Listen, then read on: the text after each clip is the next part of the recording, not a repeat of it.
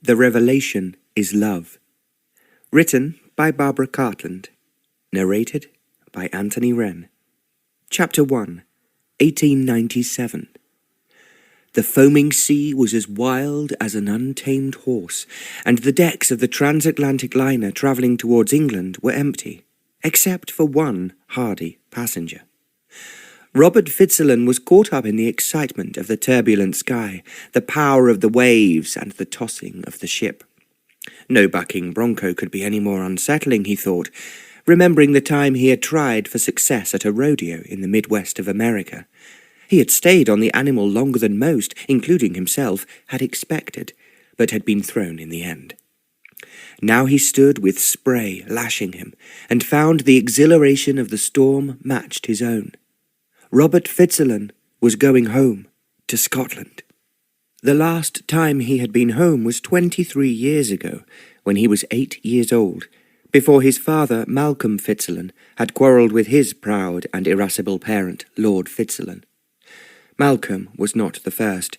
His two elder brothers had already fallen out with the cantankerous Laird and left Scotland. Unable to take his father's bullying ways for a second longer, the youngest son, his wife and son, sailed to America. Soon after their arrival, Rupert's beloved mother had died from typhoid, leaving his grieving father, who, ignoring his son, devoted himself to building up a successful railway empire. The deck door behind Rupert opened, and a steward caught him by the arm. "My lord, we cannot allow any passengers outside on deck whilst the sea is this rough." It was still a novelty to be addressed as "my lord." In the years since Rupert's family had left Scotland, both his uncles had died. One had drowned after being forced to leave a sinking ship, the other in a fatal riding accident. Neither had left sons. 2 years ago his father had suffered a fatal stroke, and Rupert was left in sole control of the railway company. Last month had come the news that Lord Fitzalan, Rupert's grandfather, had died, and the title and estates had come down to his last male descendant. Rupert was now Lord Fitzalan. He smiled at the steward and came inside. "Can I provide your lordship with a brandy?" "Why not?" Rupert went through to the empty saloon and chose a seat commanding a fine view of the huge waves. As he waited for his drink, Rupert conjured up his memories of the ancestral home of the Fitzalans. To 8-year-old Rupert, Castle Fitzalan held all the drama and atmosphere of its bloody history. He remembered his grandfather recounting tales of feuds with other clans and dastardly attacks his doughty ancestors had repelled. Rupert's father had scoffed at these tales. "That's all in the past. Our future is in America." So it had proved. Many a time, though, Rupert had recalled the erect figure of his grandfather, so full of pride and belligerence, and wished he could see him again. His father had often suggested to Lord Fitzalan that they visited only to be repulsed. Now Rupert was returning to Scotland, and whether or not he would leave America permanently was a decision he was happy to leave for another day. Just as he had left the question of marriage. One of the most eligible young bachelors in New York, he had earned the nickname Rupert the Rock, for it was said that no girl had managed to break his heart. He had squired some of the loveliest girls around, most of whom had made it clear that they would be delighted to become his wife. He had been bored by even the most intelligent of them. His father had been upset. "We need to consider the Fitzalan inheritance," he had counselled his son just before he died. "Plenty of time yet, father." "Just what is it you are looking for, son?" "I simply want to be as much in love with the girl I marry as you were with my mother. I was blessed, but I can see plenty of girls who are beautiful and have sufficient character and intelligence for you to fall in love with. None of them moves me, father, and none of them has that special something. And please don't ask me to define what that is, because I only know I will recognize it when I see it." With that, his father had to be content. Would he now wondered, find a Scottish girl who could command his heart the way his beautiful mother had commanded his father's? He savoured the fine cognac brought in by the steward, and dismissed all thoughts of marriage. It was enough that soon he would have fulfilled his long-held dream of returning to his ancestral home. It was sad that his grandfather would not be there, and even sadder that his father was not inheriting, but even these regrets could not prevent the excitement building up at the thought that soon he would see Castle Fitzalan again. A few days later, Rupert hired a horse in Pitlochry, the Highland town he had reached by rail, having arranged for his luggage to follow him, and armed with directions to Castle Fitzalan, he set out on his way. Little white clouds scudded swiftly across a bright May sky. Fresh, lime-green young leaves were on the trees. Golden stars of celandine peeked out through grass verges. Then the land grew starker as the road rose higher and higher, becoming little more than a dirt track. For some time now, there had been no hint of any habitation, and Rupert began to wonder if he had lost his way. He took out his compass and, not for the first time, checked his direction. Then, suddenly, right ahead, he saw rock rising sheer above the track, with, above it, Castle Fitzalan. Nearly there, Rupert thought joyfully, as his horse blew through his nose and shook his head, as much as to say, "You can't expect me to climb up that sheer face." They followed the path as it climbed steeply round the rocky outcrop until it reached heavy studded oak doors set in impenetrable stone walls. Rupert dismounted and hammered on the doors. Nothing happened. He hammered again hard and wondered if the letter announcing his arrival had gone astray. True, he had not been able to state any definite date and time, but surely the castle staff must be aware he could turn up at any time. A small window high up in the castle was thrown open, and the barrel of what looked remarkably like an old-fashioned blunderbuss poked out. "If ye'll not stop your yammering, I'll let ye have it in your face, so help me if I don't." Rupert stepped back, and grasping his horse's reins with one hand, held up the other in a gesture of surrender. "I'm no enemy. I'm Rupert, Lord Fitzalan." After a moment, a face replaced the blunderbuss in the window. "He'll no be that young Malcolm's boy. Wait ye off there a while." The face disappeared and the window closed. Rupert waited as his horse cropped grass at the side of the pathway. Soon there came the sound of a heavy lock being opened. Then, slowly but smoothly, one of the great doors was drawn back, and Rupert entered into his inheritance. No sooner had he and his horse moved inside than the door was pushed shut again by a stooped figure with bandy legs, wearing an aged kilt. The doors secured, the figure turned and grabbed one of Rupert's hands. Watery eyes that had once been a bright blue looked hard into his face. Then the wrinkled face broke into a broad smile. "If it isn't Master Rupert come back to us, man, you're a real sight for sore eyes. I thought you'd never get here." Rupert searched his youthful memory for his name. "It's Duncan, ye ken. I used to ride with you when you were naught but a lad." With a shock, he recalled his grandfather's favourite servant who had accompanied him everywhere. 22 years ago, Duncan had been upstanding at 6 feet with a fine head of dark hair. Now, not only had he shrunk to his stooped figure, but his hair was wispy thin and yellow-white. Rupert returned the grasp of the hand that held his. "Duncan, of course I remember you. Did you not receive the letter I sent announcing my arrival?"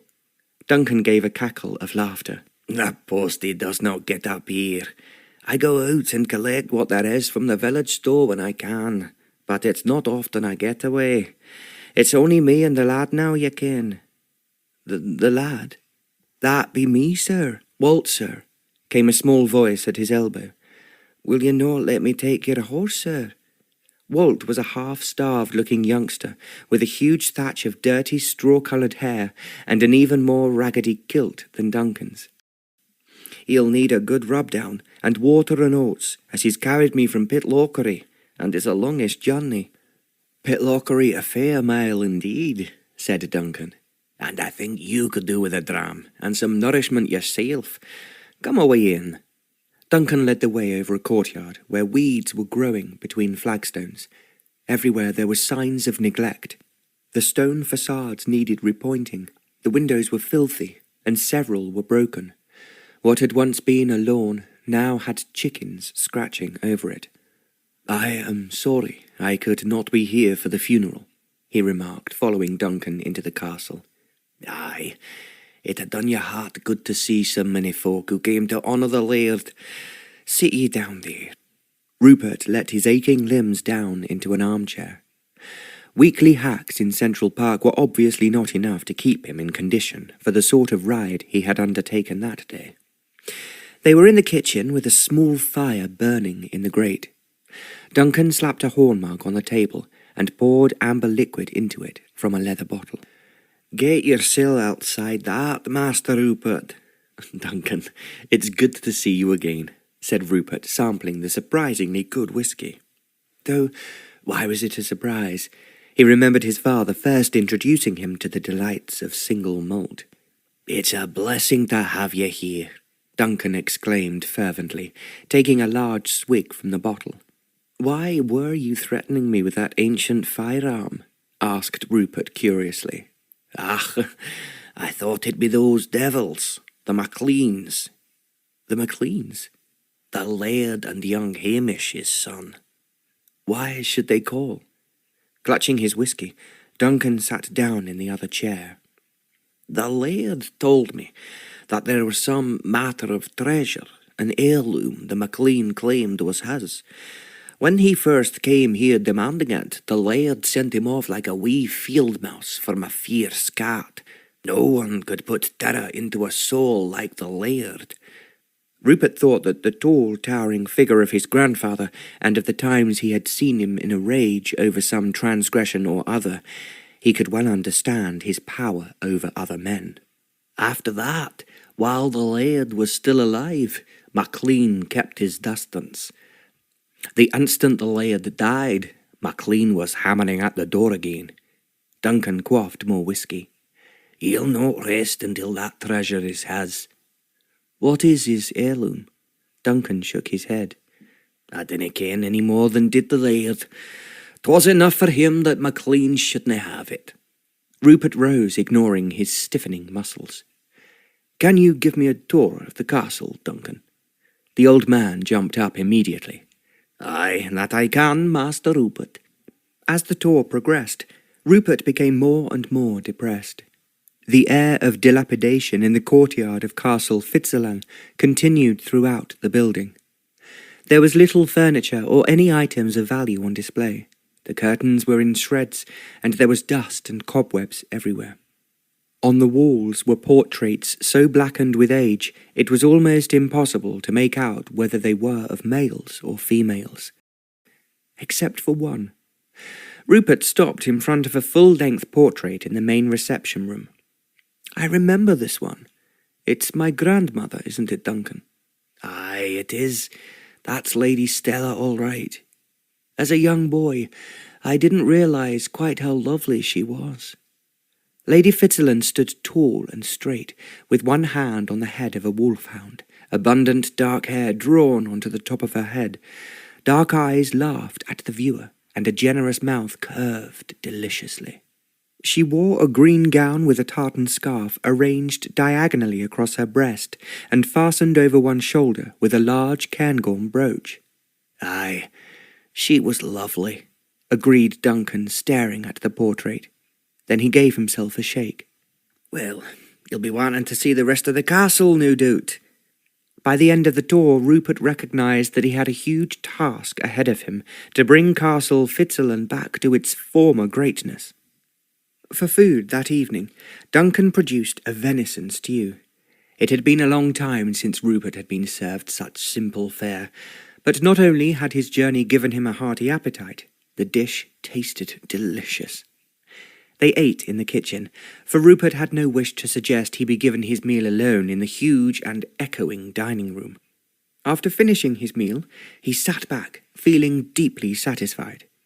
"Duncan, my thanks. You're a splendid cook.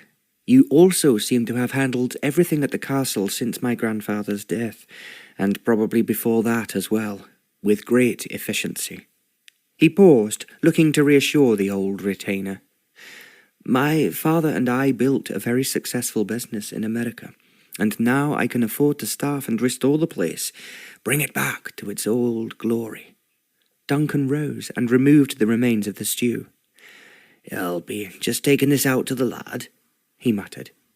Rupert waited for him to return, and wondered if he should have put things differently.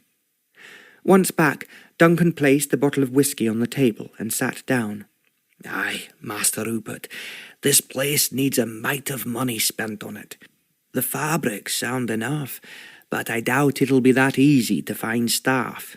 But I can see you need to try." "I hope you will remain in charge, Duncan," Rupert suggested, and the ancient retainer seemed reassured that he was not going to be pensioned off. "I'll go back to Pitlochry tomorrow," he continued. "There's a man there looking out a decent horse for me, and I can see I will need one." He needed to ride every day. The horsemanship skills he had developed in California, building up the railroad company, were very rusty. His move back to New York on his father's death meant he walked or travelled in carriages and cabs. "Aye," muttered Duncan, poker-faced. When Robert asked Duncan about Castle Fitzalan's neighbours, he shrugged off any idea of social life. "The Laird wouldn't have had dealings with any of those MacLeans or any of the others around here. A mean, close lot was what he called them." Gradually, Rupert came to the realization that his grandfather had done little with the last 15 years or so of his life. "I do wish my father and I had come back to visit before this," he stated at last. Duncan gave him a slightly bleary look. "And the Laird would have wished that too. He did not say it, but his 3 sons, one by one, fell by the wayside. I knew he felt it." Rupert felt deeply ashamed. He and his father should have just turned up, not waited for an invitation. Duncan refilled the mugs. "Right old sod the Laird could be," he mumbled, and then rose, picking up the blunderbuss from where it had been resting beside the window. "I'll be away to my bed now, Master Rupert, and you'll be wanting yours too, I reckon. You'll no need to concern yourself with safety. I'll be sleeping with this." Rupert made his way to the room that Duncan had earlier indicated was where he would be sleeping. The large 4-poster bed had been well supplied with fresh linen and a heavy coverlet. A series of prods indicated a horsehair mattress in reasonable condition.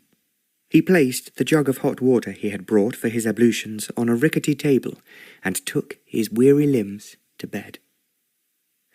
Rupert occupied himself on the long ride back to Pitlochry the next morning, planning how he could restore the castle. It would, he decided, be an enjoyable experience. He had been impressed with the castle's situation on the banks of a lake that he must learn to call a loch, and the wild beauty of the surrounding countryside. Despite Duncan's words, Rupert was sure there had to be possibilities for a social life, and that the MacLeans, whoever they might be, would prove at the very least to be interesting or even hospitable.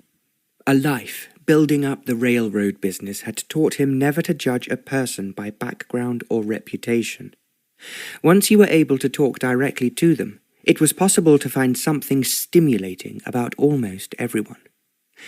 Having inspected the horses that had been found for his consideration, Rupert finally settled on a stallion with a coat that was almost all white. With his proud head combined with natural grace and strength, he more than justified his name, Prince. "Excellent choice, my lord," said the agent. "He's a wee bit on the pricey side, but worth every penny." Rupert managed to bring the asking price down a little, and reckoned that the deal was not a bad one.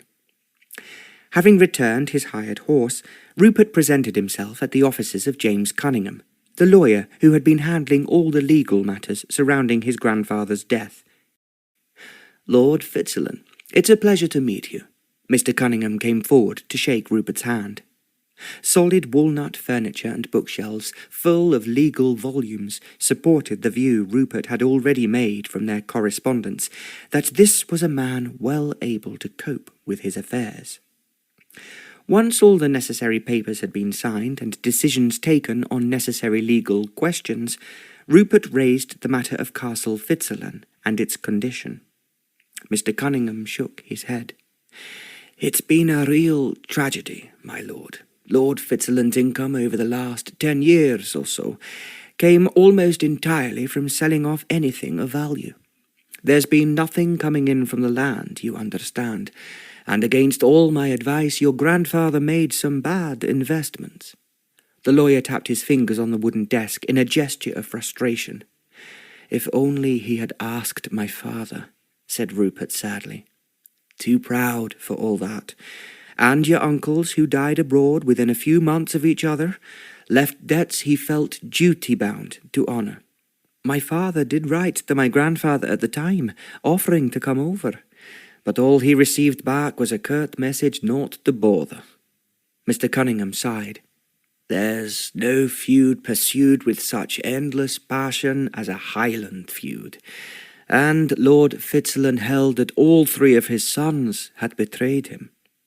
Rupert sat in silence for a little, thinking about his grandfather's difficult life. Then he inquired, "Speaking about Highland feuds, Mr. Cunningham, what can you tell me about the MacLeans? According to Duncan, my grandfather's retainer, they have been trying to gain entry into Castle Fitzalan, some sort of story of a stolen heirloom." "Ah." Mr. Cunningham straightened his papers. "I know nothing about the heirloom. Given Lord Fitzalan's parlous financial state, any treasure such as that would have almost certainly been sold. However, there is a story that Lord MacLean felt that your grandfather had stolen the affections of the woman he intended to be his wife." "Would that have been my grandmother, Stella?" "I believe so. It all happened a very long time ago, and who is to know the truth? However, there has been bad blood between the MacLeans and the Fitzalans for as long as I have known them." "You know the MacLeans?" "My lord, it's a small world here in the Highlands. The MacLean estate borders the Fitzalans. I believe there was a time the 2 clans were friendly, but they are no more." He shot a keen glance at Rupert and added, "I would listen carefully to your retainer and watch your step. Lord MacLean is as stubborn and proud a man as your grandfather was, and has a reputation for ruthlessness that is matched only by that of his son, Hamish." Rupert rode back to Castle Fitzalan enjoying the strength and liveliness of Prince. He tried to dismiss the details of the MacLean family. He had experienced enough business feuds to know the length that man would go to when money and power were at stake. But his grandfather had had neither, and there was no sign at all of an heirloom in that run-down castle. Could it be the portrait of his grandmother? Rupert considered this possibility for no more than a moment before dismissing it. The head of the MacLean clan was hardly likely to risk his life for the portrait of a woman who had refused him. Perhaps, he contemplated, as dusk deepened and he neared the end of his journey, he could suggest a meeting to Lord MacLean to try and sort the matter out. Now, in the falling light of day, the empty beauty of the moors acquired a sinister aura. Strange shapes seemed to loom in front of him, and he longed to reach the castle and to know that Duncan was watching out for him. Suddenly, straight out of the gloom, came a posse of horsemen, shrieking and wielding staves. They fell upon Rupert and dragged him off Prince. His head received a massive blow, and he knew no more. Chapter 2. The red squirrel leapt from tree to tree. As it settled on a branch, Celina Stirling, her bright hair as red as the squirrel's, raised her shotgun and took careful aim. She took in its frothy tail, its delicate paws and its inquiring face, and then lowered the gun for just a moment before bringing it up again and pulling the trigger. The animal swiftly leapt from its branch to one on a neighbouring tree. Celina looked up with satisfaction at the centre of a large knot on the tree, now riddled with her shot. There, that would prove it to Hamish MacLean her accuracy with a gun, and there was no need to slaughter a poor squirrel. Unconsciously, she glanced again at the citrine set in a gold ring on her engagement finger. 2 weeks ago now, Hamish had asked her to be his wife. She picked up the empty game bag and set off back towards Beaumarsh Castle, remembering the visit she had paid this morning to her mother's old friend, Lady Bruce. "Celina, my dearest girl, do you really intend to go through with this match?" Lady Bruce had asked bluntly, once she was sitting by a blazing fire in her salon. Though the sun was shining, it was dark and chilly inside Beaumarsh Castle, the MacLean ancestral home. Over the past 2 weeks, Celina had fantasized over how she would transform this old place once she became Lady MacLean. Nothing could be changed whilst her uncle, Lord MacLean, was still alive, and it looked as though he would survive a great many more years yet. "What sort of a question is that, Aunt Margaret?" "You are cousins, my dear. It has never seemed to me a suitable union." Celina tossed back her flowing hair. "It is one that seems very suitable to me." She poured coffee and handed a cup to Lady Bruce. "Thank you, my dear. I do wish that when your dear mother and father died in that dreadful accident, you could have come to me. At 12 years old, to be brought up in an all-male household did not seem at all right. I did try to persuade your uncle, but alas, without success." The light in Celina's eyes softened for a moment. "You have kept a close eye on me, and the MacLean household, Aunt Margaret," she replied lovingly. "I have always known I could come to you if I was worried about anything." Lady Bruce smiled at her. "Your mother was my closest friend, and nothing would have given me more pleasure than to have the care and upbringing of her daughter. You are in a rather delicate position, Celina. You are a very lovely girl, an heiress to a sizable fortune when your trust fund matures on your 30th birthday." Celina rose abruptly and stalked around the room. "Hamish and I have always been the best of friends. I have never met a more exciting man. He is always doing something most unexpected. There are so many activities we both enjoy. He has taught me to shoot and fish, and we love riding together. I am proud to be a member of the MacLean family." "Oh, how like your mother you are," Lady Bruce exclaimed. "When she first met your father, she could not wait to be wed, and they were so very happy together. Then you came along, and life seemed, well, perfect. You must be as proud to be a Stirling as you are a MacLean." Celina came and knelt before her. "I am indeed, dear Aunt Margaret.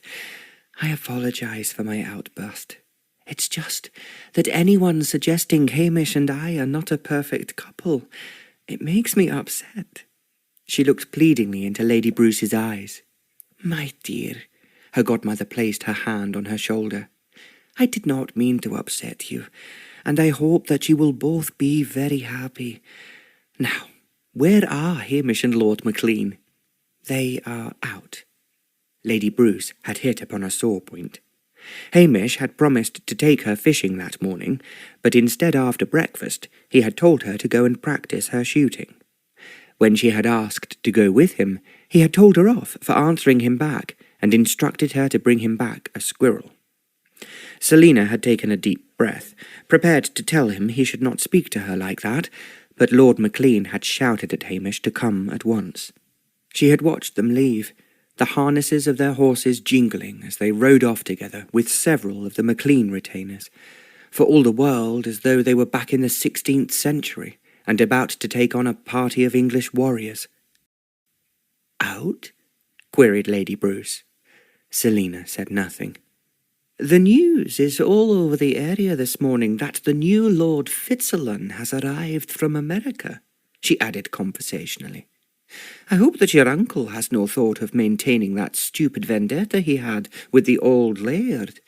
Apparently Castle Fitzalan has been quite stripped of all its valuables. It's a bare inheritance that young man has come into."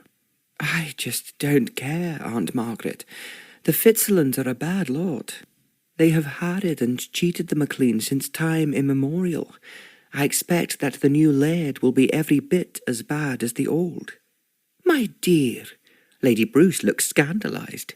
"There are no grounds for carrying on this feud." But Celina was so fond of her godmother, she turned the conversation into other areas.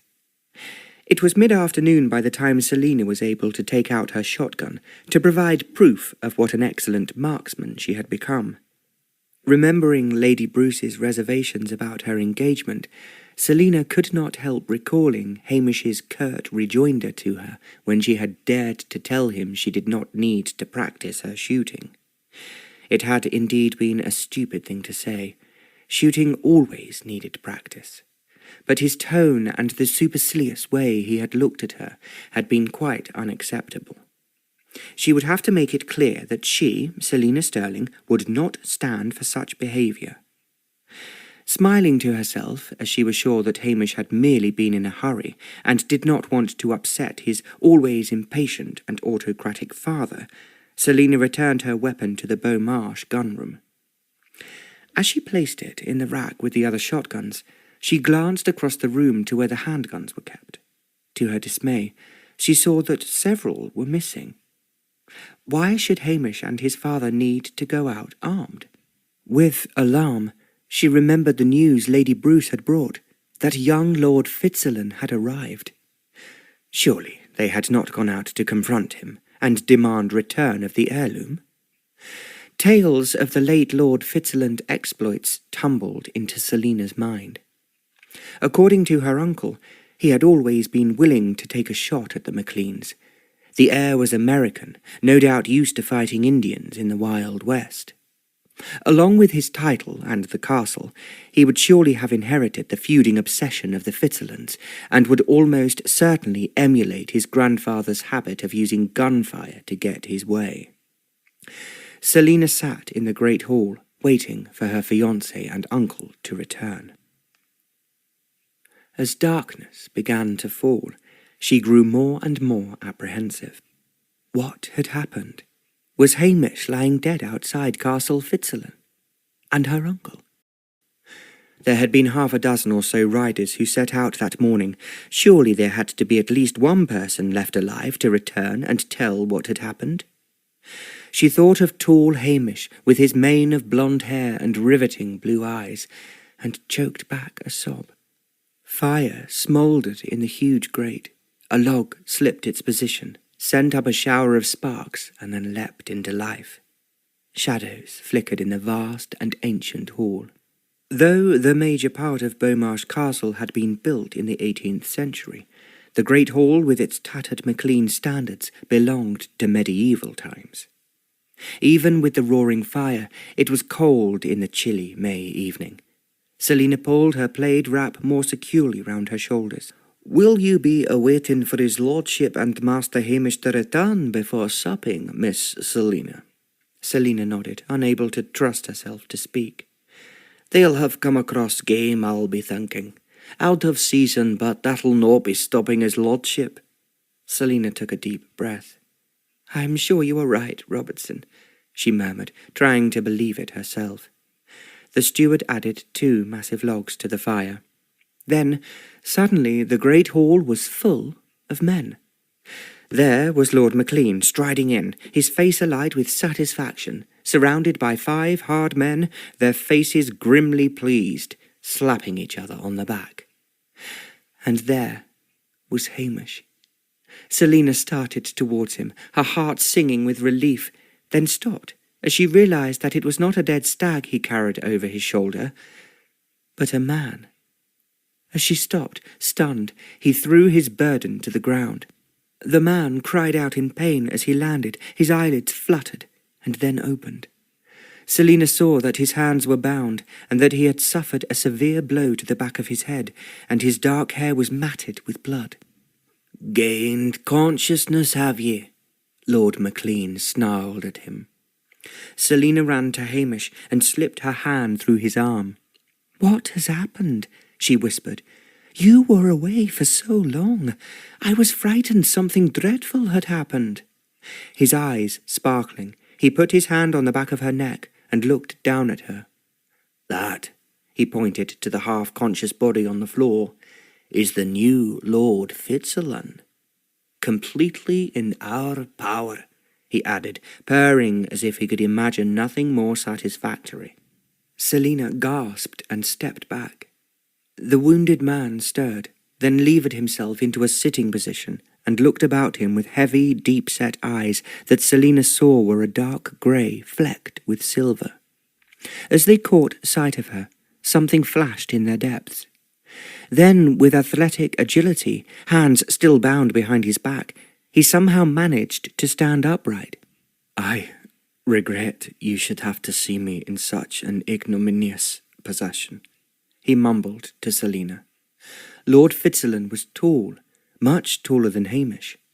He lacked Hamish's brawn, but his rangy wiriness suggested an equal strength. He had a strong-boned and authoritative face. "Why have I been set upon in this way?"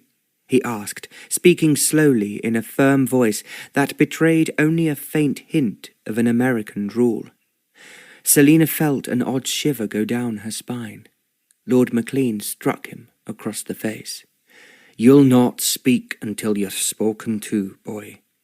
Celina gasped again and brought her hand to her mouth, unable to believe what was happening. Lord Fitzalan's lip curled. "That afraid of me, are you?" He appeared to be in command of himself now. "You are a cur," sneered Lord MacLean. "That does not explain why you have brought me here," his prisoner stated steadily, looking the older man straight in the eye. Despite her deep hatred for everything the Fitzalans stood for, Celina could not help admiring this one. "We should clean his wound," she suggested in a low voice to Hamish. "I'll fetch some water and a cloth." He grabbed her wrist painfully hard.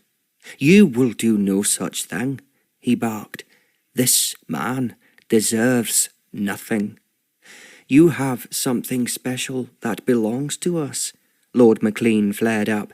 "It is time it was returned." "Something that belongs to you?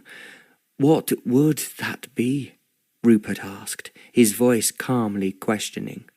"You know, damn ye." Lord MacLean struck him again across the face.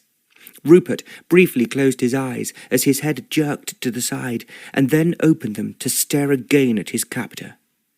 "It's our MacLean heirloom, you damned Yank," yelled Hamish, dropping Celina's wrist and standing beside his father. "Don't tell me you don't know what it is." Celina gently massaged her wrist, where Hamish's cruel grip had caused painful bruising. She felt bewildered, as she had never seen this side of her fiancé before. "An heirloom," Rupert repeated slowly. "I know nothing about it." "Your grandfather did," Lord MacLean exclaimed, leaning in towards him and almost spitting in his face. "That man was the lowest of low creatures. He did not deserve to crawl upon the earth. He cheated and stole his way through life, battening on those whose boots he was not fit to lick. He deprived me and my family of what was rightfully ours, and now we want it back." Rupert's face set in rigid lines, and Celina could see his shoulders tighten. "And how do you plan to achieve that?" he asked, in a voice so cold it sent a shiver of apprehension through her. This was not a man to be trifled with. She wondered if Hamish and her uncle understood the nature of the man who stood before them. "You will take us back to Castle Fitzalan, open its gates, and make us free of the place," said Lord MacLean, a giant sneer on his face. "Even if I did know what you were talking about, I would do no such thing, MacLean. I would not allow any member of your family or any servant of yours so much as to step on the threshold of Castle Fitzalan. My grandfather was a most honourable man, and I will not hear his name besmirched in such a disgraceful fashion." Celina could not help admiring the way this man, his hands bound and his head badly wounded, facing half a dozen powerful and armed enemies, could bear himself so calmly and coldly. Hamish flushed red. "How dare you talk to us like that? It's our heirloom that the Fitzalans have stolen. We demand it back." "And what exactly is this heirloom? When did you claim it was stolen?" Hardly had Rupert stopped speaking when Hamish punched him viciously in the stomach and then gave him an uppercut that forced his head back dramatically. Rupert fell to the floor, and Hamish kicked him, his riding boots giving a sickening blow to his ribs. Celina cried out and tried to stop him. Before she could reach him, Lord MacLean dragged Hamish back. "Enough, son. You'll get nowhere this way." Hamish stood, breathing heavily, giving the fallen man a look Celina could not recognize. It seemed to be full of hate. "Throw him in the dungeon," yelled Lord MacLean to his retainers. "He must learn that it's useless to deny a Highlander his rights." Several men picked up the unconscious figure and bore him out. Hamish drew a deep breath and turned to Celina. "You see what we have to deal with," he grizzled, and held out a hand towards her. She retreated, her heart so full of horror she thought it would break.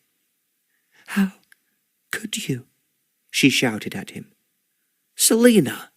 She pushed him away, fled from the great hall, and rushed upstairs to her bedroom. There she flung herself on the bed in a storm of tears. She had seen the man she thought she loved behave in the most despicable manner. Celina despised the Fitzalans, but to kidnap a man, to knock him out, then bind his hands behind his back and hit him like that, she could hardly believe her eyes. It came time for the evening meal. The very thought of sitting and eating with Hamish and her uncle sickened Celina. She had to know, however, just what they intended to do with their prisoner. At one end of the great hall was a gallery. It was said that in medieval times minstrels would play there for the diners below. Access originally had been via a spiral staircase from the floor of the great hall. However, when the 18th century extension was built, a long corridor running past the bedrooms gave access from the first floor.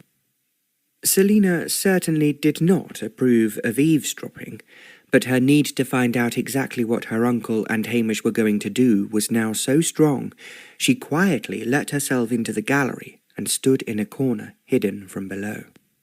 Lord MacLean sat at the head of the long refectory table with Hamish on his right. As Celina entered the gallery, he was saying testily, "Where is the girl?" "Let her be, sir. I care not if she joins us or remains sulking in her room," answered Hamish. Celina swallowed hard. "Have a care, son.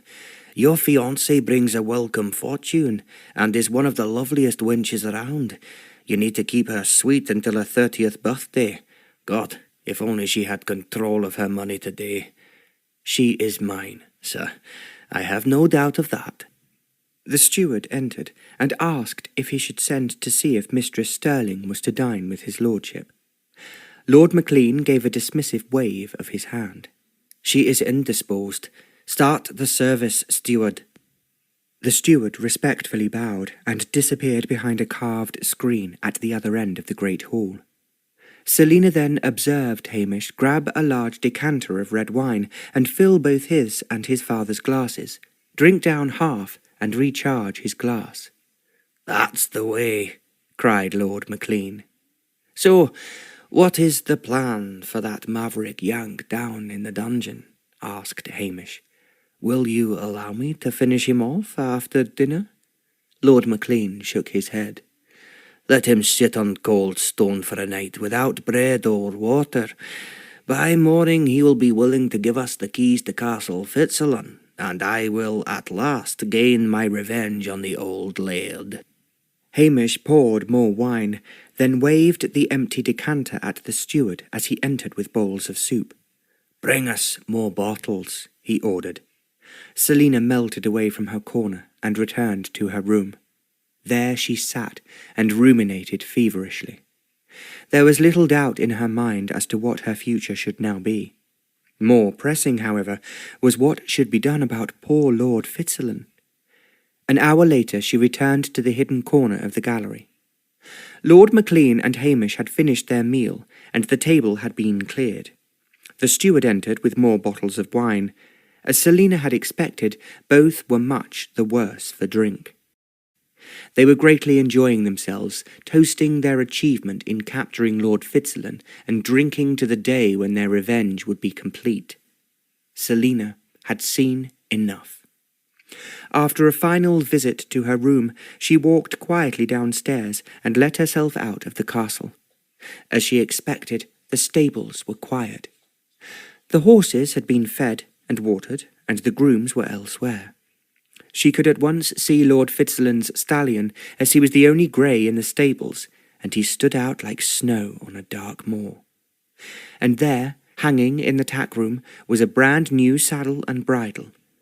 Working swiftly, Celina quickly made friends with the horse and harnessed him, hoping no one would come along to stop her. She led him out of the stable.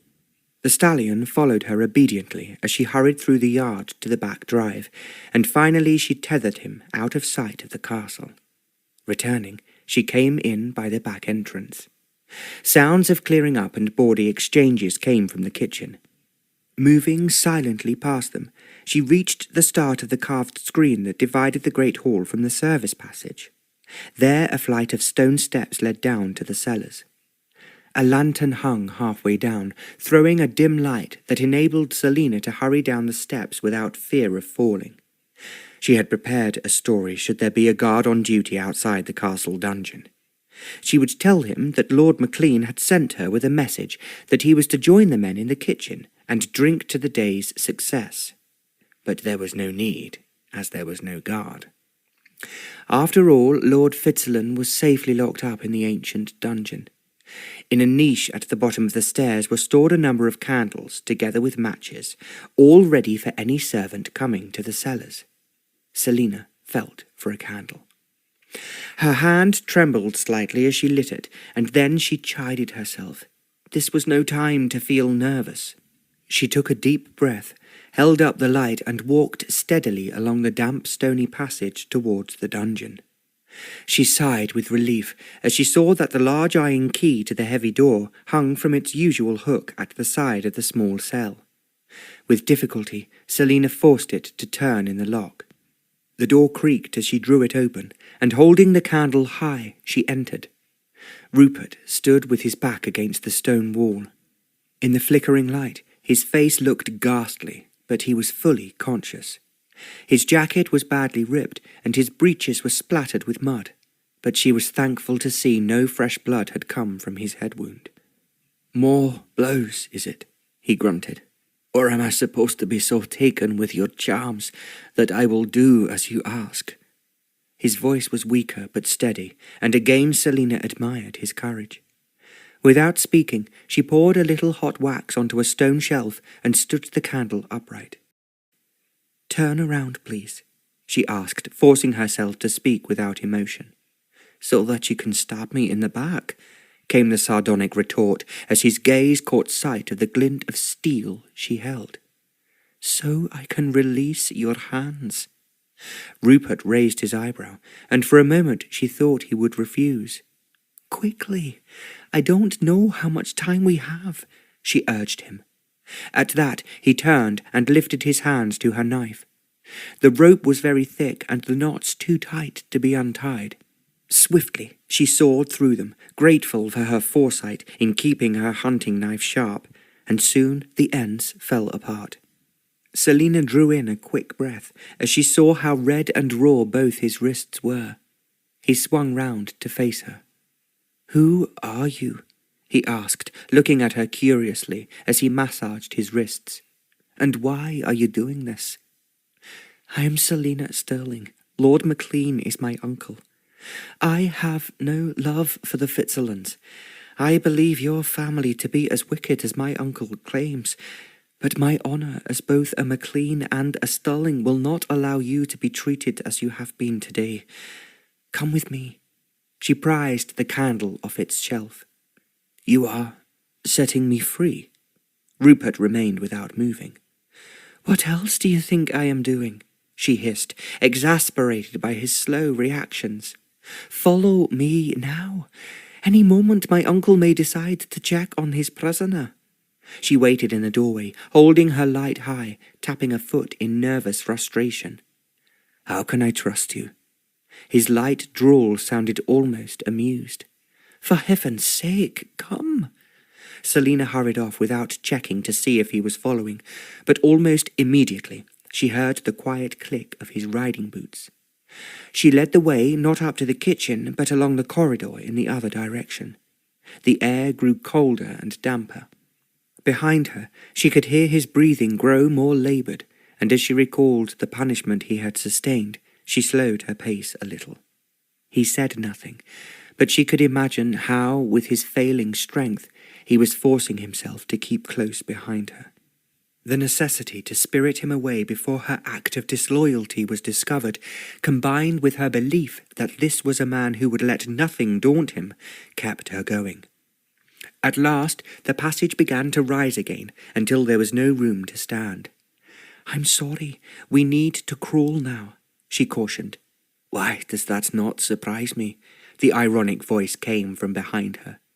She ignored him, taking to her knees and fighting off the claustrophobia that caught her by the throat. Eventually she reached the grille that closed off the passage. There was no lock on it. It was carefully hidden behind a small fall of water and looked like a drain filter. Moments later she was through and could stand erect. Then she bent and helped him slide through. "Phew," he sighed, managing to stand unsteadily. "For a moment I thought I was back in a Californian silver mine. We are getting wet," he added unnecessarily, as the spray from the fall gently penetrated their clothes. "Follow me, my lord." A rough path led down a hill to the bottom, where the ground was level and easily traversed. Then she turned and surveyed Rupert. "I am sorry I had to put you through all that, but there was no other way." He looked thoroughly exhausted and hardly able to hold himself upright. "I am happy to be as far away from that place as possible, Miss Stirling." "Good. Your horse is nearby." "Is there no end to all your resourcefulness, Miss Stirling?" The ironic note in his voice was just beginning to irritate her. "Follow me, please, my lord." "Of course. What else?" He was stumbling now. They were out of sight of the castle, and Celina slowed her pace. She turned and saw through the moonlight that he was nearing the end of his strength. She took hold of one of his arms and put it round her shoulders, gently saying, "Lean on me." She felt his instinctive recoil and his reluctance to accept her help, then the realization that he needed to. As they both staggered along, she could hear how laboured his breathing was and the way it pained him. Something inside her, despite her strong opinion of the Fitzalan family, responded to his condition. "I hope your ribs are not broken," she inquired. "It will not be through your cousin's lack of trying if they are not," he managed to blurt out. At last they reached the end of the back drive. "Here is your horse." He removed his arm from her shoulders and almost fell forward onto the animal. "Prince, I thought I'd never see you again." Celina untethered Prince, put the reins into Rupert's hands, and helped him to mount. "Can you manage?" she asked. He looked down at her. "Point me in the right direction of Castle Fitzalan, and I will do the rest." She looked up at the bright sky, now full of stars. "You are blessed with a clear night. Look, there is the plough. See where its handle points. Follow that, and you will reach Castle Fitzalan." "The Big Dipper I know it as," he said. "But how about you? What will happen to you with the MacLeans?" "Fear not for me. I can take care of myself, but you will need to watch out if you stay in Scotland. Your escape will not put my uncle and cousin off their crazy mission. They will try to abduct you again. Next time, I will be ready for them." He reached down for her hand. "You have my most heartfelt thanks, Miss Stirling. I know no man would have done for me what you have." He raised her hand and brought it to his lips. "I have not forgotten how you despise my family, but if you ever need me at any time in the future, you only have to ask." He gave her a glimmer of a smile. "You know where to find me." His gallantry moved Celina. Had it been Hamish in his position, he would not have tarried, but dug his heels into his horse and galloped away without taking his leave. She slapped Prince's rump. The startled animal set off, his rider almost falling before managing to raise an arm in farewell. Celina wrapped her arms round herself and started to walk back to the house. Lord MacLean and Hamish were still at the table, drunk but not quite incapable, as Celina came into the hall. She had changed into her riding habit and cloak. Hidden beneath it was the revolver she had helped herself to from the gun-room. They looked at her owlishly. Celina removed the large citrine ring that Hamish had placed upon her finger and laid it on the table. "I cannot marry you," she stated calmly. "The devil you can't," he slurred. "What nonsense is this?" "I thought you were an honourable man. You are certainly not, and I will not join my life to one with so few principles." "You are being foolish, my girl," came in her uncle. "You have had too sheltered a life.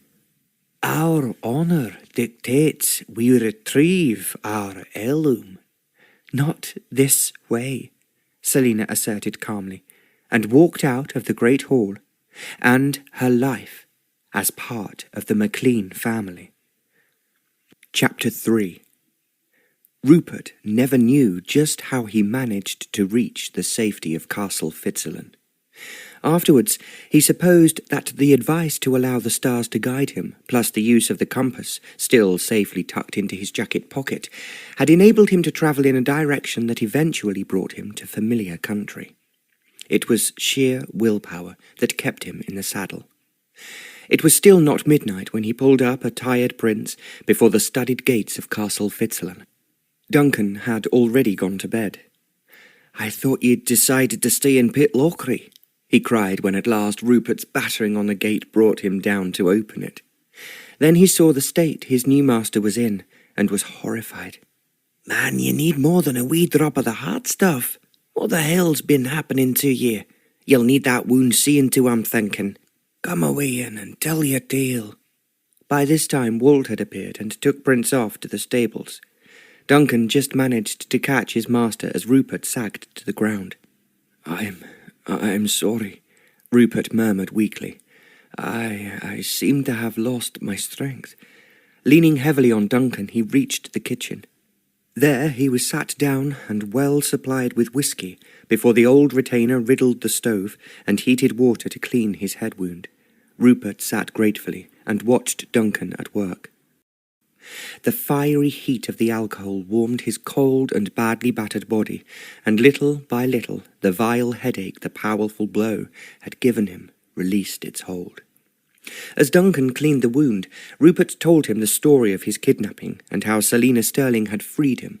Duncan shook his shaggy head in wonder. "Mistress Stirling was it who rescued you? Laddie, that's a queer thing. With her a fiancée to young Hamish MacLean." Disappointment shot through Rupert. All the way to Castle Fitzalan, he had been filled by a sense of warmth as he remembered the beautiful girl who had freed him. She had been the first person he had set eyes on as he regained consciousness. Dressed in a russet gown, blazing red hair flowing down her back, her eyes an astonishingly clear green, she enshrined an almost medieval splendour that enabled him to divorce his mind from what was happening to him. Too soon, however, he had been forced to summon up all his strength not to collapse under first the verbal and then the physical attack by the MacLean men. When she had suddenly appeared in his prison cell, illuminated by a flickering candle, he had thought that he was hallucinating. The fact that she was solid flesh and had come to rescue him was hard to accept, but by the time he had been reunited with Prince and realized that the nightmare was over, Her clear voice and control over the situation had made as deep an impression on him as her appearance. Thus, the information that she was engaged to the vicious Hamish MacLean came as a deep shock. Had all that talk about honour been no more than a cloak to cover her real intentions? But what could they be? Once again his head throbbed unbearably. She's a bonny lass. Duncan refilled both their whisky mugs.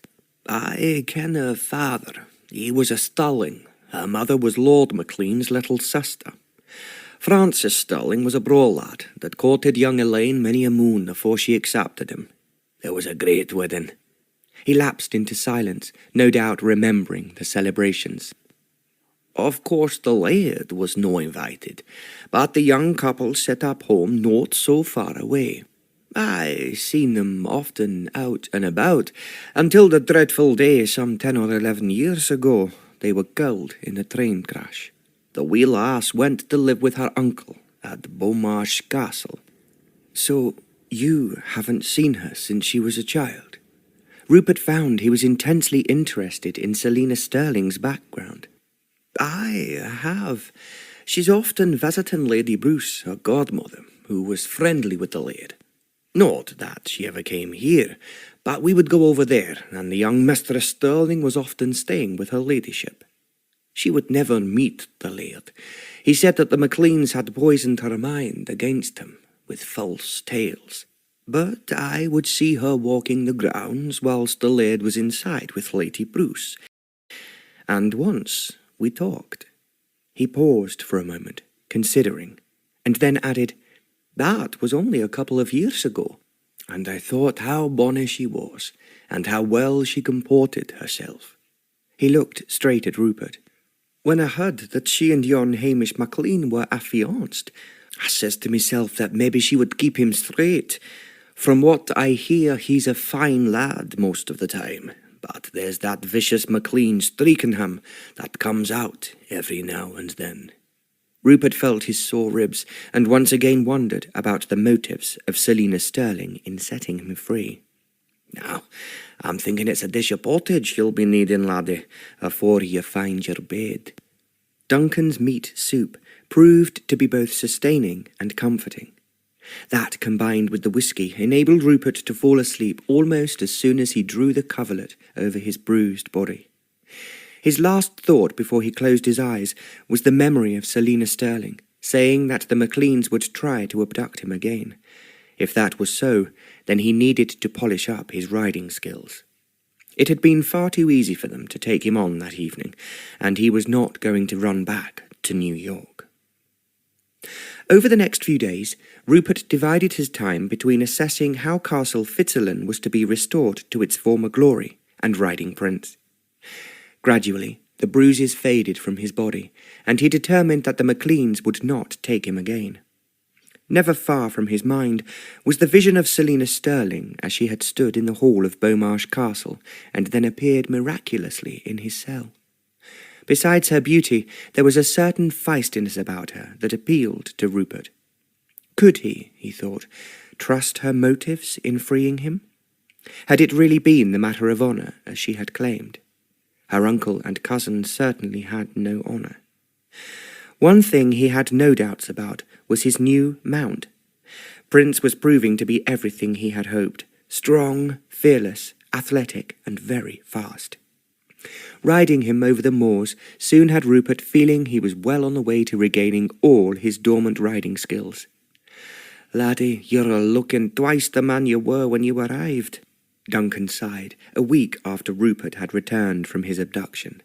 Rupert laughed. He found his retainer's easy way of speaking to him surprisingly attractive. I've got some way to go yet, Duncan. Now, how are we getting on with finding some staff to help you here? Duncan waved a dismissive hand. Well, there's a strange lack of folk willing to join us in this draughty old place. It won't always be draughty. Soon I am going to set a whole programme of repairs and renovation in hand. I have written to a firm of architects that Mr. Cunningham put me in touch with, and they're sending a partner out next month to see exactly what is required. Have ye now? Duncan did not seem as pleased as he had expected. Then he realized that the old man did not want to change his ways too much. For him, with his memories of life with Rupert's grandfather, the castle was perfect the way it was. He went to saddle Prince, wondering how he was going to bring Duncan round to accepting that life at Castle Fitzalan was going to have to change radically. It was an invigorating day, with a strong wind blowing, and he soon left the castle behind and set Prince at a gallop. As the days had passed by without any incident, Rupert had gradually begun to feel safe. After riding at full gallop towards a wooded hill, he slowed to a canter. Suddenly, 2 men rode out of the trees, and even at a distance he recognized Hamish MacLean. It was as if the man had burned himself into his consciousness. Rupert had no wish to engage in a fight today, so he swung Prince round, only to find another 2 riders coming up behind him. He made a quick assessment of the lie of the land. He was in a valley, with 2 woods on his right and a steep hill on his left. In front, the valley passed through 2 hills along a small river. He remembered that it then widened out. If he could reach it before Hamish and his companions, he should be able to lose them. He spurred on, then saw that 2 more men were coming through the gap in the hills. Once more, he was at the mercy of the MacLeans. This time, Rupert vowed that he would not allow them to take him. Determination roared through his veins. He turned Prince towards the steep hill on his left, bent low over his neck, and urged him to gallop as he had never galloped before. The gallant animal responded at once, charging up through the rough slope as though it was a grass-lined racecourse. It was a bumpy ride, and Rupert thanked his stars for all his riding over the last few days. It had built up his muscles and created a partnership with him and Prince. Behind him, he could hear many loud curses as the MacLeans found their mounts unable to climb up the steep slope with any real speed. With increasing confidence, Rupert urged Prince on. Then came the crack of a rifle, and a bullet grazed his arm. He continued, and behind him heard a shout from Lord MacLean, telling Hamish not to shoot, as they wanted the fellow captured, not dead. Well, he thought, smiling grimly, they were not going to capture him today. He reached the top of the hill to find that the other side sloped much more gently down. In the distance was Castle Fitzalan. "Come on, Prince," he shouted. "There'll be double rations for you tonight." As though he understood, the horse galloped fast, as if he had not just completed a punishing climb at top speed, and Rupert left his pursuers far behind. "You've been that lucky, laddie," mused Duncan, after Rupert safely arrived home. "I shall come out with ye next time, and I'll be armed. We both will be if my grandfather owned anything other than that antique blunderbuss. Before I forget, Lady Bruce called and left her card." "Lady Bruce? You remember I said she was a near neighbour of yourn, and that the Laird used to visit Drumlanrig from time to time, and it's where I last saw Mistress Stirling." An unexpected and vivid image of Celina swirled before Rupert's eyes. "I must return Lady Bruce's call, Duncan. When would be the best time? If ye'll be a-reading the back of her card, ye'll see she suggests tomorrow for lunch if ye've nothing on." First thing the next morning, Rupert set out with Duncan for Drumlanrig. Duncan had insisted that he be driving in the Laird's ancient open carriage. "Then ye can wear your smart American clothes," he said to Rupert, with what could only be described as a leer. Rupert's main luggage had arrived 2 days earlier, brought by cart over the moors. He selected a tweed 3-piece suit that an English tailor in New York had produced for him. Across his chest, he arranged his father's gold watch on its heavy chain, slipping it into the little fob pocket after checking that it was fully wound up. It was the only timepiece in the castle. But Rupert could remember a long case clock standing in the main hall from his childhood. The face had had a sun and moon that moved with the time. He supposed that the clock had been sold, and mourned its disappearance. He found the carriage waiting for him. 2 sturdy but by no means young horses were harnessed to it. Rupert felt that this whole charade was ridiculous. He would much rather simply ride over to Lady Bruce. However, he allowed Duncan to hand him in. It took more than 3/4 of an hour to reach Drumlanrig through towering hills and wooded valleys.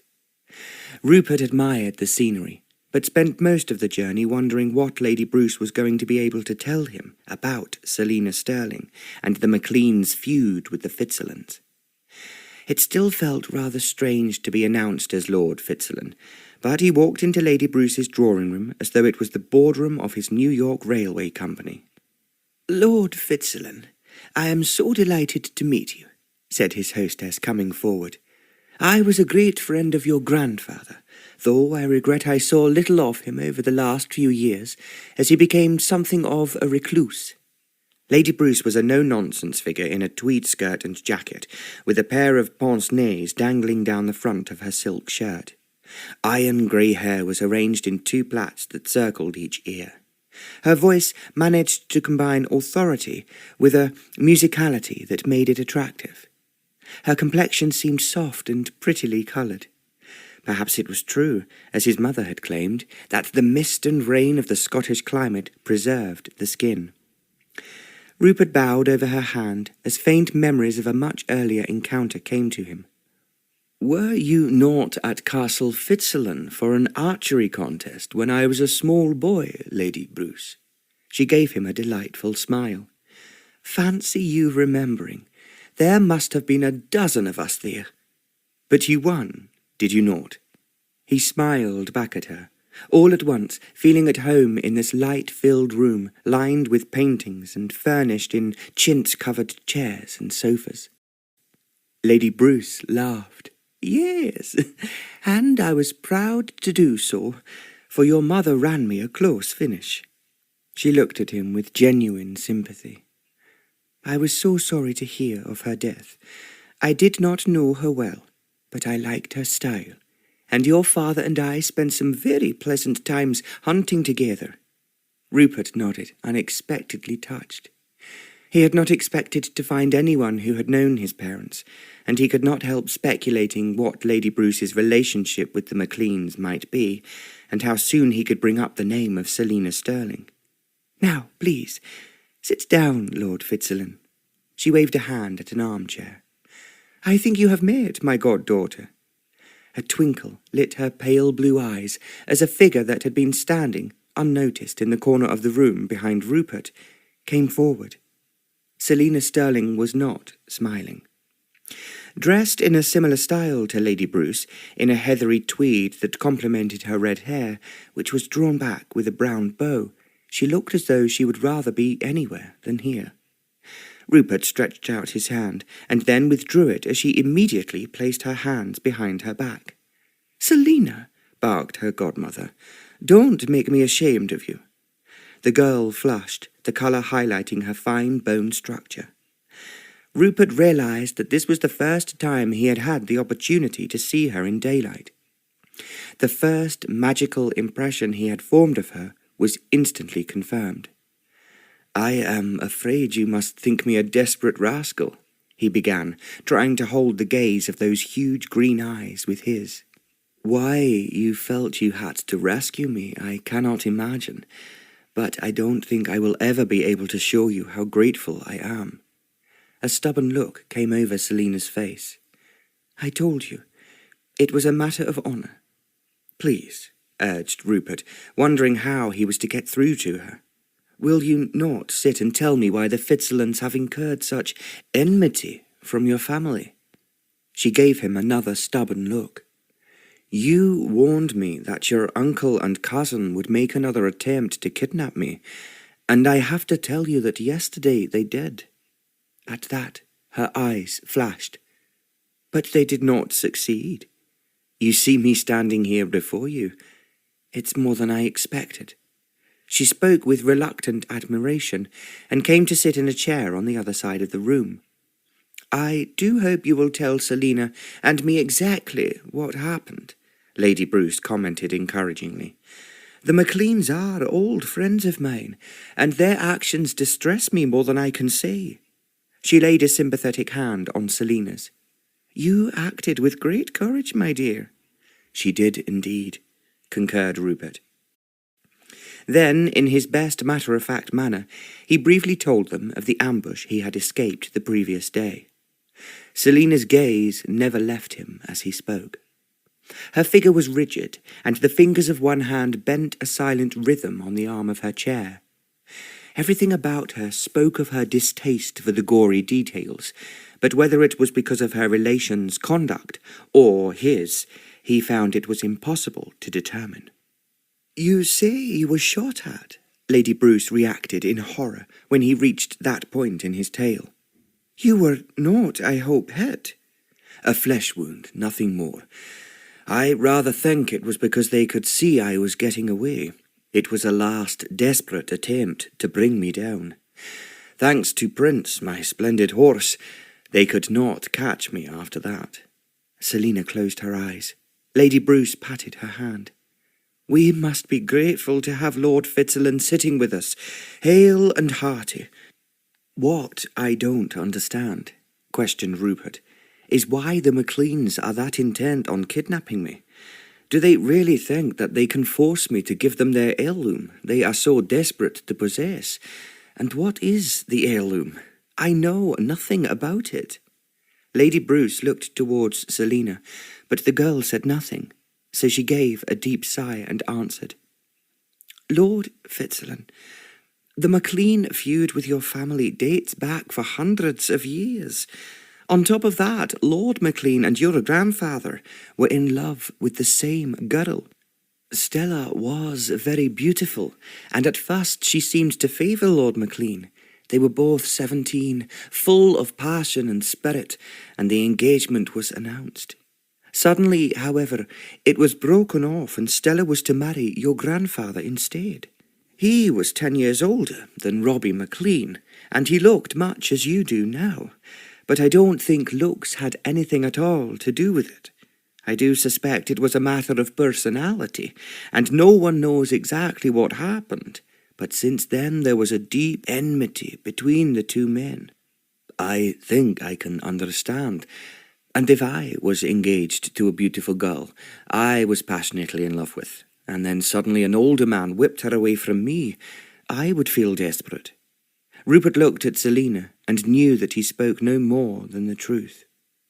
A terrible pain filled his heart. He had never met a girl who moved him the way she did, but he had also never met a girl who looked at him with such hate and despair in her eyes.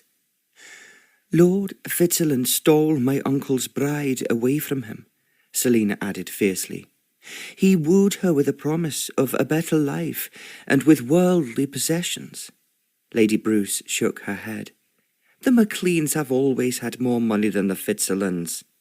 Celina seemed to struggle with herself. "My uncle did suffer reversals in his fortune some years ago. I believe he needs extra funds that will enable him to mend matters." "Well, then, tell him to look elsewhere than Castle Fitzalan," Rupert burst out before he could contain himself. Celina raised her eyes and shot him an angry look. He cursed himself for his too quick tongue, then wondered again why she should have freed him when the MacLeans had him in their power. Lady Bruce held up her hand. "Let's not quarrel. Celina, have you any idea what this heirloom is that Lord MacLean is so certain has been stolen from his family?" Celina shook her head. "I know nothing of it, Aunt Margaret. Uncle Robert had called it a treasure brought back from the Crusades, and says that he is certain it is in Castle Fitzalan, and that it was stolen from the MacLeans way back by a jealous Laird." Lady Bruce studied her for a moment. "I assume that it is because the state of his finances have worsened that Lord MacLean only recently seems to have been asking for this heirloom's return." "He has done more than ask, Lady Bruce," chipped in Rupert grimly. "Duncan, my grandfather's retainer, says that several times he and my grandfather were threatened by MacLean clansmen, turning up at the castle Fitzalan and demanding entrance. Only the use of a blunderbuss sent them away." "And you complained that you were shot at?" Celina threw the words at him. In both cases, it was the MacLeans who were the aggressors, Rupert shot back. Lady Bruce sighed. You two are as bad as children, arguing about something you know nothing about. Lord Fitzalan, are you certain that you don't know of anything at your castle that could be identified as this heirloom? Rupert shook his head, wondering if this was the real reason Lady Bruce had invited him to visit her. Was she attempting to obtain whatever it was Lord MacLean was so keen to claim, so that Celina could return it to her uncle and cousin? I am sorry, Lady Bruce. Duncan has given me a complete tour of the castle, and it seems to contain little of value. My grandfather appears to have been forced to sell many valuables so that he could continue living there. So the heirloom has probably gone with the rest. Celina turned on him again, accusingly. Once again, he remembered her close relationship with the MacLean clan, and that Duncan had said she was engaged to Hamish MacLean. Was it really possible that because of the way they had treated him, she had rejected her relations? She was not wearing an engagement ring. Did that mean that she was not going to marry Hamish after all? Celina Stirling seemed honest and straightforward, but he had known men in his business dealings who turned out not to be as they had initially appeared. Was it possible that this girl was still working with the MacLeans, hoping to get below his guard? He tried to ignore this thought and to consider the possibility that his grandfather had sold the treasure. I think it unlikely, he replied finally. He kept the portrait of his wife, Stella, and several pieces that Duncan says are all Fitzalan Clan heirlooms. My grandfather apparently wanted to conserve an essence of the family to hand on to me. There you are, Celina exclaimed triumphantly. You've called them heirlooms. How can you be so sure one of them isn't what my uncle is referring to? Rupert sighed. Do you really think that a carved chest, a Jacobean table, or several swords could qualify as this treasure? I do not think any could possibly have been brought back from the Crusades, apart, that is, from the swords. Does any have a jewelled hilt? He shook his head. They are rusty and look ordinary. Lady Bruce intervened. How complete a tour were you given? Rupert turned to face her. May I ask, Lady Bruce, what your part is in this inquisition? She threw up her hands. Good heavens! I see I have managed to give you quite the wrong impression. My dear boy, I hope you will not mind my calling you that. You bring back so many happy memories of my old friendship with your father and grandfather. It is just that this wretched feud is causing me so much trouble. Celina has abandoned her family. Celina made a fierce gesture and seemed about to protest, then subsided, as though she had, after all, to admit that it was what she had actually done. Was she a good actress, or was she tormented by whatever decision she had made? If so, what was that decision? Your grandfather had had his last moments of life made a misery by this MacLean vendetta, and you, Lord Fitzalan, have twice been attacked with the aim of abducting you. The first time you were brutally treated, and if it had not been for Celina here, I would dread to think what might have happened. I shall be grateful to Miss Stirling until my dying day, he responded simply, wishing that he could dispel his suspicions about her motives for rescuing him. Once again, Celina flushed as Lady Bruce went on. Until this shameful question of the heirloom and the truth of its ownership is solved, I can only see matters getting worse, and who knows how they will finish. If there is anything at all I can do to prevent grief and tragedy consuming two families I have long been friends with, then I will do it. She finished speaking on a resolute note, looking Rupert straight in the eye. He made a graceful gesture and rose. Lady Bruce, I accept all you say. It seems the only way I can be left in peace to restore my ancestral home is to resolve the matter of this heirloom. I thank you for your invitation to luncheon, but I shall go back to the castle and make a rigorous search. I will then, if you will permit me, return and give you the result. Lady Bruce smiled. "Bravo! I do applaud you, Lord Fitzalan. I am sure this is exactly what should be done." Celina rose in a single fluid movement.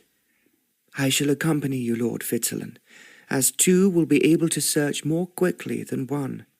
He looked at her, standing straight and determined before him. Could he trust her? If he refused to allow her to accompany him, she would not trust him, and he could scarcely deny that the prospect of her company was very attractive. Rupert bowed. "It will be my pleasure to have your company, Miss Stirling. Lady Bruce, can a message be sent to Duncan to harness up the carriage?" As they waited, he looked at Celina and wondered again just why she wished to accompany him. Much as he would like to think that she wanted to find the heirloom so as to end the feud, he was afraid that, instead, she was planning to snatch it from him. Chapter 4. As Celina ran up the stairs to collect her wrap, she was filled with conflicting emotions. Why had she said she must go with Lord Fitzalan to his castle? After the terrible scenes at Beaumarsh Castle, she had never wanted to see him again. The man was a member of the hated Fitzalan Clan, and worse than that, he had revealed sides of her uncle and cousin that were truly horrifying. This meant she had to leave Beaumarsh. Now any reminder that her relations could behave in such a barbaric way was more than she could bear. When Lady Bruce had told her that morning that she hoped Lord Fitzalan would take luncheon with them, she had wanted to scream. "I just cannot meet him again, Aunt Margaret," she shuddered. "He is a monster." "Of course he's not. Lord Fitzalan is not going to beat or abuse you in any way. If what you have told me is true, I am quite certain it is in every respect he will be enormously grateful to you. I don't want his gratitude. Please, Aunt Margaret, don't make me meet him. I will keep to my room until he has left." "Nonsense, girl.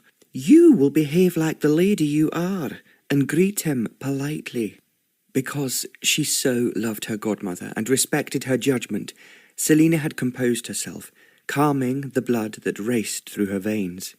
She tried to tell herself that Lord Fitzalan was only an ordinary man who had been caught up in extraordinary circumstances, but she had placed herself so that when he entered the drawing-room he would not be able to see her. His athletic walk and the confident way he carried his exceptional height took Celina by surprise. With a sudden stab to her chest, she recalled that at their previous meeting he had been so badly beaten that he could hardly stand upright. Then he turned round to face her, and she saw how delighted he was at her presence. Something sublime seemed to happen inside her.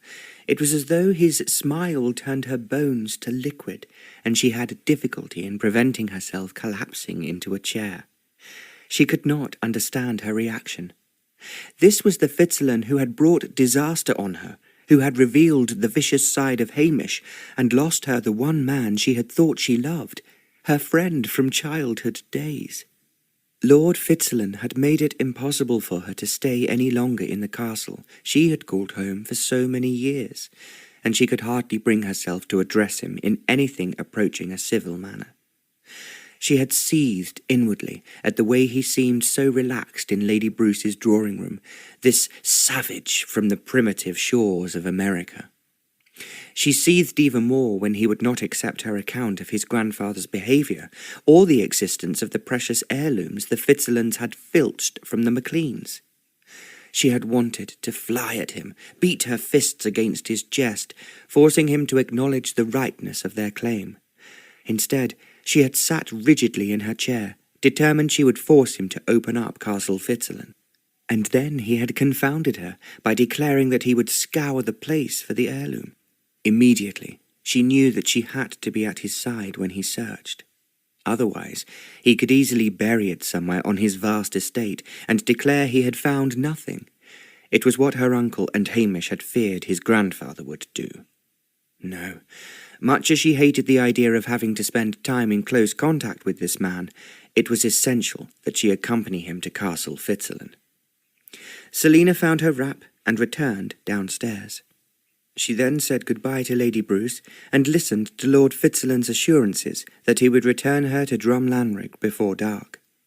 "The castle is not that large, and we will soon have searched every nook and cranny," he smiled.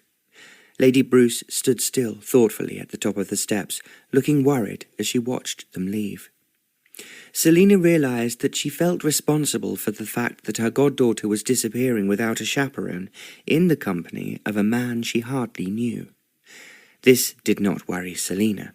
She was used to living in an almost completely male household and riding around the countryside without a companion of any sort.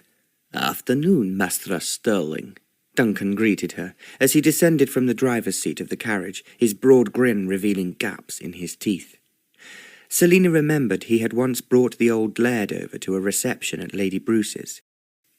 She had remained in the garden so that she did not have to meet the old Lord Fitzalan. She had observed him arriving, and, despite herself, been impressed by his striking looks.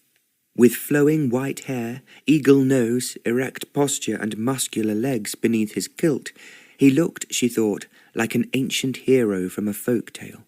And then she remembered who he was, and walked to a different part of the garden, so that she need not encounter him.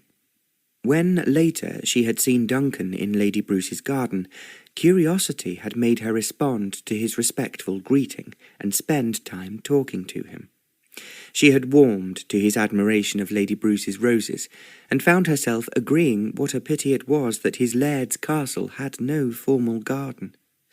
Now she nodded to the retainer, and said she hoped that he was in good health. "Aye, that I am, miss. Miss Stirling is to visit Castle Fitzalan with me, Duncan. We are to search the place for some heirloom or other." "So that's the way of it, is it? I mind me the Laird once said something about a missing heirloom." "He did?" Rupert inquired eagerly, as Celina was helped into the carriage. "What did he say about it?" "Only that it be a shame he couldna put his hands on it, as it might prove an answer to all his problems." Rupert looked so disappointed that Celina felt she had to say, "You cannot expect Duncan suddenly to produce all the necessary details, my lord." He turned to her with a rueful smile. "Is it wrong to want to solve this awful situation as quickly as possible?" "Of course not," she replied, as Duncan clicked the horses into action. "I think we all want it found, and Lady Bruce and I certainly do. But forgive me, my lord, if I say that finding the heirloom is only half of what is needed." I do see what you mean. We need to ascertain without a scintilla of doubt its ownership. Isn't that it?" Celina was grateful for his quick understanding, but feared that he assumed he would be able to prove that the owners were the Fitzalans. "Suppose," she responded slowly, allowing him to arrange a rug around her knees. "Suppose it can be proved, without a scintilla of doubt, as you say, that whatever the heirloom may turn out to be, it belongs to the MacLeans. Would you hand it over to them?"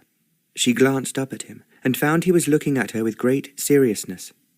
Once again her bones felt as if they were turning to liquid. She swallowed a small gasp of distress, tried hard to remove her gaze from his, and found that she could not, as she was drowning in the depths of his silvery grey eyes. "Like the surface of a log under a spring breeze," she murmured, as if only to herself. "I'm sorry. What did you say?" Nothing," she stammered, at last taking control of herself.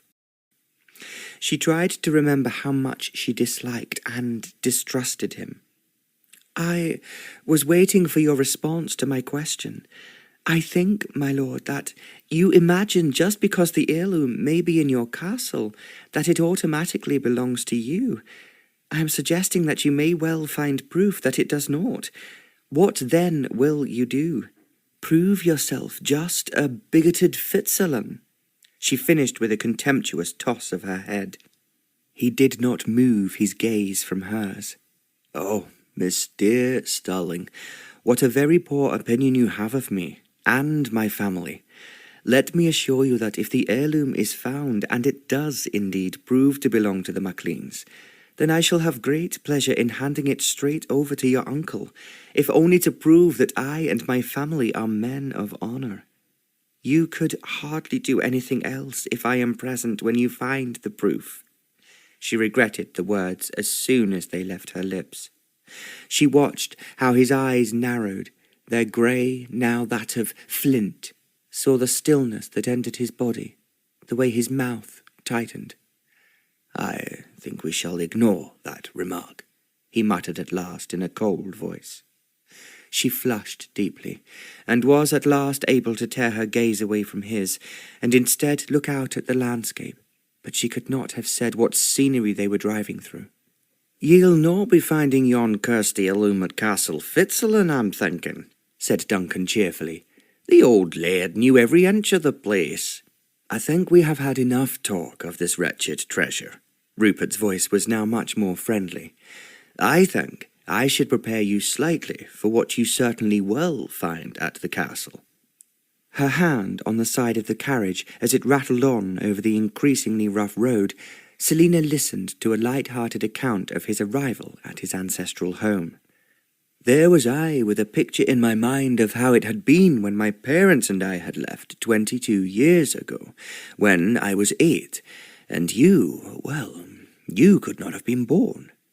"I would have been a year old," murmured Celina. She was 23 now, and it had taken her some time to agree to marry Hamish.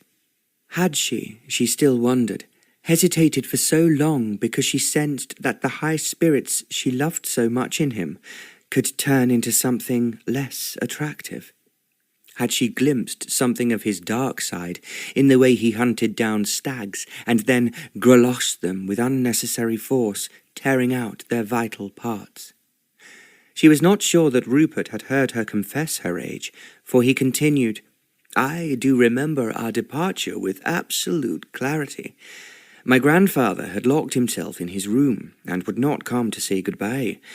My mother pressed my father to make one last attempt to talk to him, and to try once again to explain why he felt there was no future for our family in Scotland.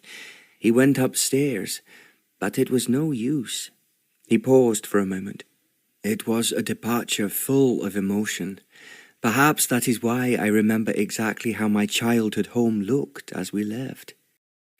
Celina listened intrigued to his story of a medieval castle, little changed from the 13th century, but filled with a variety of furnishings gathered over several hundred years of domestic living, giving it a rich and comfortable appearance. "It was a right bonny place," intervened Duncan. "And that was what I expected to find on my return, and instead I was greeted by just, well, an empty shell." "Not all empty," protested Duncan. "I was there to welcome ye." "With a blunderbuss?" "Ach, well, that's the MacLean's fault." Duncan stopped the carriage on a rise and pointed with his whip. "There be it, the Castle Fitzalan, Mistress Stirling. Have ye no seen it afore?" She shook her head. "Never." A square battlement was stabbed with slit windows as its top blossomed into a fairy-tale collection of turrets. The plaster coating of the grey stone was in a poor state of repair. It came away in parts, as though the whole structure was covered in giant cobwebs. Celina was familiar with this very Scottish style of architecture, but she had never seen one as captivating or as mystical as Castle Fitzalan. As she stared, totally entranced, Duncan flicked the horse's reins, and they continued until the carriage finally climbed a steep slope and reached closed gates. There he had to shout at the stable lad to open up before they could enter the sadly neglected courtyard. Celina could see that Rupert had not exaggerated the state of his home. In the salon the plaster had completely fallen away from the walls, and all was dust and dirt. She could hardly believe that Castle Fitzalan, the seat of the powerful and supposedly rich Fitzalans, could be this rackety and run down. The magic of her first sight of the place dissolved into the reality before her now. Almost as if he could see it all through her eyes, Rupert ventured apologetically, I am trying to put an army of women together to perform a spring clean. There's a whole load of work to be done after your smart architect comes down. There'll be no point in cleaning now, said Duncan. It'll only have to be done all over again. I suppose you'll be wanting something to eat? A bowl of one of your soups a little later, Duncan, would be great. But I think Miss Stirling and I should start our search right away. Rupert looked at Celina. Should we start at the top or the bottom? The top, suggested Celina briskly. She was feeling uncomfortable at the closeness of this man and the light in his eyes as he looked at her. Not even Hamish had stirred such a complex set of emotions in her. If only he was not a Fitzalan. Right then, that is where we shall start. Rupert led the way up a series of spiral staircases. At the top of the castle there was a long gallery with a large window at both ends. There were shelves but no furniture, and apart from dust and the odd book lying on its side, the shelves themselves were empty. It took no more than a few minutes to ascertain that the walls and ceiling were not hiding a secret cupboard. Despite herself, as she followed Rupert out of the gallery, and then through a succession of small rooms that seemed to cling onto the sides of the castle, Celina found herself studying her guide. How thorough and systematic he was in his search. She was used to the erratic ways of the MacLeans, and had not realized how much she had been irritated by their slipshod methods of going about anything, including this matter of the heirloom. Soon she realized that she and Rupert were working as a team, dividing the rooms to be searched, then meeting again outside each, shaking their heads. Do I gather that you are trusting me not to overlook her hiding place or stash the treasure away? He remarked after they had dealt with several rooms in this fashion.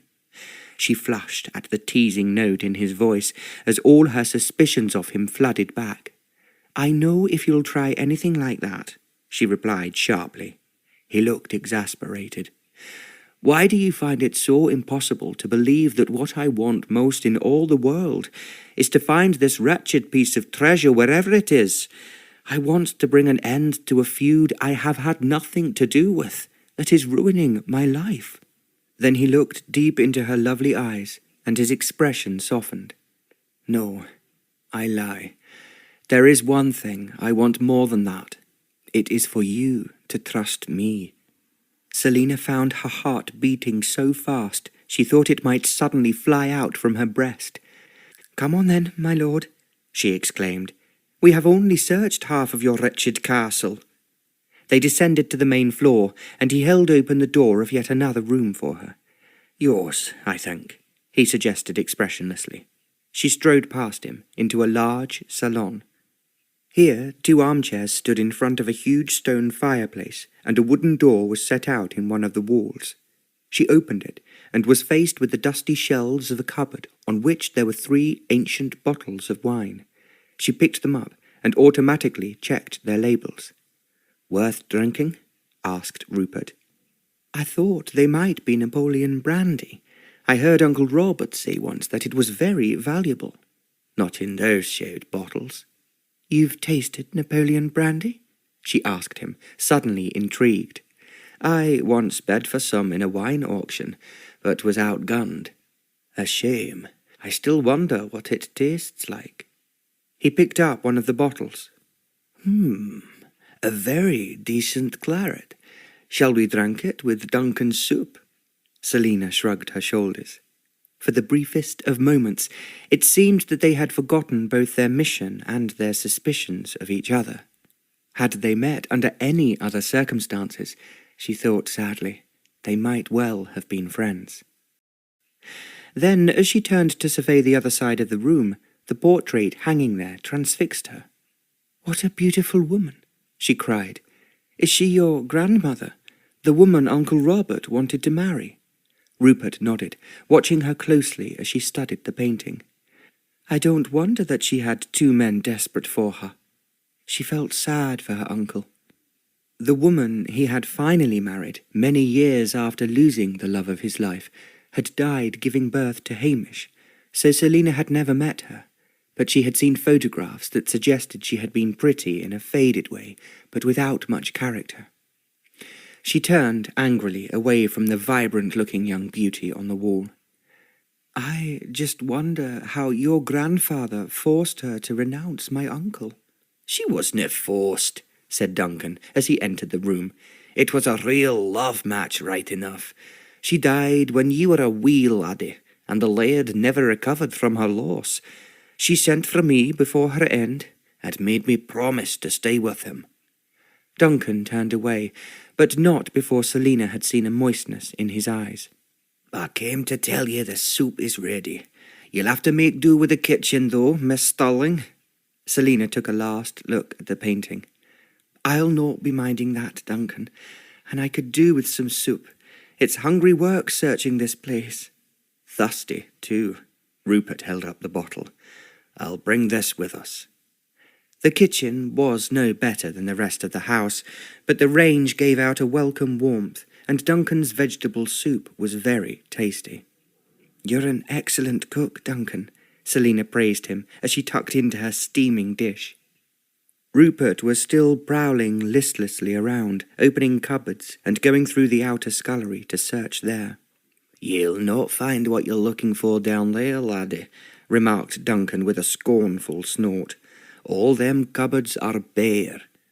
I'll go check on the horses," he added, and left the kitchen. Rupert finally sat down at the kitchen table to his soup. "I do hope that you don't take offence at Duncan's informality. He's been here for so long he's now one of the family. We're all used to straight dealing from servants in Scotland," Celina assured him. Rupert put down his spoon. "I have a terrible feeling that we are not going to be successful." He grimaced. "But that is what you want, is it not?" Celina could not stop herself saying, "To be able to claim you tried and failed." Rupert suddenly thumped on the table with his fist, making the soup slop out of his bowl. "You are the most infuriating girl I have ever met. Why on earth can't you believe that I do actually want to find whatever it is we are looking for? Do I look so Machiavellian, so untrustworthy?" Taken aback by the strength of his attack, Celina almost choked on her soup. "Just look at me," he insisted. "What do you see? Someone who is determined to deprive a rightful owner of his property." Those silver-grey eyes were now full of passion as they regarded her. Again she felt that melting of her bones, and now it seemed as though a bird was beating its wings against her heart too, making it impossible for her to breathe. His expression changed once more, and he reached across the table towards her. Celina leapt up from her chair, stormed over to the window, and, her back to him, took several deep breaths. The thudding of her heart gradually quieted, but she could feel his gaze fixed on her. Finally, she turned round. "You don't understand, do you? You treat it as a joke. Well, it isn't. If you had lived with the MacLean family, if you had heard them going over and over the wrongs that have been done with them, how they hate all Fitzalans, and how this heirloom would solve all their difficulties, you would not speak as you do." He looked grim. "I think I really do understand, Celina. After all, I have been abducted, beaten and shot at. That does rather concentrate a man's mind, you know. If you had not freed me, I would be in a very sorry state. That is why I have allowed you to enter this castle. I would not have allowed any of your relations in." "I know," she muttered simply, recalling his bravery facing her uncle and Hamish. For a moment his eyes narrowed, and then he rose. "Right. We will complete our search, and I pray that we shall find whatever cursed object it is that your uncle believes should be his." Rupert swept out of the room, and Celina hurried to follow him. No treasure was found in any of the other rooms. The last one to be searched was a muniment room, lined with shelves containing deed boxes, documents, and leather-bound books. "Have you looked at these?" Celina asked him. "In case they contain clues to an heirloom. I made a quick assessment of them when I first arrived. They are mostly account books and estate records. He started taking down some of the deed boxes and opening them. They all contain various legal documents. Celina looked over her shoulder. Suppose that the heirloom is hidden elsewhere, my lord. Just suppose that after the Fitzalans stole it from the MacLeans, they found a safe place.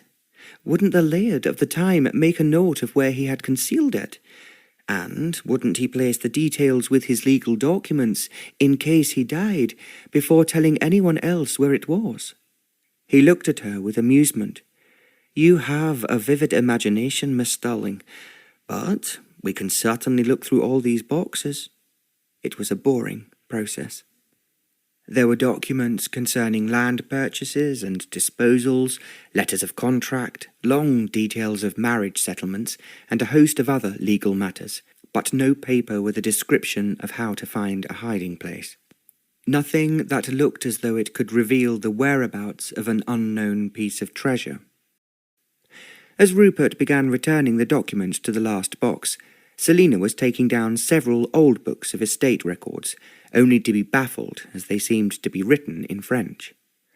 Trying to put one back on its shelf, she misjudged the height, and it fell from her grasp, splaying its pages over the stone floor.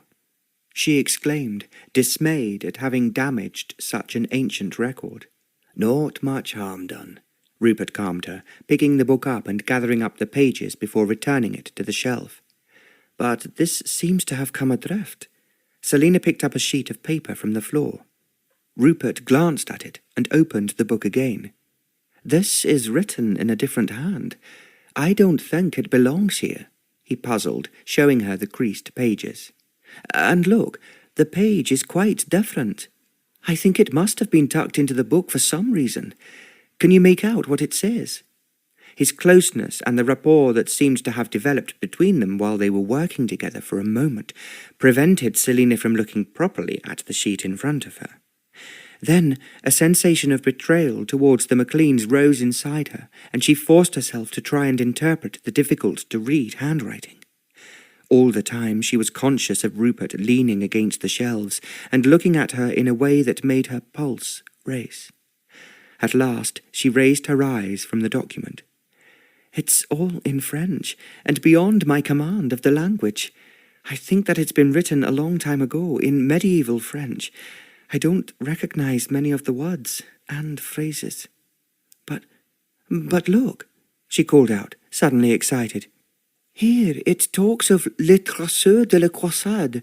Trésor is obviously treasure. Do you think croisade could be crusade? Not a word I came across in my French lessons, but it sounds likely. I haven't seen a dictionary here. Can you make out anything else? No, but I do know who could. My Aunt Margaret. She has French ancestors and has always been interested in history. She has studied French archives, and I am sure she could translate this for us. He smiled at her. I like your use of the word us. Celina blushed. We are working together over this business of the heirloom. Is that not what you said? He nodded. Then let's take this piece of paper to Lady Bruce and ask if she will be so kind as to give us a translation. It is, after all, the first piece of evidence we have come across that this mythical heirloom might, after all, actually exist, even if no one knows where or what it is. He left the room, calling to Duncan for the trap to be harnessed. I hope you will not mind travelling this way, said Rupert, helping Celina into a small trap. It seems ridiculous for Duncan to have to drive us, and Molly is tired after the trip to and from Drumlanrig. He stroked the neck of a sturdy brown horse. This is Jessie. She is younger and stronger. I am well used to travelling in this fashion, she replied, realizing that she was pleased Duncan was not to drive them back to Drumlanrig.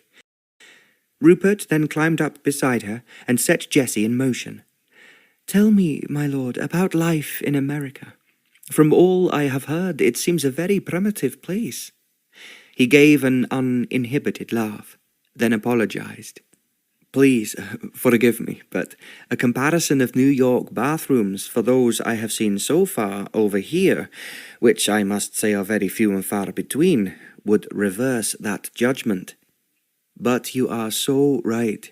Once you start traveling west, life there can be really wild. She settled back and listened with great interest to his tales of life in California and travelling around America, helping his father build up his successful railway. Dusk was falling as they reached Drumlanrig. "Now I very much hope that you will stay here tonight, Lord Fitzalan," said Lady Bruce, welcoming them back. "You cannot find your way in the dark. Come in and tell me about what you have found. I can see that you are both excited about something." Sitting in Lady Bruce's drawing-room with a glass of whisky, Rupert recounted the results of their search. "And we are hoping that you can help us," added Celina, bringing out the precious piece of paper. She had carefully placed it between 2 sheets of card for the trip. Lady Bruce studied the document. "Yes, I don't see any trouble with this.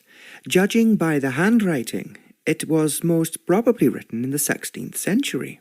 She looked up at Celina. "If I may abandon you, my guests, for a little, I will attempt a translation. Celina, my dear, you might want to change for dinner. Lord Fitzalan, since you have come unprepared, you may be excused from changing, but I am sure you will want to refresh yourself after your exertions today. I will have you shown to your room." He rose and gave his hostess a small bow. "You are most kind, Lady Bruce. We left Castle Fitzalan in something of a hurry. I was anxious to reach here before the light gave out." Lady Bruce smiled at him, then grew serious. "My dear Celina, I have to tell you that I have had a visit from Hamish this afternoon. Since you sent for your clothes and possessions, your presence in my household is known to the MacLeans. Normally I would have given you this news when we were alone. However, I feel that, under the circumstances, Lord Fitzalan should hear what he had to say as well." Celina felt herself grow pale. "I am afraid that Hamish was quite intemperate, and accused me of being a bad influence on you. He finished by saying that you have now had long enough to recover from your hysteria, his word, and you should return at once to Beaumarsh. Oh, yes, and he left your engagement ring here for you." Lady Bruce indicated where it sat on a side table in a silver dish. Celina became angry. How dare Hamish behave in such a manner? How dare he suppose she would forget how he had behaved and meekly return to him? "That ring can stay with him, Aunt Margaret. My engagement to Hamish MacLean is over. What did you say to him?" "That you were my guest for as long as you cared to stay, and that you were presently out visiting, but would no doubt send word if you wished to see him." "Oh, Aunt Margaret, that was perfect. However, I do feel that young man may well take matters into his own hands." She looked at Celina and Rupert. "I have asked my retainers to keep a watch for his presence on the estate. If he does appear, they are to inform him he should leave. Celina, I think you should not venture off Drumlanrig for the time being. And you, Lord Fitzalan, will need to take extreme care when leaving us. We cannot be certain that Hamish MacLean does not receive word that you are visiting me." Celina looked across at Rupert in alarm. He gave her a reassuring smile. "I am sure what Lady Bruce has said is for the best. I have taken the precaution of bringing my grandfather's shotgun with me. I shall not use it unless forced, but it may make young Hamish pause if he does try and accost me." Celina gave out a small cry of distress and left the room. She went to change with her emotions in turmoil. How could she convince Hamish she would not in any circumstances renew her engagement to him? And what would he do if he found out that she had spent the day in the company of Lord Fitzalan, and that he was to stay the night under the same roof? Would he believe that it was only to hunt down the wretched heirloom the MacLeans claimed as theirs, or that she hated and despised Lord Fitzalan? She limply sat down on her bed. No, she really had to admit to herself that today had taught her that Lord Fitzalan was certainly someone she could respect and even like. When, however, had a Highland feud ever ended in anything but bloodshed? After dinner, Lady Bruce produced her translation of the document Celina had discovered. It is the first page of a 16th century letter that was never sent, written by a Lady Fitzalan who was French to her sister in Paris. It was at a time of much fighting between the clans, and her husband was embroiled in a bloody feud, though not, it seems, with the MacLeans. She smiled at Celina and Rupert. The letter writer was worried that Castle Fitzalan would fall in an imminent attack, and concerned that they needed to hide the crusade treasure. Celina gave a small cry of delight. Does she say what it was?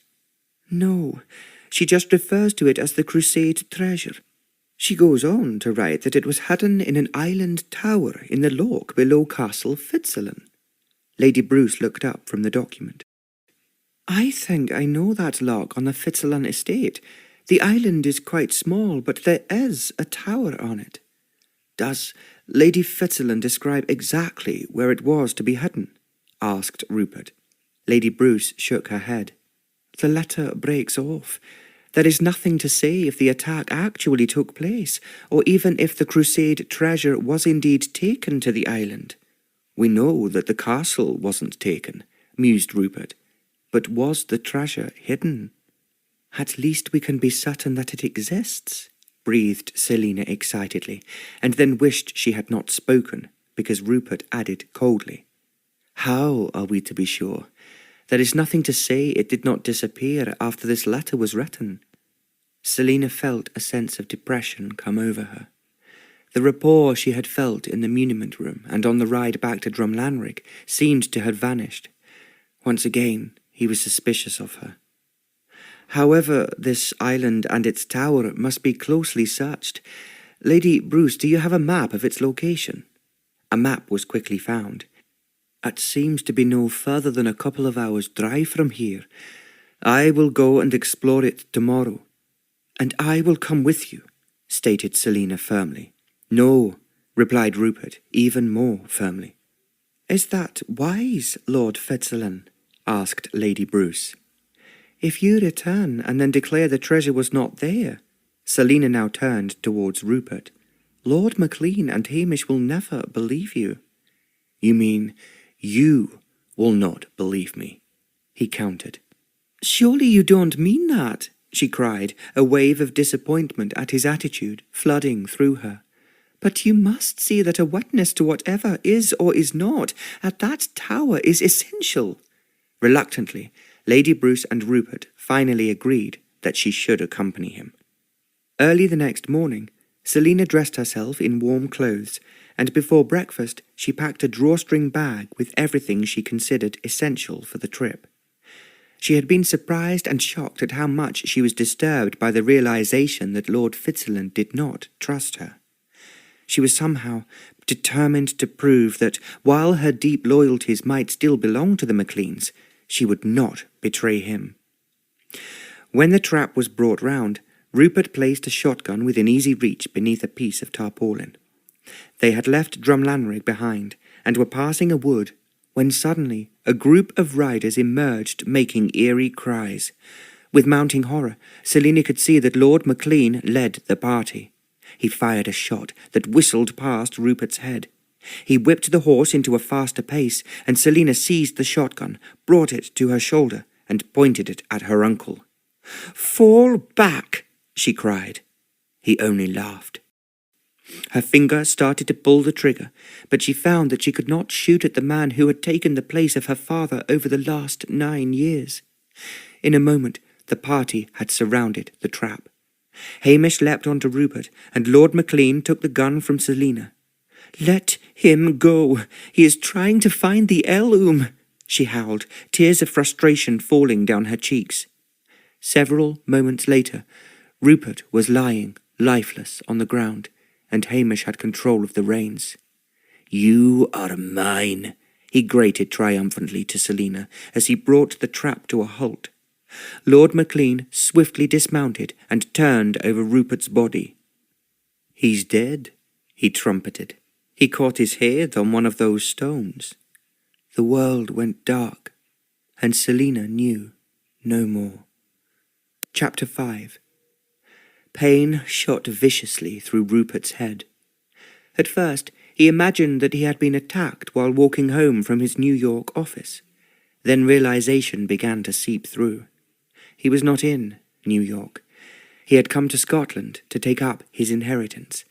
But what was he doing lying on the ground, feeling as if his head had been battered in?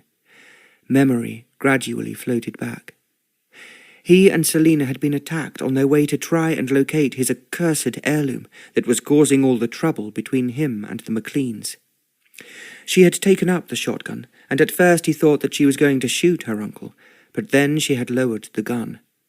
Hamish MacLean had jumped upon him, and that was the last thing he remembered. Managing to ignore the pain that seared through his head with the slightest movement, Rupert sat up.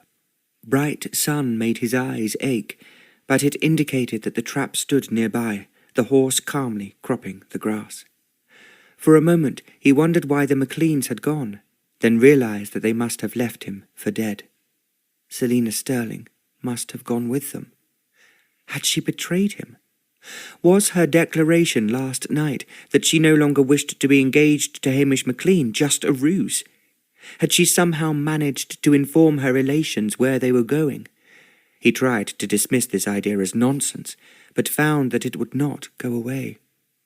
How long had he lain unconscious? Looking at the sun, Rupert realized that it was at its height, and several hours must have passed since the attack. He staggered to his feet and managed to reach the trap.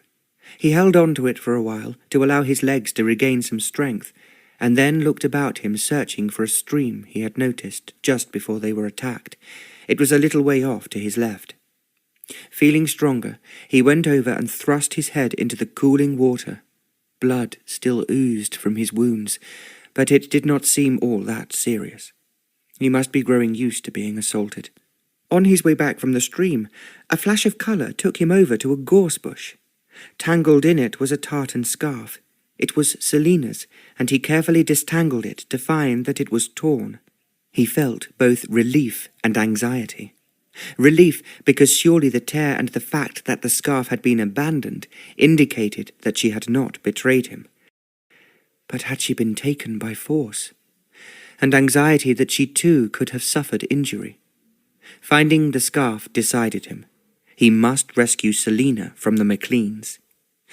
Jessie welcomed him with a friendly whinny and seemed not to have suffered in any way. Rupert stood and stroked her neck whilst he tried to form a plan. They had been attacked not far from Drumnanrig, so he was familiar with the lie of the land, particularly after studying Lady Bruce's map the previous evening. He reckoned that he could find Beaumarsh Castle as well, without too much difficulty. The shotgun had gone from the trap, but, thanks to Duncan, he was not exactly unarmed. Jessie seemed quite happy to set out once again, and trotted rapidly along. Finding the way, however, proved to be not as easy as Rupert had anticipated, and he soon had to seek directions from a crofter before eventually reaching his destination. Once at Beaumarsh, he had no difficulty in finding the place where Celina and he had emerged from the secret tunnel after she had rescued him. As he tied Jessie to a convenient tree, he was more than ever certain that she must be in grave danger from the MacLean family. Rupert felt a jolt of pain surge through him that had nothing to do with the blow he had suffered. He could not bear to think of the beautiful girl who had released him from that dreadful dungeon when he was in the power of her vicious relatives being in trouble. A vision of her glorious red hair and the way her wide green eyes crinkled up when she smiled came to him. He imagined her locked up in Beaumarsh, perhaps even in the dungeon where he had been incarcerated, and felt physically sick. He had to get to her as soon as possible. He soon discovered the end of the tunnel behind the waterfall, and opened a small iron grille, and with difficulty entered the narrow passage, finally rising to his feet with relief as its height increased. The pain in his head had now dulled into a nasty throbbing. He reached the dungeon where he had been locked up and forced himself to look inside, and realized with relief that it was empty. Celina must be held elsewhere. Moving as quietly as he could, Rupert climbed up the stone steps into the main part of the castle and emerged behind the screen in the great hall. The serving area that led to the kitchens was empty, and Rupert stood still, listening for any movement. All seemed quiet. In the dark distance he could hear the sounds of a drinking party. No doubt the MacLeans were celebrating a successful end to their expedition. Well, soon Rupert would show them what crossing a Fitzalan could mean. He peered through the carved screen into the great hall. As he did so, a huge snore suddenly shook the air, and he saw Lord MacLean and Hamish both slumped over the long refectory table. Empty wine and whisky bottles were scattered around the two recumbent men, and they had obviously celebrated the capture of Celina and his death all too heartily. He wondered where Celina might be held. As he turned round and looked up a stone staircase that led into Beaumarch's tower, a servant came down the stairs, carrying linen over his arm. He started back when he saw Rupert, but before he could retreat, Rupert had one arm around the man's head, his hand stifling his cries. With his other hand he held the knife Duncan had given him against the man's throat. "Ye'll ken fine well yon skean-dhu is such a trusty weapon," he had said, handing it over before Rupert set out to Drumlanrig. "Ye'll not have me with ye, and I dinna trust those MacLeans. A gun is all very well, but a knife dishna need reloading. Stuck it in your belt. If ye were wearing the kilt, it'd go into your stocking, but a belt will be best for it." "Take me to where Mistress Celina is being held," he hissed into the man's ear, "or this will see your end." The man dropped the linen he was holding, and his eyes rolled frantically as he tried to nod. Rupert transferred his grip from the man's mouth to his arm. "One squeak out of you, and you're a dead man," he growled. The servant gulped and started up the stairs. "My lord, Miss Celina is not being held prisoner. She's free to come or go as she pleases." Rupert saw this as a trick and kept hold of both the servant and his skean-dhu as they climbed the stairs. He opened a door. No key was necessary, forcing the servant into the room. Celina was sitting in a wooden chair gazing out of a window. No ropes bound her hands or arms, no shackles were on her feet, and she was wearing the same clothes she had donned that morning. "You have to be quick, Thomas," she said without turning her head. "Put the clean linen on the bed and leave me." The servant cleared his throat. "Mass," he stuttered, his voice a croak. Celina turned and for a moment seemed transfixed. My lord," she breathed, as she thought he might be a phantom conjured up out of a Scottish mist. Then she ran over to him. "My lord." She held out both her hands to him. "I thought you were dead." She reached out as though to check his wound. Rupert jerked his head back. "As you can see, I am very much alive. I thought the MacLeans had kidnapped you, and you were being held here against your will." She gazed at him, looking bewildered. You mean you came to rescue me?" "He thought the Laird had locked you up, miss," gasped Thomas, trying to free himself from Rupert's grasp. Rupert tightened his hold on the man's arm. "I'll not have you raise the alarm," he said through gritted teeth. He could not make sense of the situation. If Celina was free, why was she here? "Well, Mistress Stirling," he ground out, "what do you have to say for yourself? Did you come back here like a dog to its kennel?" Her eyes blazed in sudden fury. "How dare you question my presence here? Castle Beaumarch has been my home for more than 10 years. Where else could I go?" "Why, to Lady Bruce.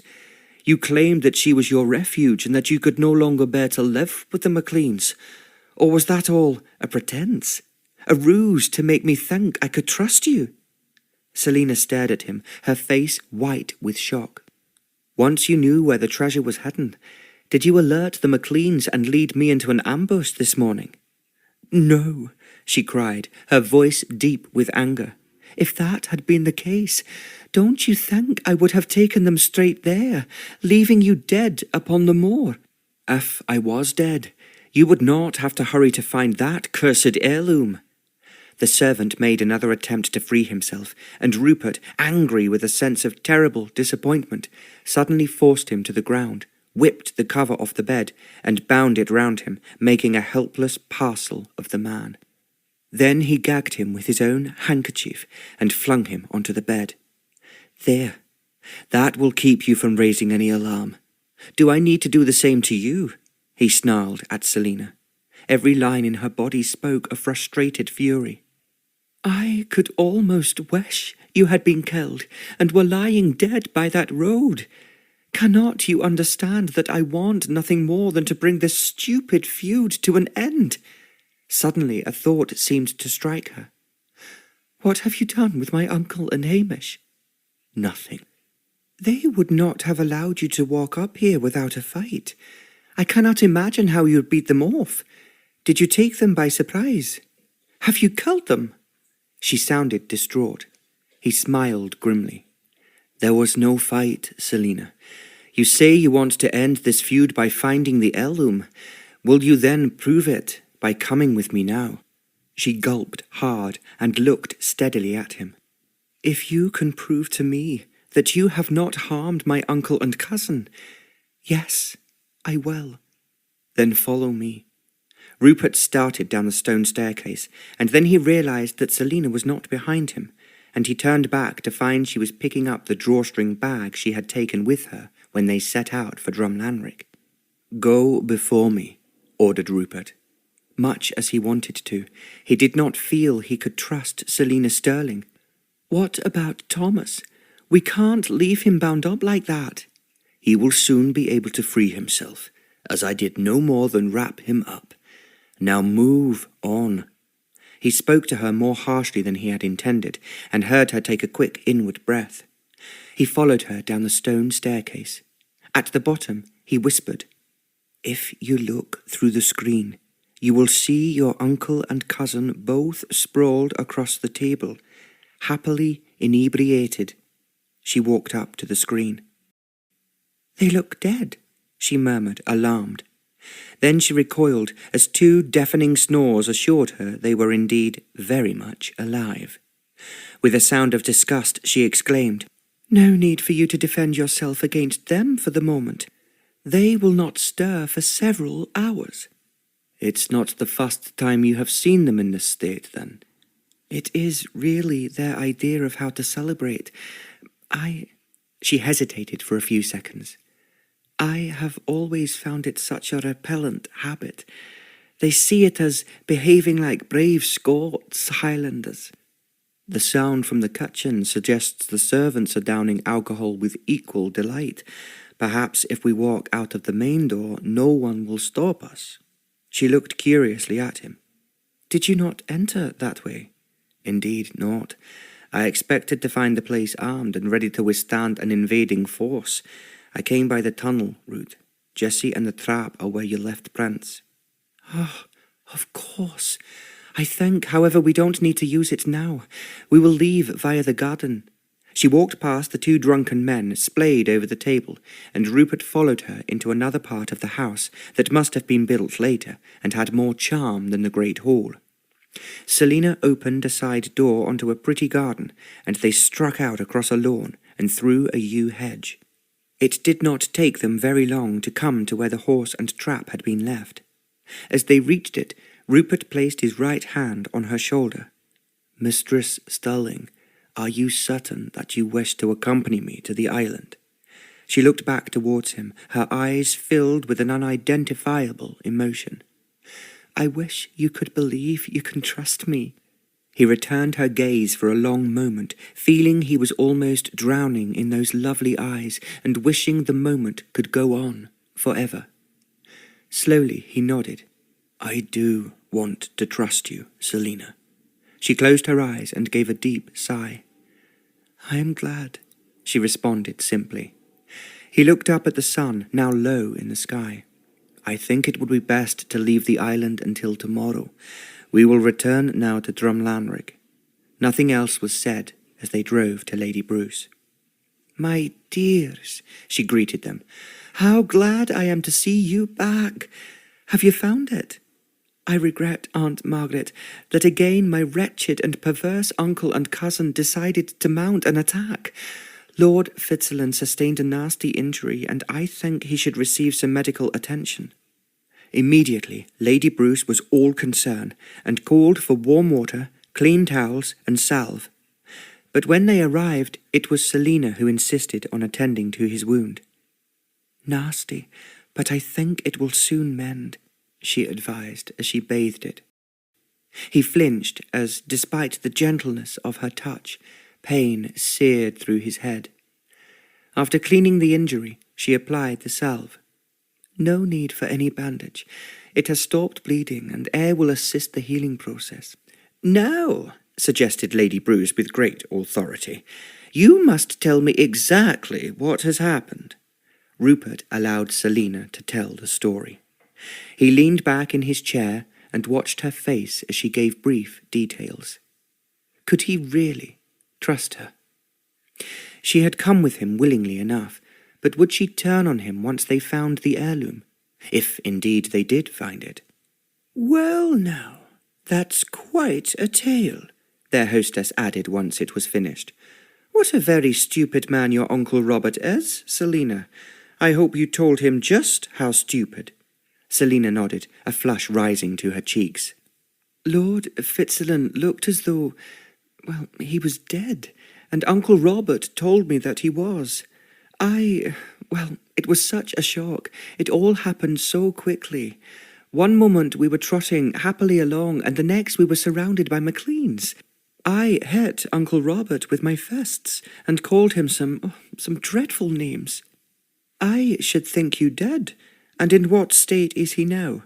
Did he try to stop you leaving the second time? Celina shook her head. When we returned to Beaumarsh, he said that I must now know where the heirloom was hidden, and should take them to it.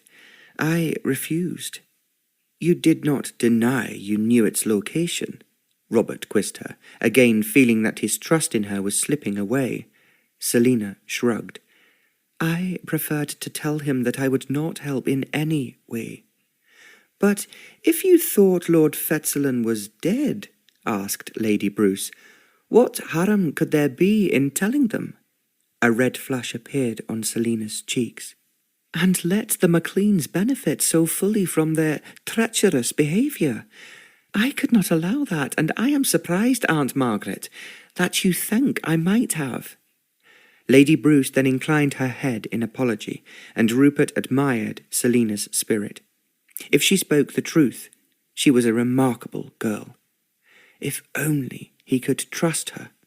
He realized that he wanted to do so above all else. So, when we reached Beaumarsh and they called for alcohol, I took myself to my room. By the time Lord Fitzalan had regained consciousness and had made his way to Beaumarsh, Uncle Robert and Hamish had drunk so much they were out cold, and he had no need to defend himself. Thank heavens. I am not one to countenance heavy drinking, but in this instance it has undoubtedly saved further bloodshed. Lady Bruce looked at both of them. What will you do tomorrow? Take another road to that loch, answered Rupert promptly. Can you find us a different way, please, Lady Bruce? The map was once again produced, and his hostess showed him how he could take a more circuitous route. It would take somewhat longer, but it was one no one would be likely to suspect him of taking. We should start even earlier tomorrow morning, suggested Celina. Rupert looked up from the map warily. You still intend to come with me? Of course. I mean to see a definite end to this feud. He looked at her beautiful and determined face, and knew he longed to be able to see her without this wretched question of trust hanging over them. He hoped fervently that the next day would see the end of their search. Chapter 6. Celina looked at Rupert and realized that, despite what he had said beside the trap that afternoon, he still did not altogether trust her. But in turn, could she totally trust him? Had he really believed she was being held captive by her uncle and Hamish? Had he come to Beaumarsh because he felt that he owed it to her for rescuing him from that dungeon? If he had wanted to kill her uncle and cousin, he had ample opportunity with both of them in a drunken stupor, but she did not really think he was capable of such an act. She went upstairs to change her gown. It was a relief to escape Rupert's scrutiny. But such a strong face and such magnetic eyes. Celina knew she wanted to trust him, and the steady gaze of those eyes. If only he trusted her. But how could he when her relations behaved so disgracefully? For so many years Celina had accepted her Uncle Robert and cousin Hamish as roistering men who were full of life and excitement. They had helped her to accept the tragic death of her parents, and helped her to build another life for herself. Believing that she was in love with Hamish as they grew up had seemed a normal development from all the fun and affection they had shared together over so many years. But now she was not so sure. Celina changed into an evening gown of bronze silk and tried to sort out her tangled emotions. Initially she had hated Rupert, not because she had been told to, but because of the revelation he had brought when her eyes had been opened so brutally to the true nature of her uncle and cousin. Horror had filled her when she saw the way they had treated their prisoner. Her own sense of honour had meant she had had to help him escape, even though she believed she still hated him. Since he had arrived at her godmother's, she had gradually been forced to change her opinion.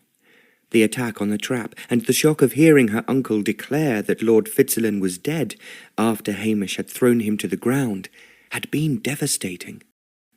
No wonder she had lost consciousness. It had only been for a few moments, and when she had come to, the MacLeans had tried to get her to disclose where she and Lord Fitzalan had been going. The more she had refused, the more determined her Uncle Robert had become. Finally, he had struck her across the face and ordered Hamish to take her up on his horse. They were all to return to Beaumarsh. "But what about him?" Celina had cried, pointing at the lifeless figure on the ground. Lord MacLean scrutinized her closely. "Why on earth should you care what happens to a dead man?" he grated. "The carrion crows will deal with his body." His callousness made Celina speechless. She resisted Hamish's attempt to pull her onto his horse and ran for the trap. "I will take his body back to Castle Fitzalan then," she shouted. Hamish caught her and cuffed her around the head. "Try that again, and I will tie you up and sling you over the back of my horse," he snarled with a laugh. Bruised and faint, her head swimming with the force of his blow, Celina could see no alternative to going to Beaumarsh. On arrival she went straight to her room, followed by the voice of Hamish saying to his father in a cruel voice, "I'll drag the information out of her." He forced his way into her room and threatened her with the same treatment they had given Lord Fitzalan if she did not tell them where they had been going. Celina had stubbornly refused. Although she noticed his hands itched to strike her, it seemed he could understand that a beating was not going to help his cause. Finally, he told her that she had until that evening to change her mind. After Hamish had left her, Celina tried to reconcile the cruel behaviour of the MacLeans with her memories of life with them since the death of her parents. Was it their current money worries that had brought their violent urges to the surface, or had the terrible rages and cruelty always been present? Comments heard from some of the retainers on odd incidents she had chosen to ignore came back to her now, and she decided that father and son had taken great care to shield her from this odious side of their characters. She tried to forget the picture of Rupert's body, that vibrant figure drained of his life and slaughtered by her relations. It was then she realized how much she had enjoyed the time spent in his company. She thought how wonderful it would have been if together they had found the heirloom and managed to solve its ownership, and so bring this horrible feud to an end. A vital force had disappeared from her life, and she realized for the first time how much she had been attracted to this Scot who spoke with a slight American accent. She wondered if she would have mourned as much if it had been Hamish who had died. When Rupert had appeared in her room, at first she thought he must be a ghost. When she realized that he was really alive, Celina had felt an overwhelming delight flood through her veins as she fully recognized how much poorer her life would be without him. Almost immediately, however, he had accused her of betraying him to the MacLeans. Much of her joy had then drained away, and a deep bitterness took its place. Even as she swore that he was wrong, Celina once again almost hated him for making her understand the true nature of the MacLeans. When she saw the two men spread-eagled over the table, their drunken state disgusted her. She fastened a topaz necklace around her neck and checked her appearance. Her hated freckles were partially prominent that evening, and her hair was a storm of electricity around her face. She ran her fingers through it in frustration. She wanted to look her most attractive this evening, but why when Lord Fitzalan did not trust her? She went downstairs in a dangerous mood. Almost immediately, however, Rupert disarmed her by rising to his feet as she entered the room. "Allow me to say how beautiful you look tonight, Mistress Stirling." The slight American accent that seemed to slow his words gave them additional force. "Aye, she's a bonny lass," agreed Lady Bruce. At dinner, Lady Bruce coaxed him into telling them about New York, and Celina found herself fascinated by his account of a bustling, rapidly growing city. Then he paused and looked at Celina. "You must think it all sounds really rather vulgar compared with all the serenity and beauty of the Scottish countryside." Celina laughed, her mood now in tune with his. "Serenity? How can you, my lord, talk about peace and harmony in such a place where you have twice been attacked by feuding natives?" "Ah, but as well as that, I have been rescued by a beautiful young lady, and then introduced to a most gracious Scottish aristocrat," he added at once, giving Lady Bruce a bow. Lady Bruce smiled. "Not all our ancient families are as contentious and pig-headed, I hope. Celina, my dear, will you not mind referring to your MacLean clan as pig-headed, though I have to admit that they are not the only ones. The history of the Highlands is littered with feuds between clans, but we must not spoil our pleasant evening by going into such matters. Lord Fitzalan, do tell us more about America." By the time they retired for the night, Celina found herself longing to visit a country so huge that she could not take in the time it took to travel from one side to the other. She wanted to see the vast variety of scenery. She went to sleep, trying to imagine what the Rocky Mountains and the Grand Canyon actually looked like, and how it felt to see giant redwood trees and the Pacific Ocean. Would she ever, she found herself wondering, have the opportunity to travel to the USA? Very early the following morning, they set out on their second attempt to visit the island in the loch. Celina had once again put on a plain kersey dress with a warm scarf around her shoulders and stout shoes on her feet. A visit to Lady Bruce's housekeeper had provided her with a bag full of food. Also in there was the revolver she had brought with her when she had first sought refuge with Lady Bruce. Lord MacLean and Hamish might yet have cause to regret that they had taught her excellent marksmanship. It was a lovely day, fresh with bright sun, promising later warmth. As Rupert drove the horse and trap, Celina enjoyed asking him more about his life in America. Gradually, she learned how the American railroad company that he and his father had built had made them wealthy. Maybe he had no need of the heirloom for funds to restore Castle Fitzalan. "How can you spend time in Scotland?" she asked. "Aren't you afraid that the company is falling apart back in America?" He glanced round at her, a smile lighting his eyes in a way that made her heart jump in an oddly crazy way, a way she was not experienced even when Hamish had asked her to marry him. "I have every confidence in an excellent deputy and a great team, and cablegrams can keep me in touch with what is going on." Celina looked around them at the bar moors they were travelling over. "Cablegrams?" He laughed. "I have to admit, I did not realise quite how far from any town Castle Fitzalan is. I may have to install my own cable line." For a moment, she thought he was joking. When she appreciated that he was not, she realised just how rich he must be, and that it was ridiculous of Lord MacLean to think that this Fitzalan could be interested in depriving him of an heirloom, no matter how valuable. Then his mouth tightened. "Your Uncle Robert has no idea what he has taken on with this feud. I owe it to my grandfather not to let his treasure, whatever it is, out of my hands without absolute proof that it does not belong to the Fitzalans." Celina felt a shiver down her spine. Suddenly Rupert brought the trap to a halt. "There," he cried. "Surely that is the lock." In the distance, water gleamed in the sunlight. It was not too long before they reached the lock. A rough road ran beside the water, and in the distance was an island.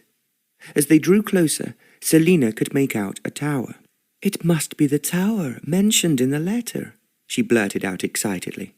"But it seems almost a ruin." Rupert nodded his head. "Not in good shape, I would admit. It's very hard to imagine anything of value being hidden there. But perhaps the tower was fine when it was—" He gave Celina a grin. "I like a girl with imagination." He looked at the island again. "We shall need a boat to reach the island." A little further down the road there was a cottage. Outside it, Rupert gave the reins to Celina, jumped down, and was soon speaking to a wizened crofter. "Ye can hire me boat," he said, coming to the trap, "but I'll not take ye myself. There that tower is haunted." He looked at Celina with rheumy old eyes. "Haunted?" "Aye, lassie. Many, many years ago, long afore I were born, that tower were in fine shape, and an old crazed man lived there." Celina looked across at Rupert, and knew that, like her, he was thinking that this crofter looked old and crazed himself. "His daughter would daily row of food and drink. One evening when she was setting off the bank, others came. Words were exchanged and then blows. Both killed they were, the old man and his daughter. Ever since then, the tower has stood empty." "Who does it belong to?" asked Rupert. "Why, to the Fitzalans, them who lives yonder." The old crofter waved a hand over to the side of the loch. "Big castle they has, but the old Laird's not been here this many a year." "And who is supposed to have killed the old man and his daughter?" asked Celina, with a sinking feeling that she already knew the answer. The crofter shook his head slowly. "They don't say, but some would swear it were the MacLeans. At any rate, since that time, the place has been cursed. There are those who've seen lights flickering in the tower, and who swear," he lowered his voice dramatically, "they've seen the ghosts of the slaughtered walking on the island. Ye'll not get me out there, lassie." He shuddered, seemingly genuinely afraid. Celina felt an irrational shiver of dread run down her spine. "If you'll be so good as to show us where to keep your boat, we'll row it ourselves across," suggested Rupert, producing enough coins to make the crofter's eyes gleam with delight. They were led to the water's edge and shown where a small rowing boat was hitched to a tree stump. "We should not be too long. Will you unharness my horse and let it graze while we are on the island?" The old crofter nodded. Rupert looked at Celina. "Are you game for a row, Miss Stirling? Or would you prefer to remain here and wait for me to confirm there is nothing hidden in the tower?" Another shudder ran down Celina's spine. Could she trust him? She knew he did not trust her, no matter how friendly he seemed. Haunted island or no, she must go with him. Soon they were in the boat and pulling at their oars with a matching rhythm, Rupert looking over his shoulder from time to time to ensure they were heading in the right direction. "You have done this before?" Celina quizzed him. "Of course. We do have rivers and lakes in America, you know." He sounded hurt, but she smiled. "You have told me such a lot about your railway company. I can only associate you with trains." Several minutes later, the bow of the boat bumped into the island. Rupert leapt out and held the boat steady for Celina to step out. At close quarters, the condition of the tower seemed even more ramshackle than it had been from the mainland. Stones were missing. The top looked as frayed as an old blanket, and shuttered windows empty of glass looked blindly over the lock. "I wonder what this tower was for," Rupert mused. "It hardly seems large enough for a permanent habitation, nor secure enough for defence."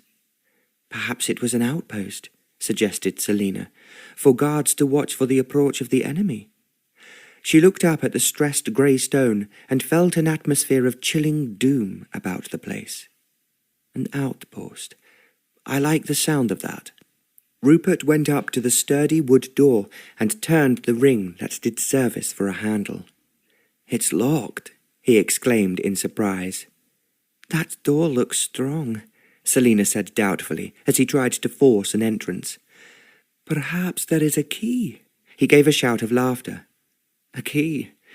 My dear girl, do you really expect to find it hanging here on the wall, ready for anyone to make their entrance?"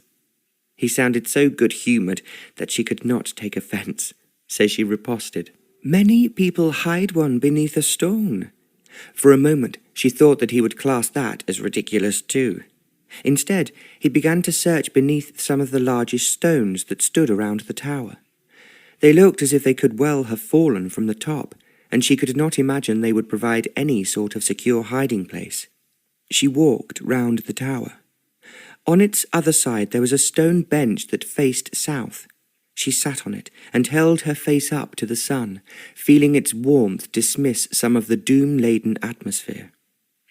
A little family of ducks sailed out from the edge of the island. Celina rose and went to investigate. A small inlet had been lined with building stones, and there they had made a nest. After smiling at the sight of the ducks, she looked at the stones more closely. Then she grasped the top of one of them, gave it a strong jerk, and found herself holding on to what could only be described as a lid. Someone in the past had hollowed out a stone and found or fashioned a flat one to sit securely on its top. And there, inside, was a large and ancient iron key. She grabbed it and ran back to the other side of the tower. Rupert was still picking up stones and hurling them down again in mounting frustration. "I found it! Good heavens, what a wonderful girl you are!" He regarded her with a beaming smile, and all over again she felt her heart give an extraordinary lurch. "Now, let's see if we can persuade that old lock to turn." He took a little time, but he patiently worked the key and finally gave a grunt of triumph. "It's giving." A moment later, he put his strong shoulder to the door and gave it a steady push. With a resounding creak, it ground open. They could now enter. Chapter 7. Rupert led the way in. The interior of the tower was as tumble-down as the exterior. In the curious way of some ancient buildings, it seemed larger on the inside than the outside. It certainly appeared roomy enough to be used as a home, although Rupert reckoned every gust of wind and drop of rain would penetrate to the interior and make living there miserable. "How dark is it?" commented Celina. She went over to one of the windows and struggled to open one of the shutters. Finally it creaked free of years of clinging dirt, and immediately rays of sunshine showed up the crumbling walls and layers of dust on the floor. A rickety table and 2 broken chairs were the only furniture. On the far wall was an open fireplace, a large bread oven to its left side.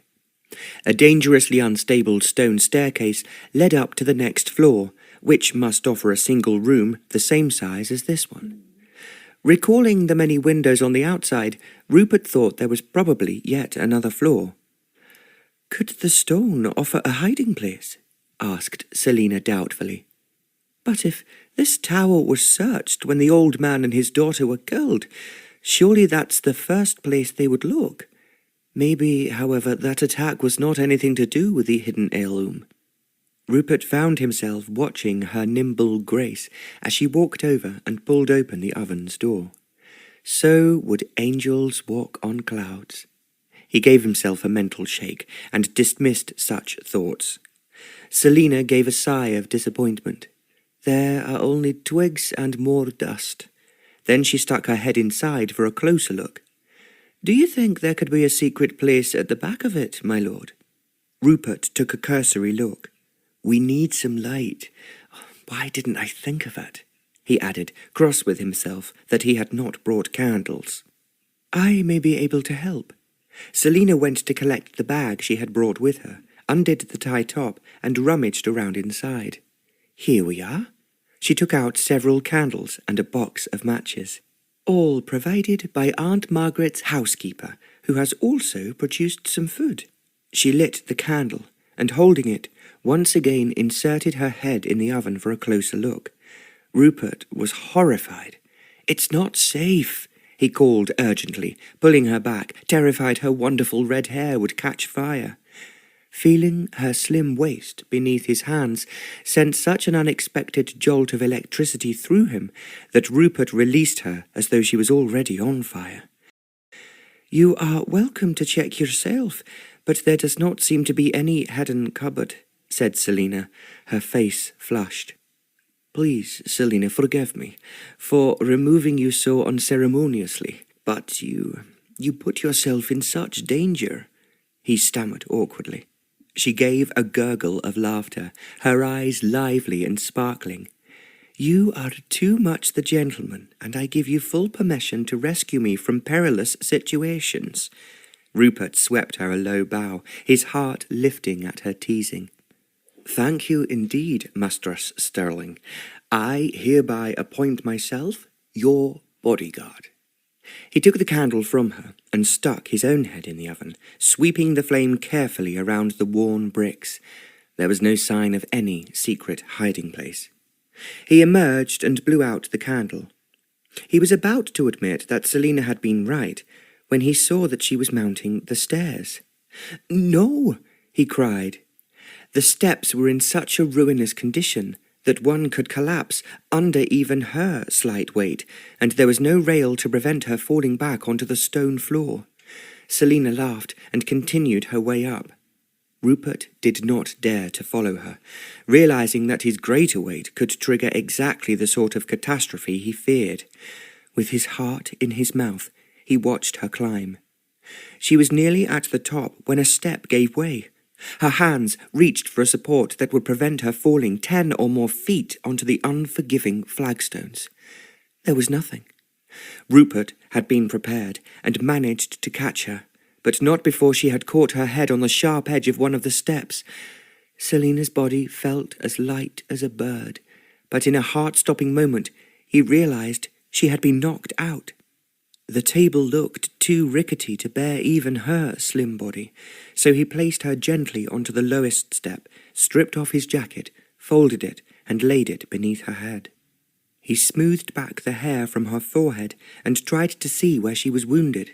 There did not seem to be any blood, but he could feel a swelling. For one terrible moment, he wondered whether she had suffered damage to her brain. The thought that this girl, who seemed more alive than any he had ever met, might never again give him her most sparkling smile, never again walk with her light steps, never again look so sweetly serious as she wondered about the feud her uncle and cousin were carrying on with him, was so devastating he almost groaned out loud. He went and soaked his handkerchief in the lock, then carefully spread it over her forehead. After a moment, she gave a moan and stirred a little, full of hope Rupert willed her to open her eyes. He did not know what had happened to him, but he was certain he had never cared so much about a girl before. How could Celina Stirling have inveigled her way into his heart when he suspected that she was deceiving him?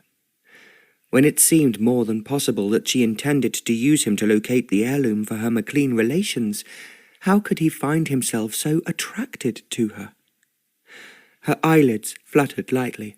She lifted a hand to her forehead and moaned again, and then opened her eyes and looked straight into his. "What happened?" she mumbled. Rupert forgot all his doubts as his heart overflowed with relief. "You were nearly at the top of the steps when one gave way and you fell. I caught you." There was a little smile as she whispered, "You did warn me not to climb up them, didn't you?" He nodded in agreement. She said nothing more for a moment, and he waited, wondering if it was still too soon to rejoice that she did not seem to have suffered any serious damage. "My head hurts," she moaned. "You caught it on a sharp edge as you fell. Shall I rinse the handkerchief in fresh water for you?" She gave a slight nod, and he dashed outside again, glad that he had a clean handkerchief with him. By the time he returned, Celina had managed to sit herself upright. "You should stay lying down," he advised gently. She gave him a faint smile. "I like being up and about." Her voice seemed stronger now, and he arranged the wet linen on her forehead and held her wrist to feel her pulse.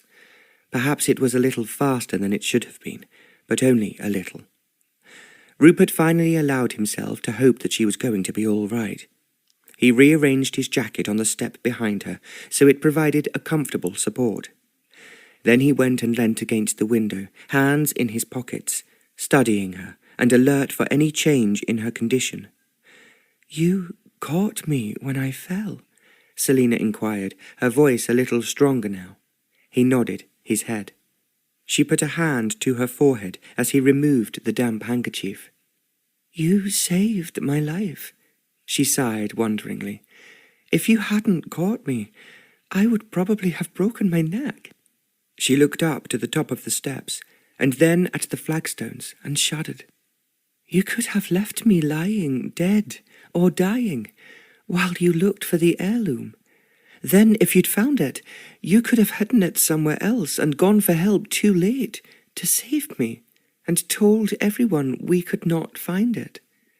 Rupert straightened up, horrified at what she was saying. "How could you even think that?" Rupert sounded appalled. "No one would do such a dastardly thing." "No?" She gave him a curious look. "I could name you someone who would." He knew she was referring to the MacLeans. Then he remembered his suspicions about her. "I am ashamed to say," she went on in a low voice, "that I have wondered whether I could trust you fully."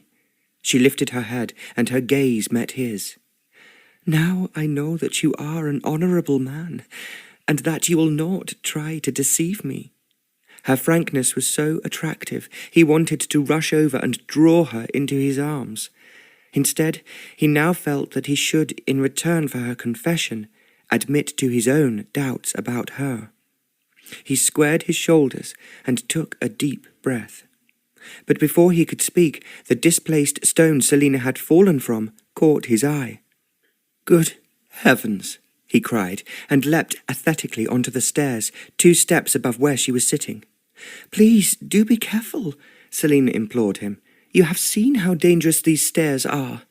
He stopped short of the point where Celina had fallen. From below, he had seen that when it slipped, the stone that had caused Celina's fall had revealed a gap. Through it, he could see some sort of metal lever.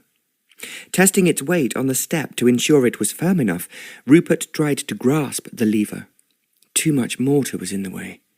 He then drew Duncan's ski-and-do from his belt and started to scrape the mortar away. He was conscious of Celina leaning against the wall at the foot of the stairs, watching him, one hand held up to her mouth as though she feared for his safety. At first gradually, and then more quickly, the mortar fell away. At last, Rupert could put his hand around the lever and pull it towards him. There was a gasp from Celina, as, with a rumble, the step above swung outwards, forcing Rupert down a step to avoid being thrown off the stairs. "What has happened?" "Keep back," urged Rupert as she started to climb up. "I don't want you falling again." The movement of the stone had uncovered a large and dark hole. Such a sophisticated device could only have been installed to provide a place where something of great value would be concealed. Rupert felt carefully inside. Almost immediately, he gave a grunt of satisfaction. "What have you found?" asked Celina urgently. He gently lifted out an ancient leather satchel, and cradling it in his arms, he came back down the stairs. Celina was watching him, holding out her arms as though to catch him if he should stumble. "Do you think this could possibly hold the treasure that has caused so much trouble?" he mused as he reached the ground. She gave him a warm smile. "There is only one way to find out." He grinned back and put the satchel on the table. The leather straps were so old it proved impossible to release them through their rusted clasps. Rupert brought out the skian-doo again and sawed through each strap. It took a heartbreakingly long time. Inside was an object wrapped in woolen plaid. Rupert looked at Celina. "Would you like to undertake the honours, Mistress Stirling?" She was startled. "Do you not want to reveal it yourself?" "You were honest enough, Celina, to tell me that before your fall you had not been able to trust me. I now have to admit that, despite all you did to free me from the threats of your relatives, I did not feel able to trust you." Celina looked as shocked as he had felt when she made her confession. "I do, however, trust you completely now, and as a token of that trust, I want it to be you to reveal whatever is inside that fabric." She looked at him for a long moment. As the silence lengthened, Rupert was feeling more and more nervous. Then Celina gave him a warm smile. "We have both been fools. Shall we agree that all suspicion is now in the past?" Rupert thrust out his hand. "Let's shake on it." Celina's eyes twinkled. "Shall we use your knife to mingle our blood, and so seal the pact?" For a moment, Rupert felt a jolt of passion. Then she laughed. "We are not children. Our words don't need blood to be sincere or binding." She took his hand and gravely shook it. "Trust and honesty between us. Yes?" He nodded, his gaze fixed on hers. A slight flush came to her cheeks. Then, reverently, Celina lifted up the bundle, placed it on the table, and began to unwrap the contents. As the last of the fabric fell away, both Rupert and Celina gasped. Standing, on the table before them, was a gold cup. It had a shallow bowl with 2 handles. Its short stem was broken by a round knob and was set onto a broad base. The cup was not very large, and its only decoration was an incised pattern around the rim, but the proportions and the skill with which it had been made were such that it was one of the most beautiful objects Rupert had ever seen. Celina sighed as she looked at it. "It's lovely," she breathed. "Surely it's a chalice?" Rupert nodded. "My father collected several from various ages. He said that he liked to think of priests taking communion and handling these precious vessels so many centuries ago. He felt they were a living link with a sacred past." Celina put out a hand. "May I touch it?" she asked in an awed voice. Rupert picked up the chalice and gave it to her. "There, now we have both touched it." He watched her turn it in her hand so that she could admire the interlaced patterns running around the rim. It was about 7 inches in height and some 9 inches in diameter. "It looks as though it could hold a lot of wine," she reflected after a moment. Rupert sighed and then began to speculate. So, maybe it originally belonged to a large church or even a cathedral. It's like the one in my father's collection that he claimed was from the 12th or 13th century, possibly from Constantinople or Jerusalem. I just wonder how it came to belong to a Scottish family. As he spoke, Rupert looked inside the satchel. Hello, there's something else in here. He extracted a piece of crumpled paper. Maybe this will tell us something. After scrutinizing it for a few moments, he handed the paper to Celina. I think it's written in Gaelic. I seem to recognize one or two of the words, but I don't know enough of the language to be able to understand what it says. She put down the cup and took the piece of paper. It's a little difficult to read, but I think I can make out the gist. Celina sat down on one of the chairs, frowning over the paper. How's your head? Rupert asked her. She smiled absently. Getting better by the minute. Rupert sat nervously on the other chair, afraid his weight might prove too much for its rickety condition, but it seemed to hold up, and he enjoyed gazing at Celina as she sat there studying the document. She was somewhat pale, but otherwise seemed to be recovering well. The fact that each of them had admitted to a lack of trust in the other seemed to have cleared the air. He felt totally at ease with her, and hoped fervently that it was now the same for her. At last she looked up from the paper. The chalice was brought back from the Holy Land by a Scottish crusader. It was apparently sold to him for funds to feed the starving poor. It must have been something like that. I'm sure that no Christian would have stolen it, commented Rupert, staring at the lovely treasure. By tradition, it has to be handed down from eldest son to eldest son. So, it is an heirloom. Indeed, and this paper goes on to state that if there is no male heir of the Beaumarsh line... Celina stopped and looked at Rupert.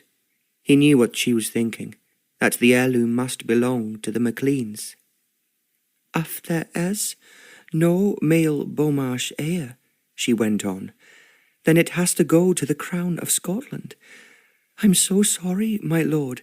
As Beaumarsh is the MacLean ancestral home, it would seem that this heirloom belongs to them. Rupert thought for a moment. I don't think we can take that for granted, he said eventually. Celina's expression then darkened, and he wondered if the trust between them was already beginning to fracture. Let me think, Rupert began again. It may well be, however, that Lord MacLean is the rightful heir to the Beaumarsh line, but just because his family has passed down a property of that name does not automatically mean that he, too, is a Beaumarsh.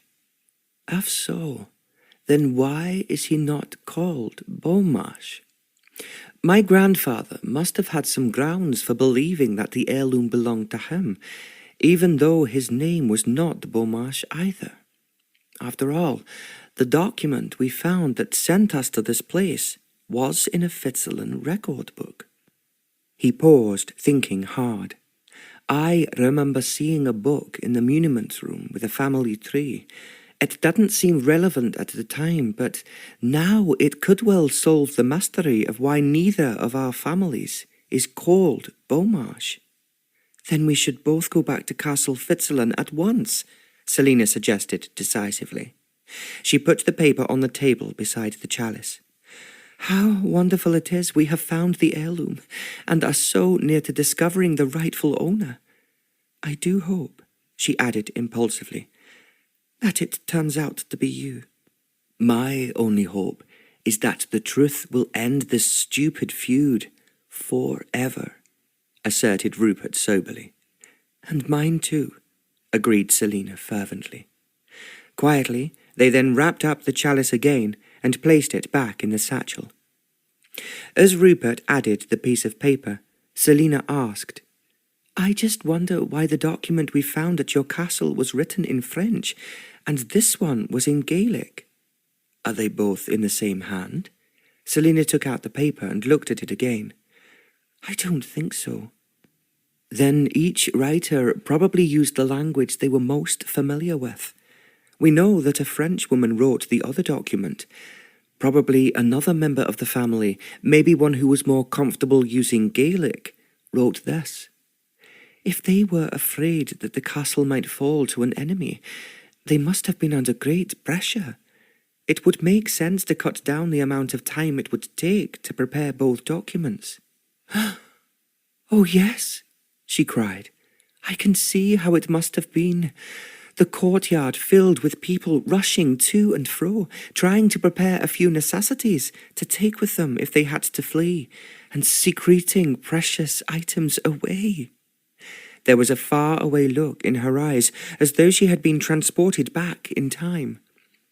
"And no doubt some trusted servant was given the satchel and told to go and hide it here in the tower. The hiding place must have been prepared some time before. In those far-off times, I would suppose many people would have devised some safe and secret place to protect the most precious of their possessions." The document went back into the satchel with the chalice. "Are you sure you were able to come with me to the castle?" Rupert asked Celina. "Would it not be better for me to take you back to Drumlanrig? You cannot quite have recovered from that blow to your head." She put up a hand and felt the bump under her hair. "It's still sore, but I'm not suffering in any other way, I assure you, my lord. Come, let's row back and return the boat to its owner. Something is telling me that we should reach Castle Fitzalan as soon as possible." Chapter 8. The blow to Celina's head ached more than she was prepared to admit to Rupert, but she managed to row in a matching rhythm with him as they crossed the loch. She looked back at the tower receding gradually as they slid across the dark water. The sun had gone, and clouds were massing. They would be lucky enough to reach Castle Fitzalan before rain fell. The satchel lay in the bottom of the boat between their feet. Despite her pain, she found herself visualizing the lovely golden cup they had found. It really was a treasure. How much would the MacLeans desire the chalice once they knew exactly what it was and what it could be worth? Celina knew that Rupert himself did not care what the chalice was worth, as it was its sheer beauty and what it represented that appealed to him.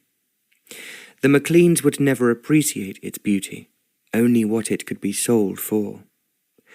She glanced at Rupert sitting beside her, his strong arms pulling his oar in exact time with hers. She wished that she could remember being caught in those arms.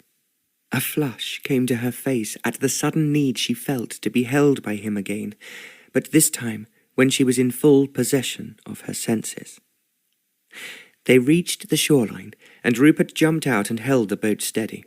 She picked up the satchel and took his hand as she stepped out.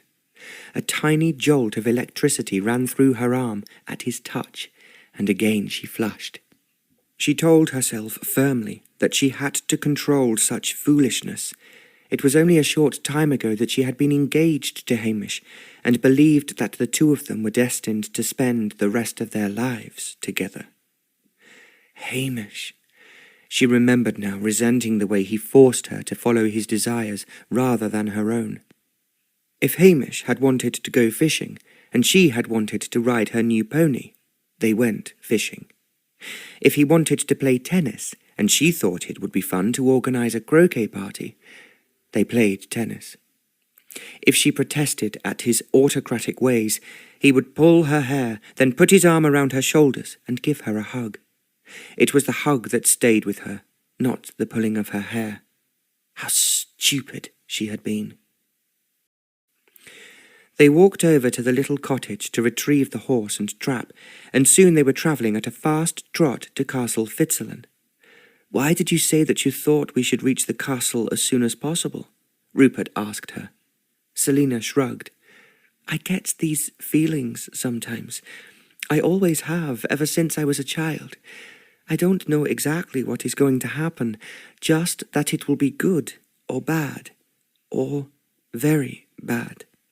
My mother used to say it was part of my heritage, because she had similar feelings, and that I would grow out of them, as she had.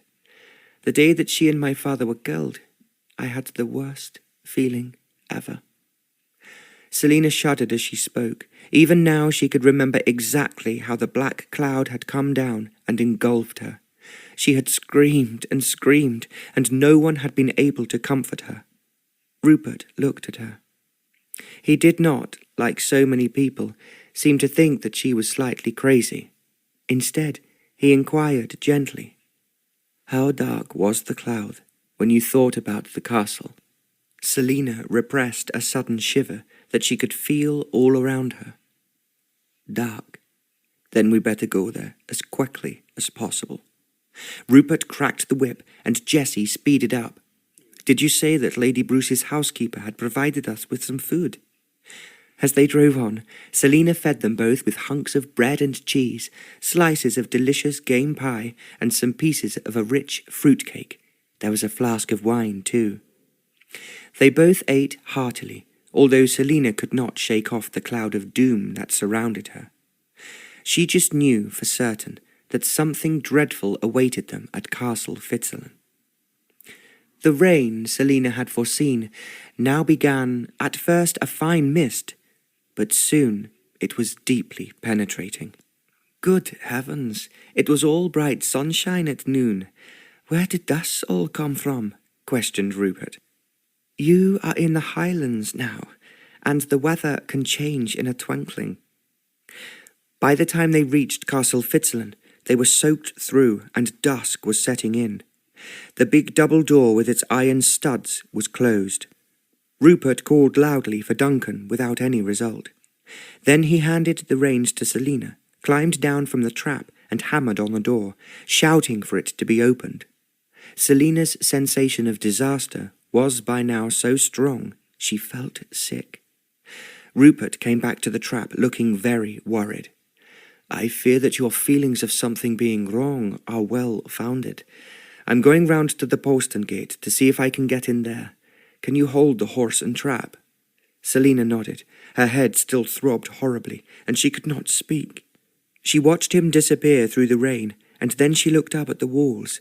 She could hear no sound from inside, and her dread of what had happened here grew.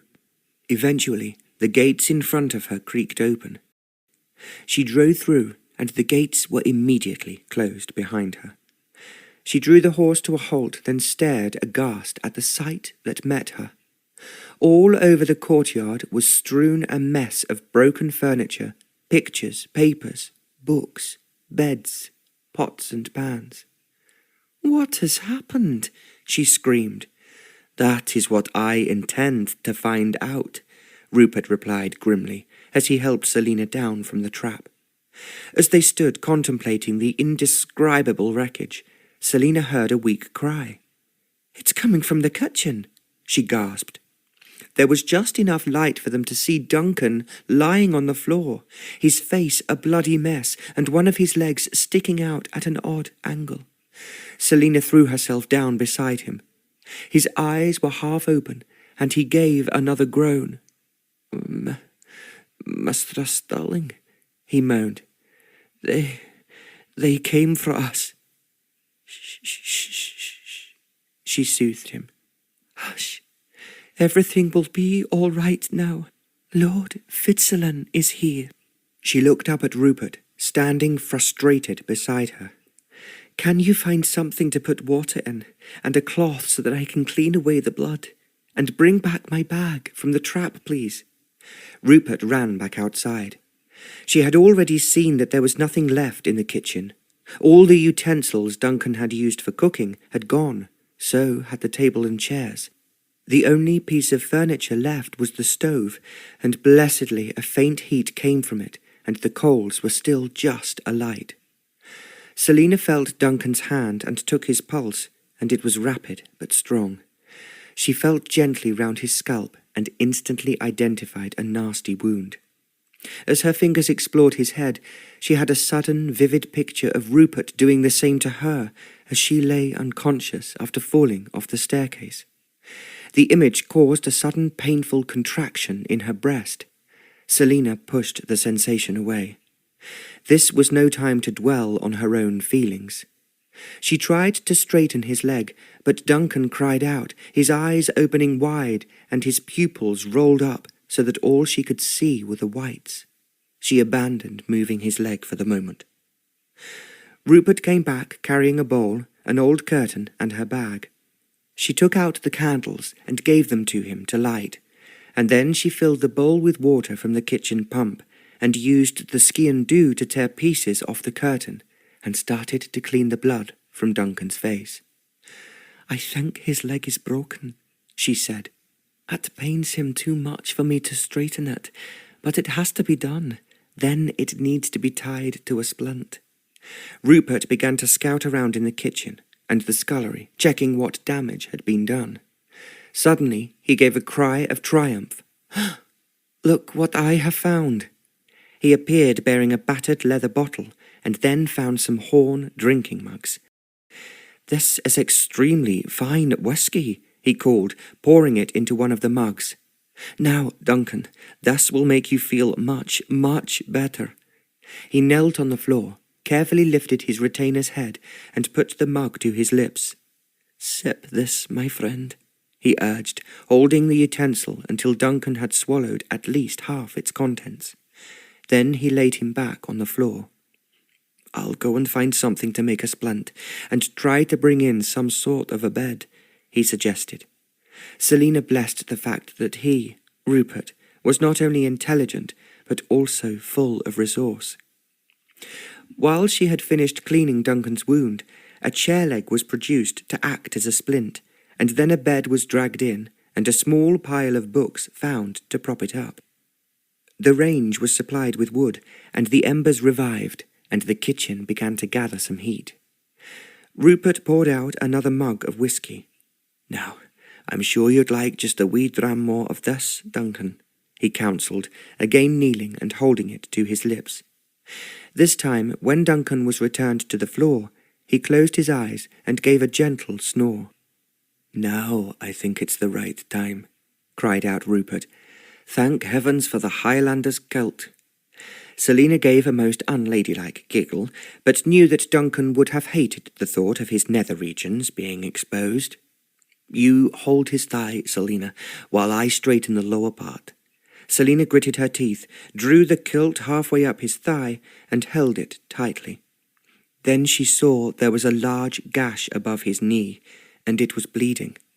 Duncan's eyes flew open, and he screeched in pain as his lower leg was pulled into its usual position and then collapsed into unconsciousness.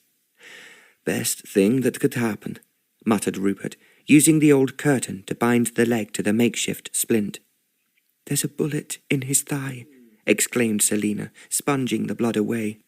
"I'll need your knife again, my lord, to cut a bandage." He handed her the ski-and-do. Without a second's hesitation, she lifted up her skirt and sliced into her petticoat, tearing off a large strip to bind Duncan's wound. "That's the very devil. I beg your pardon, Mistress Stirling. You have done a superb job, but that bullet needs to be removed. I wonder if there's a doctor around here." Celina looked down at the unconscious Duncan. "We need to supply him with some sort of mattress and bedclothes." There was just enough light left to enable them to see what they were doing in the courtyard. They then found a mattress that was almost dry, and some bedclothes that had escaped the worst of the rain, and together they took them into the kitchen. "We'd better dry the wet blankets by the fire," she advised, as Rupert gently lifted Duncan onto the bed. He was so compassionate and tender, she reflected. Here was someone who showed proper respect for a retainer. Neither her Uncle Robert nor Hamish had ever considered the feelings or well-being of their servants. Rupert looked down at the injured man, and then he turned. "I must now go and see what has happened to the horses and stable Jessie. She has waited too long for her supper, and I must try and find a doctor. I think Walt, the stable boy, must have run away." Celina checked Duncan's condition and decided he was doing as well as could be expected. She returned to the courtyard, and, feeling like some kind of scavenger, sorted through the wreckage. There were iron pots and pans that were still usable, and she found a few vegetables and tins of beans. She took them inside and put a large saucepan of water on the fire to heat. The kitchen table was still in one piece, and Celina managed to drag it into the kitchen, and then she went back and found 2 usable chairs. The rain had stopped, but her clothes were wet and uncomfortable, and she felt thoroughly chilled. The range was now roaring away, and the kitchen was nicely warm. Duncan, however, was snoring in a way that worried Celina. Could it be delayed concussion? He surely could not have had enough whiskey to make him that drunk. Moving quietly, she prepared and chopped up some vegetables and managed to open a couple of tins of beans. She placed it all in one of the pans, added some hot water, and put it on the stove. Rupert came in, leading a young lad by the ear. "This is Walt. He must have a tale to tell if only he can be persuaded to speak." "Where was he?" "In the stables, hiding behind a cask. Our visitors seem to have overlooked that area entirely. Both Molly and Prince are fine, thank heavens." Celina sat down and held out her hands to the boy. "Come and sit down, Walt." The boy looked up at Rupert, who nodded his head and held out the second chair. Once he was settled, Celina asked him, "Why did you not come out when we arrived?" The lad took a deep breath and drew the back of his hand across his nose. "I was very afeard, mistress," he finally admitted, gulping his words. He could be no more than 13 or so, small with hair like straw and a snub nose. Rupert took a look at Duncan, then poured whiskey into one of the horn mugs and offered it to Celina. She shook her head, and he stood leaning against the wall beside the range, sipping at his mug. "Well, Walt, there is no need to be afraid now. So, please, tell us what happened today. You understand that we are very, very upset at what has occurred here." Walt gulped again. He looked from Celina to Rupert, who said nothing, as Celina smiled gently at him. "They came in the morning," he mumbled finally. "Who came?" It took a little time, but eventually she coaxed the story from him, and rather wished she had not. From his description of the team of marauders, and there was no other word for them, it seemed to have been her Uncle Robert and Hamish, accompanied by several of their retainers, who had swept right into the courtyard by the postern gate. I forgot to lock it," the wretched Walt confessed. Duncan had come running out with his blunderbuss, but before he could fire, he had been first shot in the leg and then swiped with a broadsword.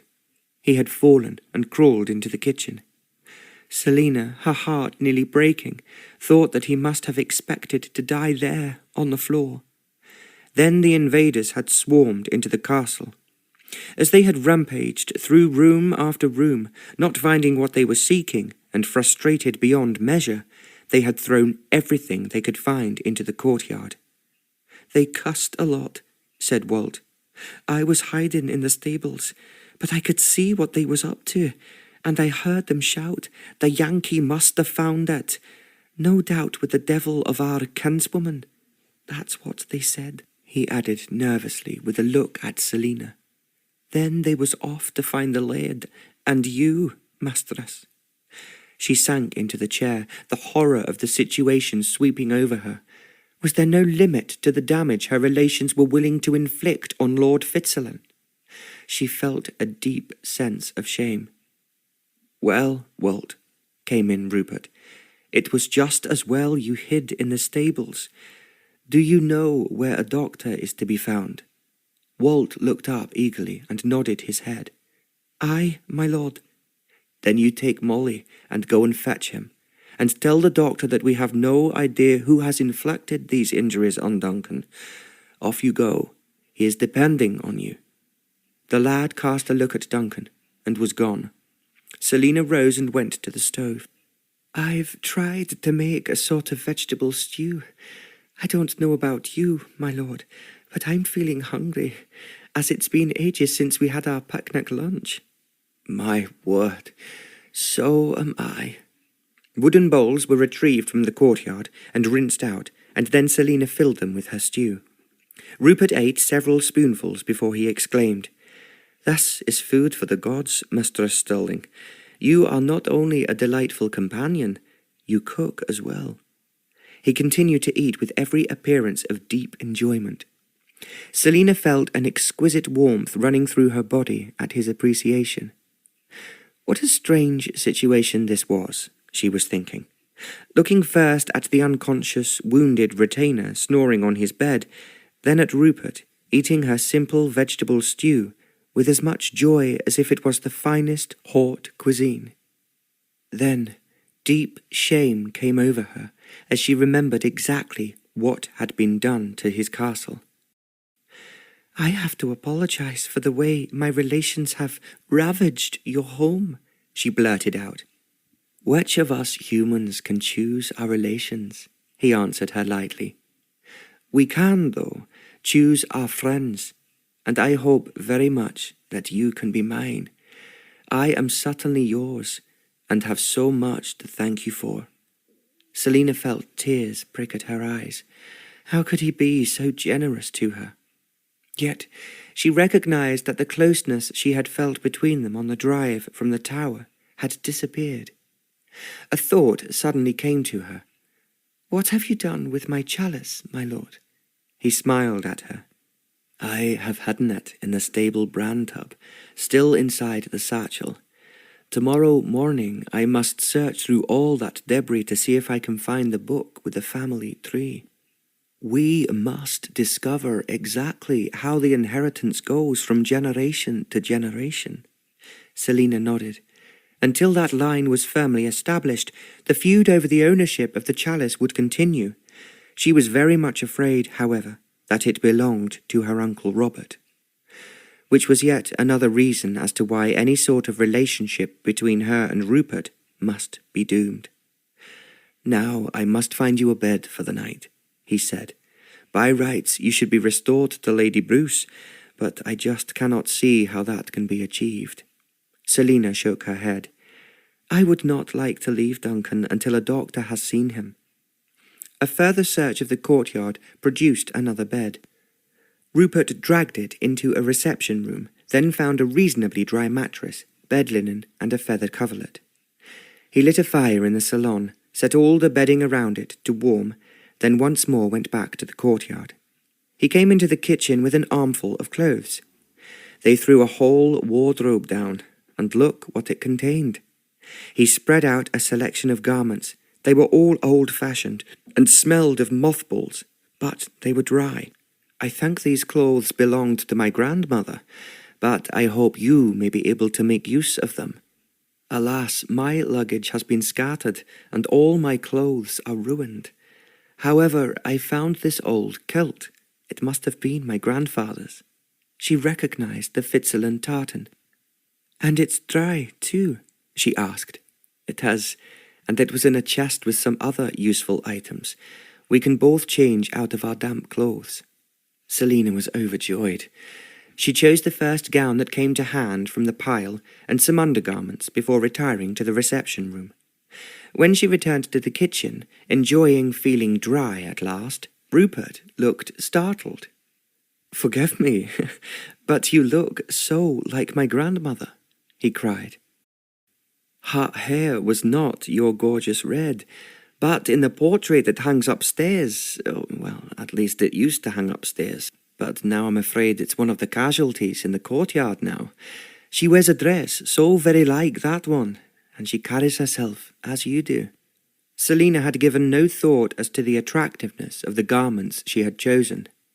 Now she looked down at the green velvet of her gown, and was grateful that she had inadvertently chosen it.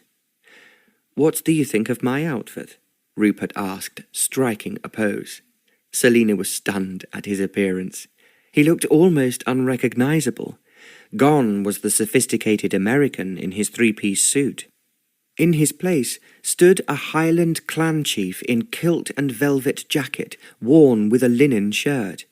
His shoulders were not as broad as those of Hamish, but his legs were every bit as good, strong and muscular. "Welcome, Lord Fitzalan," she smiled. "You have entered into your Highland heritage." He gave a sheepish smile. "I have been wondering if I should acquire a kilt, but I was afraid I might let my grandfather's ghost down if I don't have the knees." "You have the knees," she assured him gravely. They stood for a moment gazing at each other. Then there was a knock on the door, and the doctor entered.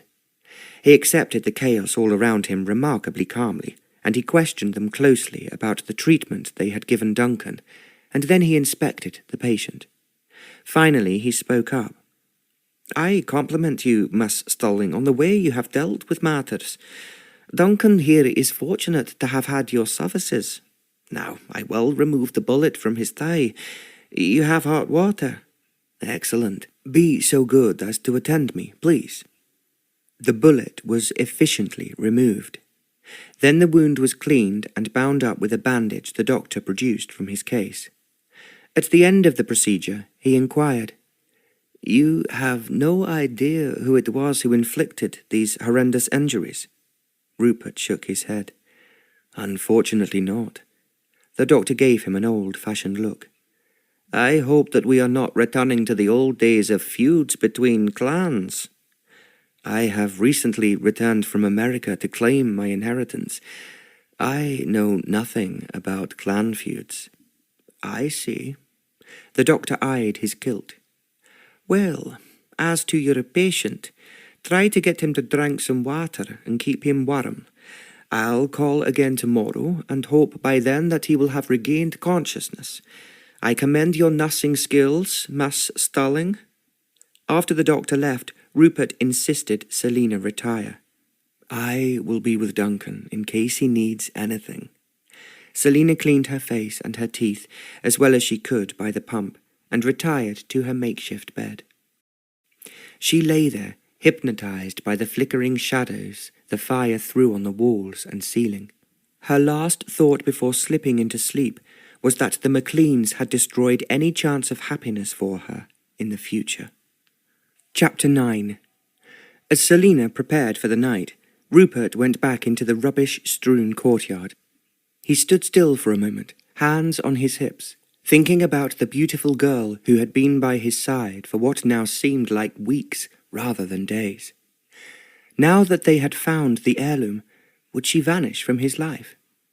He sensed her withdrawal from him the moment it was confirmed that it was the MacLeans who had wrecked the interior of Castle Fitzalan.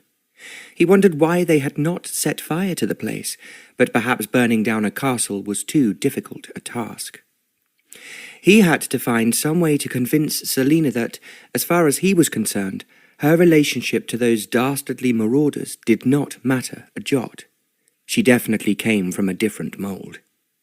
Her honesty, clear-sightedness, and high principles removed her from any comparison with Lord MacLean and his son. They were no better than common criminals. In the goldfields of California, Rupert had found men who took what they wanted with little mercy and no regard for the law. He had not expected to find the same attitude in Scotland. The weather had cleared again, and now an almost full moon lit the desolation around him with painful clarity. How, he only wondered, could a wonderful girl like Celina possibly be related to the thugs who had performed this desecration? The possibility that the MacLeans might prove to be the owners of the ancient chalice was deeply unsettling. He urgently needed to find the book with the family tree. It had to be somewhere here amongst the litter in the courtyard, for only the odd pieces of paper remained in the muniment room. Rupert started pulling pieces of furniture upright, assessing how much damage was done. He soon gave up, as most of the items were only fit for firewood. For the first time he applauded the way that his grandfather had sold off anything of value. The books all seemed to have been carted out and dumped into a pile, and ashes suggested the MacLeans had tried to set fire to them. Perhaps the rain had made that too difficult a task. Rupert picked up several sodden books, and then found some that had been shielded from the wet. He carried as many as he could inside, all the time checking for the one with the family tree. Finally, he arranged a makeshift bed for himself in the kitchen and collapsed onto it in exhaustion. Several times during the night, a groan or loud snore from Duncan woke Robert. Each time, he would light a candle and check on the injured man. Each time before he went back to his bed, he would look longingly in the direction of the salon where Celina was asleep and stifle a temptation to steal in and see if she needed anything. He could not help imagining her glorious red hair spread over her pillow, her lovely face relaxed in sleep. He woke for a final time at dawn, and Duncan at last seemed to be sleeping peacefully. Rupert riddled the range, added coal, put water on, then dressed in his now dry suit and went to look for some coffee. He gave out a whoop of joy when he found not only some beans, but also the coffee grinder. He made himself a mug and settled down to scan the pile he had made of the most promising-looking books. Fitzalan, MacLean, Beaumarsh. How did all these names fit together? He needed that family tree. Only one book proved of any interest. Claiming to be a history of the Fitzalan family, it proved to be little more than a collection of anecdotes. A skim through the book produced only one brief mention of a lost and unidentified treasure, but there was no family tree. He went out again to search for more books, feeling thoroughly frustrated. Until ownership of the chalice was established, this damaging and stupid feud could not be ended. Returning to the kitchen with an armful of yet more possible books, he found Celina dressed in her own clothes and wearing her hair in a long plait over one shoulder. "See," she said delightedly, "Duncan has regained consciousness." A thrill of relief ran through Rupert. Duncan was sitting up in bed. He looked very pale, but his eyes were bright. "What's the Laird been up to, eh?" he gurgled. Rupert showed him both the collection of books. "I'm looking for a family tree. I've been trying to find the book I glimpsed when we were searching through the monument room the other day." He looked at Celina stirring a pot on the range. "What are you cooking?" "Porridge. It's the best Scottish breakfast there is. Tradition says it should be cooked in a drawer overnight, but we'll have to forget that." Duncan gave another little chuckle. He seemed to be coming back to life and growing stronger every minute. "She's a wee bonny lass all right, but can she cook porridge? That's the true test of a Scottish cook." He looked at the books Rupert had put on the table. "Could you no find the Bible, laddie?" "The Bible? The family tree I saw was not in the good book." "Maybe no, but a list of the family is." Celina held out a bowl of porridge. "Could you please take this out to Walt before you start searching the courtyard again?" The events of the previous day had badly upset the boy, and Rupert took time to reassure him that everything would be all right before starting his search for the Bible. As he turned over the debris, he realized how much he would miss both Duncan and Walt when the time came to return to New York. As for Celina, for the moment, he pushed all thought of her aside. He soon found an old and heavy tome. The leather binding had suffered badly from the rain, but the contents seemed to have survived. He took it back inside. Celina handed him a bowl of porridge. "Research can wait until you have eaten breakfast," she insisted with a smile. "And I've made coffee." "That porridge'll be best with a wee dram of whiskey round the edge," added Duncan with a sly smile. Rupert reached out for the bottle he had found the night before. "There may just be enough," he laughed, pouring it into the bowl. He sat down and fed Duncan the warming porridge. "She's as bonny a cook as she looks," Duncan said after a few mouthfuls, "but I think I'll sleep for a wee bit." He closed his eyes and slumped down onto the bed. Rupert helped to make his splintered leg more comfortable, and then studied him with worried eyes. "He is breathing quite easily," commented Celina, joining him at the bedside. "I think he just needs sleep." She sat down at the table and opened the Bible. Rupert picked up his bowl of porridge. It was warm and filling, but for him it could not replace eggs and hash brown potatoes.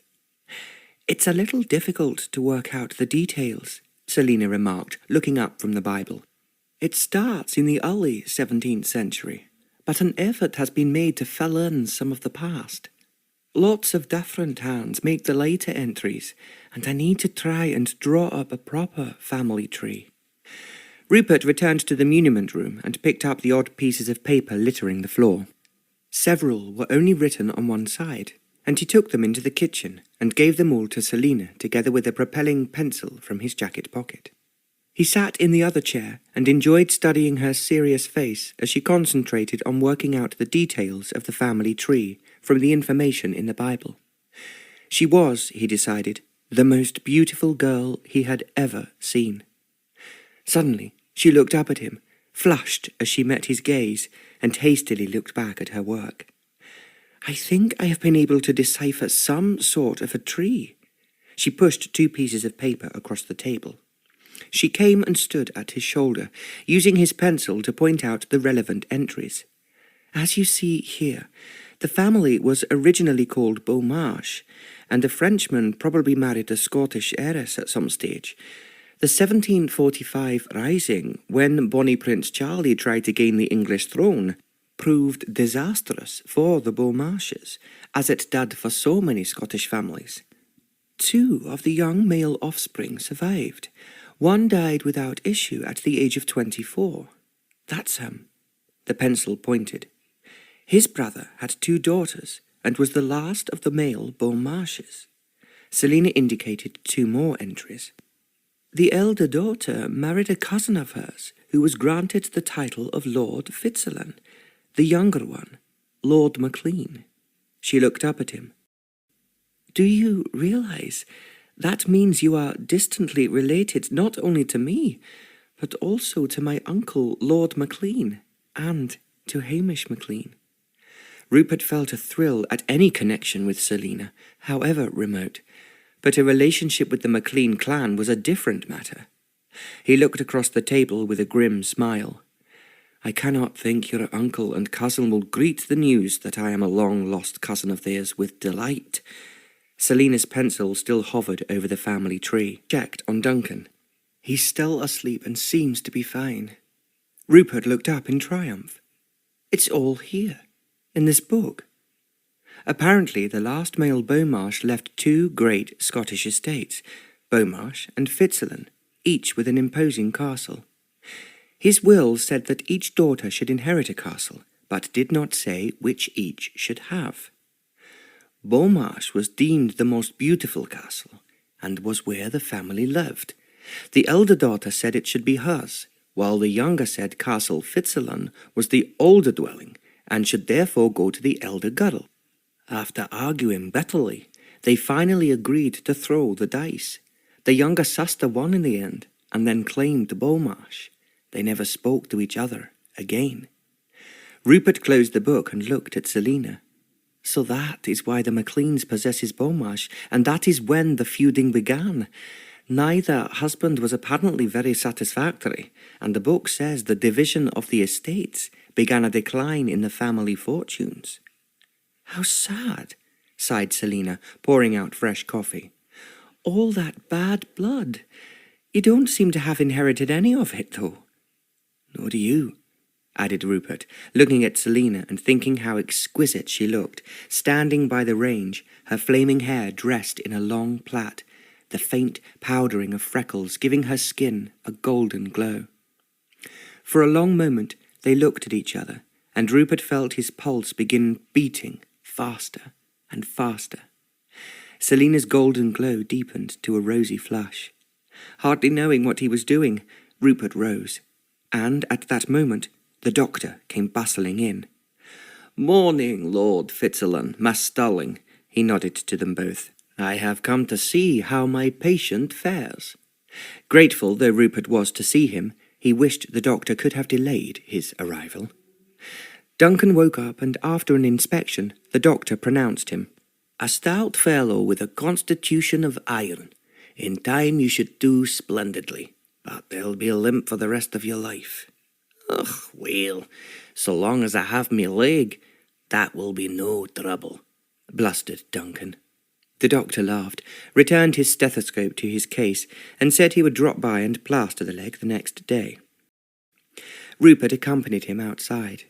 "You have a Duckens of a task here, my lord," the doctor commented, looking at the chaos in the courtyard. Rupert grunted and said nothing. "But I have no doubt you will tackle it with great Fitzalan spirit. Your grandfather was a feisty man, and so was your father. And it was such a sad day when he left for America, and a happy one that has seen your return. Your man, Duncan, should pull through. But watch for a relapse. I don't like what you told me of his condition during the night. It sounds like a late-onset concussion, and he is hardly in the prime of his life. But Miss Stirling seems a sensible nuss." Rupert was suddenly aware that Celina staying with him without a chaperone would not look very good. "She should be with Lady Bruce. It's unfortunate that the bad weather and Duncan's condition, together with what has happened here," he waved a hand at the courtyard debris, "meant she could not go back to Drumlanrig last night. Don't you worry at all, my lord. There'll be no spreading of the fact from me, I assure ye. I'll be off.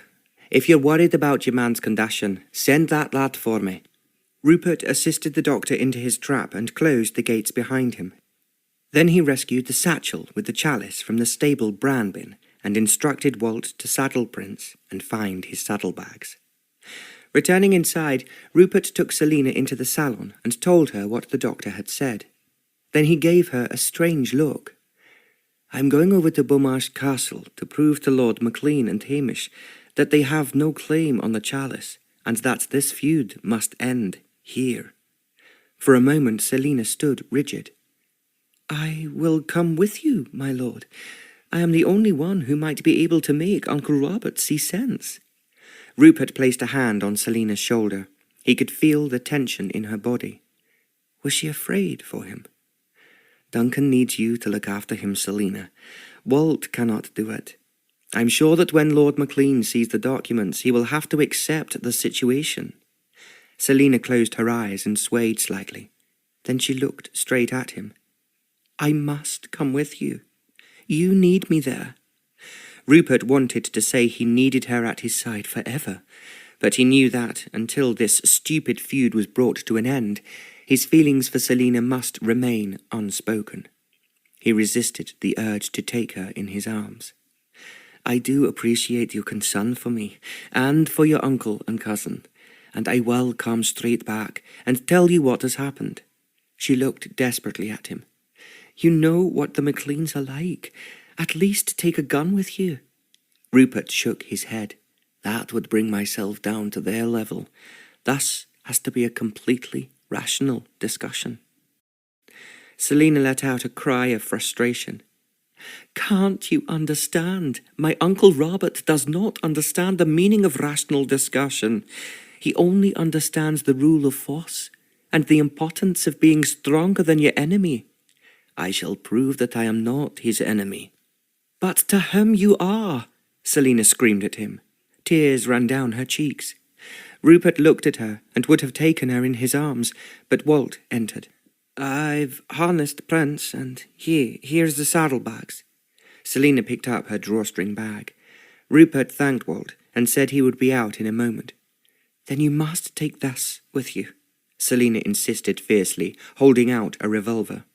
He looked at it in astonishment. "Have you had that with you all this time?"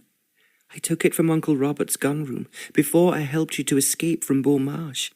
I kept it because when I saw what he and Hamish were capable of, I wanted to be able to defend myself." "Then you must keep it with you now," said Rupert softly, "and make sure the old blunderbuss is loaded. You can teach Walt how to use it." She dashed away her tears with an angry hand. Please, take it." He shook his head, went through to the kitchen, and placed the satchel into a saddlebag, together with the Bible, the family tree that Celina had drawn up, and the Fitzalan family history.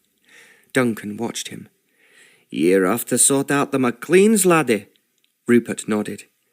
"You look after things here, Duncan." Celina appeared in the doorway. Her expression was hopeless. Rupert found that he was too choked with emotion to say anything to her. He raised a hand in farewell and turned to go.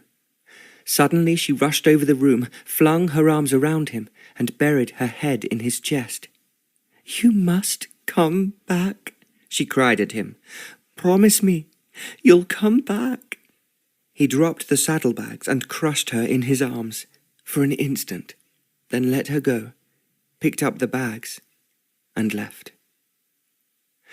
The sun shone brightly, and Prince appeared to be delighted to have his master on his back, and happily ate up the miles between the two estates. At Beaumarsh Castle, a groom came out from the stables and held Prince as Rupert dismounted and took the saddlebags over his arm. He told the man he would not be long and strode towards the house. Lord MacLean emerged with Hamish behind him. "You are not at all welcome here," growled Lord MacLean at him arrogantly, but his eyes shifted uneasily, and Rupert knew that his appearance had unsettled him. "You have brought such devastating damage to my home, and still failed to find the Beaumarsh heirloom," Rupert said coldly. "I have come to tell you the truth of the matter before you are arrested for the sacking of Castle Fitzalan. Law officers are on their way." "Law officers? Ye have no proof that we have done anything." "I have witnesses," Rupert responded steadily. "The dead cannot witness," snarled Hamish, his lip curling disdainfully. "Be silent," his father commanded. "Your words should be enough to condemn you. However, you are making a habit of leaving your victims for dead without ensuring that they actually are. Duncan's head is far too solid for him to be dispatched by a blow from you, and you failed to find the terrified stable lad. Both saw you and can identify you." Lord MacLean and Hamish exchanged looks, then turned and retreated inside, slamming the door in Rupert's face.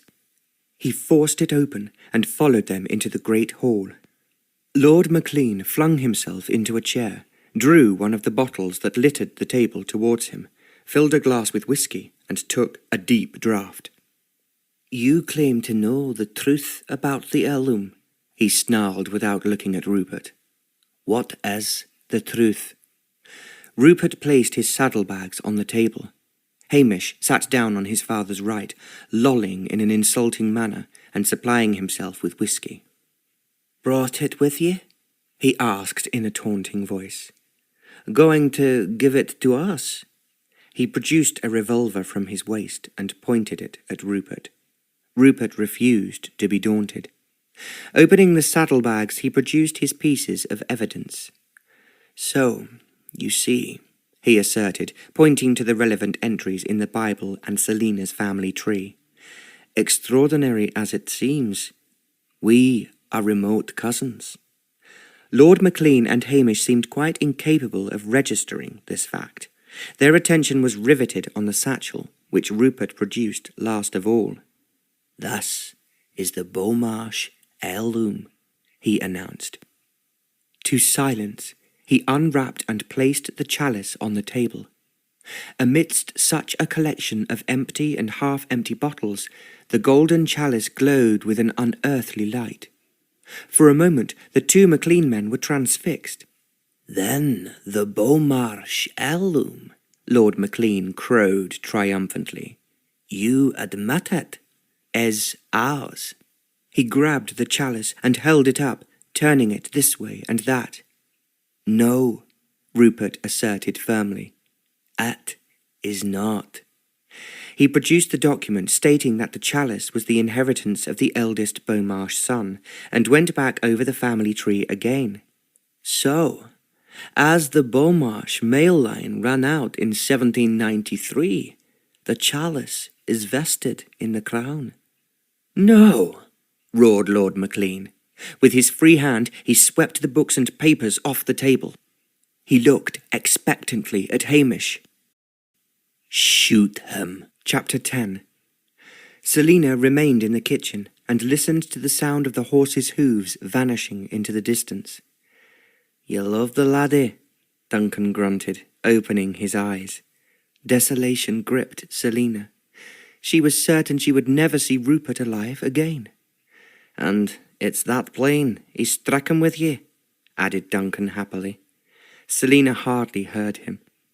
She felt deeply that her uncle would never allow his enemy to walk away free from Beaumarsh, and she knew Rupert had taken hold of her heart in a way that Hamish had never come near to achieving.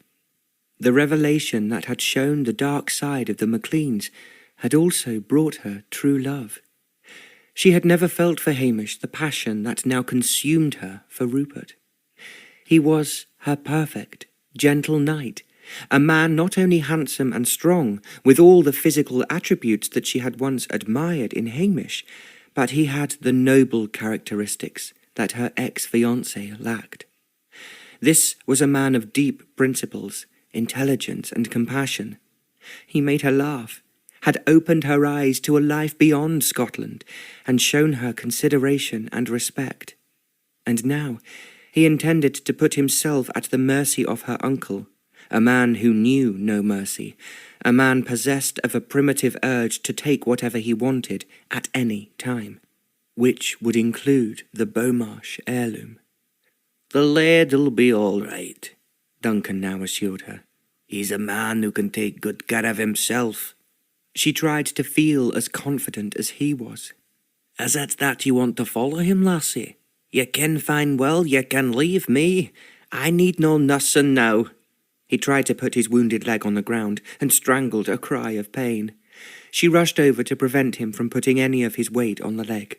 "Not until it's in plaster, Duncan. After the doctor has done that, then you can try standing." He allowed her to return his leg to the bed. "I see I canna stand for now, but that dinna mean I need you here, lassie." Celina looked at brave Duncan, trying to appear full of life and able to care of himself. She just could not abandon a man who had undergone such punishment, and at the hands of her own relatives. "Duncan, of course you are fine now, but my place is here. Lord Fitzalan will be very upset if he discovers that I had left you." She went out into the courtyard to hide her tears. There, Wold brought her 3 eggs and a couple of carrots from the castle's small garden. "We may be able to eat after all," she said, smiling at him. Then she remembered what Rupert had said to her about teaching the boy how to handle the blunderbuss. Here was a task for Duncan. Leaving him instructing Wold, Celina went back out to the courtyard with some idea of trying to find an activity that would banish her vision of Rupert walking into a trap at Beaumarsh Castle. There came a pounding at the gate. Opening it, she found a horse carrying 2 people she immediately recognised. "Her ladyship has sent us," piped up Gordon Hall, Lady Bruce's steward, leading in his horse and helping the maid, who had been looking after Celina at Lady Bruce's, down from her pillion seat. "When ye didna return last night, she was afeard things had not gone right. If I found all in order here, I was to leave Mary with you and return to Drumlanrig." Celina clearly understood the unspoken message. Lady Bruce was worried for her reputation. She hoped that sending Mary to her would at least give her a semblance of propriety. Celina turned to Gordon. "I have to go after Lord Fitzalan," she explained. "Lord MacLean." The steward knew only too well exactly what her uncle was capable of. "If you and Mary are here to watch over Duncan, then I can leave." She called Walt and told him to harness the fastest of the horses in the Fitzalan stable. He looked abashed. "There isna one here that's fast, miss. Jessie's the strongest. She's the one that pulled the trap." "Then harness Jessie, and be as quick as you can, Walt. And we havena a side saddle. An ordinary one will be fine." He ran off. The 2 servants looked aghast at the state of the courtyard. Mary clutched a bundle, and she held it to Celina. "It's a change of clothes, miss," she said, giving a little dip of a curtsy. Celina took the bundle gratefully. While Walt was harnessing Jessie, she went into the salon and put on the fresh clothes, relieved to see that the skirt was a full one. Then she carefully loaded the revolver, ensured the safety catch was on, and stuck it into her waistband. Wald brought her the little mare that had done such splendid work pulling the trap. Celina inspected the saddle and recalled the days when she first went to live with the MacLeans and always rode astride, until Lady Bruce insisted that she was too old for such ragamuffin ways and must ride side saddle. "Help me, please," she asked the steward. "Her ladyship will not be pleased to hear ye to ride like that, Mistress Stirling," he objected. "Maybe she will not have to hear," replied Celina, raising her eyebrows and adjusting her skirt to accommodate her legs astride. She settled her revolver more comfortably and then dug her heels into Jessie's side. A few moments later she was out of the castle and heading towards Beaumarsh. She soon recognised that Walt had been right about Jessie's speed. Celina reckoned that Rupert on Prince would travel much faster than she could. However, he did not have her familiarity with the countryside. There was a way over rough land that shortened the distance between the castles Fitzalan and Beaumarsh. It involved negotiating a narrow ledge round the side of the mountain that reared up between the two estates. As long as Jessie was not scared of the straight fall to the river below, then the route would mean she should reach Beaumarsh not too far behind Rupert. Celina's heart was in her mouth as they reached the narrow and precipitous path. The horse might not be speedy, but she was brave and trusting. Jessie did not flinch for a moment, and after 10 minutes of heart-stopping balancing, the path widened, and soon they were trotting along in perfect safety. The towers of Beaumarsh Castle came into view. As though the horses realised what was needed, she put on a spurt, and very soon they were clopping over the cobbles of the stable yard. She dismounted before a groom emerged. His eyes widened as he saw her. "Hello, Tam," Celina called out, as though nothing could be more natural than that she should ride in astride a strange horse. "Lord MacLean and Hamish at home, are they?" Tam gulped. "Aye, Mistress Celina, that they are, and they've a visitor with them." "Ah, that'll be Lord Fitzalan," remarked Celina in a conversational tone. "Oh, I'm glad to have caught him. Been here long?" Tam shook his head, nonplussed. "Not long at all." The perilous journey over the mountain had gained her valuable time. "Look after Jessie for me, will ye? She could do with a drink, a rub-down and some oats." She tossed him the reins and walked calmly off into the house. Using the back entrance, she stole past the kitchen without being noticed, took off her shoes, and in stockinged feet crept noisily along to the service side of the great hall screen. Through its carving, she could see Lord MacLean and Hamish sitting at the refectory table, and facing them was Rupert. Celina felt her heart contract as she heard his voice, measured and calm, relating to them the facts regarding the inheritance of the chalice. Then she saw that her uncle held it in his grasp. She could imagine the light of possession that must be sparkling in his eyes. There came a sudden roar. "No!" Books and documents were swept onto the floor. Then, "Shoot him." Celina had not realised until then that Hamish held a gun. She caught her breath and cursed the fact that she had not drawn her revolver and removed the safety catch. There was no chance she could fire before Hamish, but she could shoot him afterwards. She pulled out the revolver. "No, father," murmured Hamish. "Were you not listening? That chalice does not belong to us. The old Laird was right all along. We have no title to it." "Hamish, we inherited the Beaumarsh estate. It's ours. Shoot the blackguard, and then there will be none to argue otherwise." Celina's heart beat frantically. Should she shoot or wait to see if Hamish won out over his father for the first time in his life? Hamish stood up straight. "You stupid old man. You are ruining all our lives. You lost me, the woman I love, and now you want me to commit murder." Lord MacLean sat very still. Celina could well imagine his eyes narrowing as he regarded his son and heir. "What foolishness is this, boy?" His voice was steely quiet. You were eager enough to attack this upstart, this apology for a Highland laird before. What has changed? Maybe I have. Hamish sounded tired. Maybe I no longer want to carry on with this useless feud. But without this, Lord MacLean held up the golden chalice, we will lose Beaumarsh.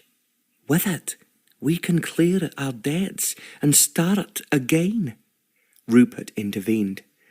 I am willing to lend you money if it will end this horror. A Fitzalan valet to send us money, roared Lord MacLean. So you could have us in a vice. Never. Shoot, Hamish. Shoot him. Celina then moved silently into the great hall and aimed her revolver at Hamish. None of the men saw her. Before she could fire, Hamish threw his gun on the table and stated firmly, No, father. It's over. Lord MacLean picked up the weapon. Then by God I will. Before he could shoot, Celina pulled her trigger. Lord MacLean collapsed in his chair. Father! Cried Hamish, bending over him. Celina came forward. She was shaking. Lord MacLean looked at her, his eyes full of hatred. You have betrayed us. Your own kin, he hissed. His voice was low and heavy with passion as his left hand grasped his wounded shoulder. The gun he had been holding dropped to the floor. Rupert kicked it to the back of the great hall, out of reach of both Hamish and his father, and then picked up the chalice from where it had fallen onto the table. Uncle Robert, I loved you once, Celina spoke up, forcing her voice to be steady. Both you and Hamish. She looked across at the young man standing on the other side of the table, his face pale and agonized. You have destroyed that love. I cannot deny my MacLean heritage, but all my loyalty is now given to the Fitzalans. I am sure that Lord Fitzalan has explained that we are all distant relations. She saw Rupert raise a hand towards her and then drop it again. If you continue to perpetuate this horrible feud, I shall stand beside your enemy. She then moved towards Rupert. A shiver ran through Lord MacLean, and he seemed to shrink in his chair. He looked at Hamish. Help me, son, he stammered in a voice that had lost all its usual authority. I bleed. As if he had suddenly awoken from a deep coma, Hamish bellowed for a servant, grabbed a napkin from off the table, ripped the torn sleeve from his father's wounded shoulder, poured whiskey over it, then held the napkin firmly against the bullet wound. As a servant came running, he ordered clean water and bandages. Celina had seen Hamish act with the same skill and speed on the hunting field. She then collapsed into a chair, placed her revolver on the table, and hugged herself to try and stop shaking. Rupert poured whiskey into a horn cup and handed it to her. Once again, Mistress Stirling, you have saved my life. There was something in his voice that seemed to open a chasm between them, and a chill entered her heart. When can we expect the law officers to arrive? Inquired Hamish. Responded Rupert. I did not actually have time to alert them before my arrival. Hamish stared at him in silence for a while. Will you be summoning them after you leave? That all depends on you and your father, Hamish MacLean. Swear to end this ridiculous feud now, and I will then ignore everything that has happened since my arrival in Scotland. If not, I will lay my evidence before the law, and have you and your father here arrested on charge of breaking and entering, not to mention assault and battery. Hamish looked at his father and back at Rupert. I give you my word that the feud ends now. And you, Lord MacLean? Hate filled the eyes that glared back at Rupert, but Celina could see that all his spirit and energy had seeped away. He, who had always looked so much younger than his years, now looked even older than he was. Slowly he nodded his head and mumbled, "Aye, you have the word of a MacLean. Then that is good enough for me." Hamish looked across at Celina and pleaded, "Will you not return to me, Celina? You know my heart is yours." She shook her head. "What we had is over, Hamish." She drained the last of the whisky, rose, and started to gather up the books and documents from the floor. Rupert picked up the chalice. "The Beaumarsh heirloom will be handed to the crown," he asserted. "I hope that it can be displayed so that all may see and appreciate its sublime beauty. It has been hidden away for long enough." He looked across at Hamish. "Please, will you consider the offer I made of a loan? The fact that we are very distantly related should make it possible for you to accept, and it would be no more than a commercial transaction to enable the MacLean estate to put itself onto a sound footing." Hamish said nothing, and Celina took this to mean that later he would accept Rupert's offer. Rupert wrapped up the chalice in the piece of plaid that had protected it for so many centuries, and returned it to the satchel. Celina added all the books and documents, and then she turned to Rupert. "Will you escort me to Drumlanrig, my lord?" He held out his arm. "It will be my honour, Mistress Stirling." Celina could feel Hamish's gaze burning into her back as they walked slowly away. She hoped never again to enter the great hall of Beaumarsh Castle. They retrieved their mounts, and Rupert smiled as he helped Celina onto Jessie. She tried to pull her skirts over her stockinged legs without much success. "I'll not have you laughing at poor Jessie now," she admonished him. "Not when she has done so much." Immediately his expression sobered. "And you will please remember that the sight of my lower limbs is unmentionable in polite society," she added. "The least I can do to thank you, as well as Jessie, for having saved my life, is to forget that I have ever seen your lower limbs."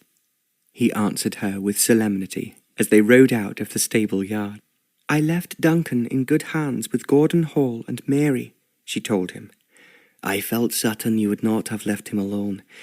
I'm glad to hear he is well cared for, and that I can return you to Drumlanrig now. Then I must arrange for proper supplies for Castle Fitzalan." Celina could hardly bear it that he had said nothing affectionate to her. Her heart seemed to be breaking inside her breast. "Lady Bruce must have been rather worried about your reputation." His voice sounded constricted. "She knows that I am sensible enough for her not to worry about such things," she replied awkwardly.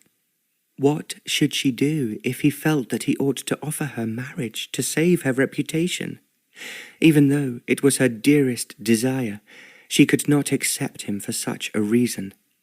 He glanced at her, but said nothing. They left Beaumarsh behind, climbing up into the moorland that led over the hills towards Drumlanrig. "Will you hand over the chalice in person? I shall not feel happy until it has been safely bestowed," Celina remarked after a little, hating the silence between them.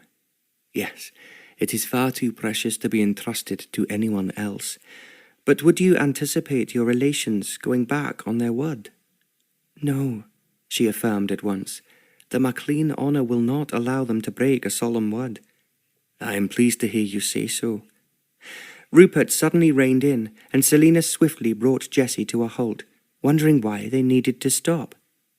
He looked around them, and she followed his gaze. The sun was shining brightly, and the mountains in the distance held a blue haze. Far away could be seen the sparkle of a small loch. There was a stream running through the moors, its brown water gurgling musically over bright stones. High above them, a lark sang in the clear air. Celina mused that she should be feeling at one with this lovely scene. but inside it seemed as though her life's blood was slowly seeping away. Then Rupert dismounted and came to her side.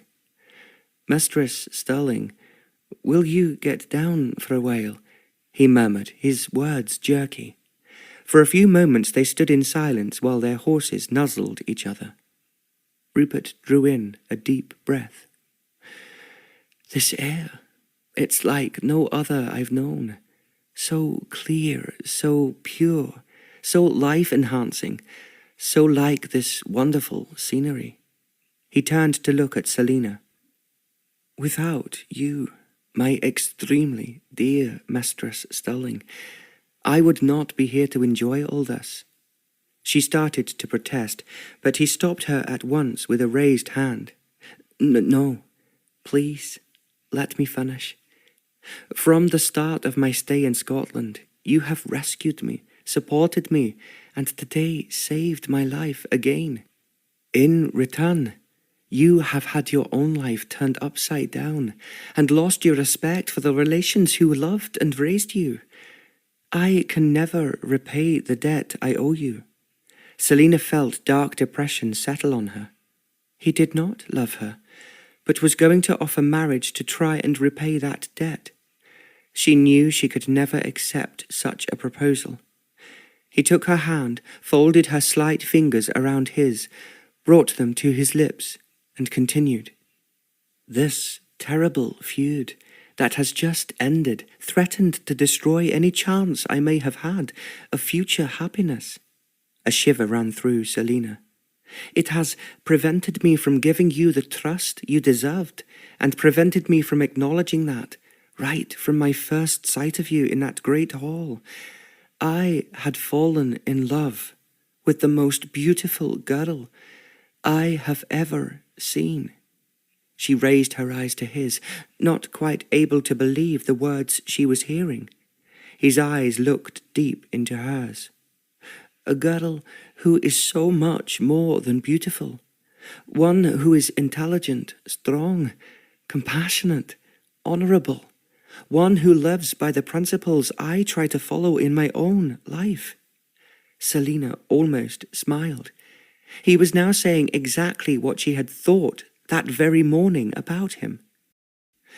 "The fact is that I am so deeply in debt to you, I fear you may not take my words for what they are, that you may think I feel I am honour-bound to make you an offer of marriage.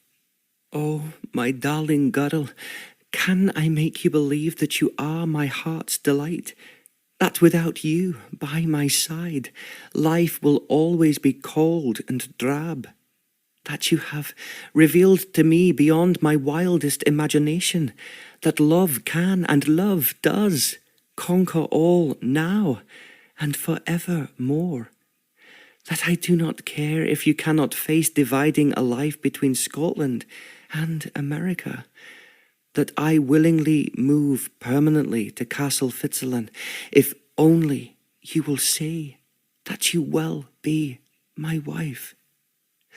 The lark was still singing in the sky, and now Celina could feel its blissful song filling every vein in her body with such happiness she thought she would die. The eyes that looked into hers were filled with so much love. She knew without any doubt that he felt exactly as she did. "My darling Rupert," she murmured, pressing the hand that held hers, "if you didn't love me, if we could not share our life together, and I care not where it be lived, then I would shrivel and wither. I adore you, my Lord Fitzalan, from the top to the very bottom of my soul." He took her in his arms, drew her close to his breast, and kissed her. Celina felt glorious sunshine burst around her in an explosion of light. It was as though he had taken her up to heaven. She clasped her arms tightly around his neck and felt her body dissolved into his. The Revelation is Love. Written by Barbara Cartland.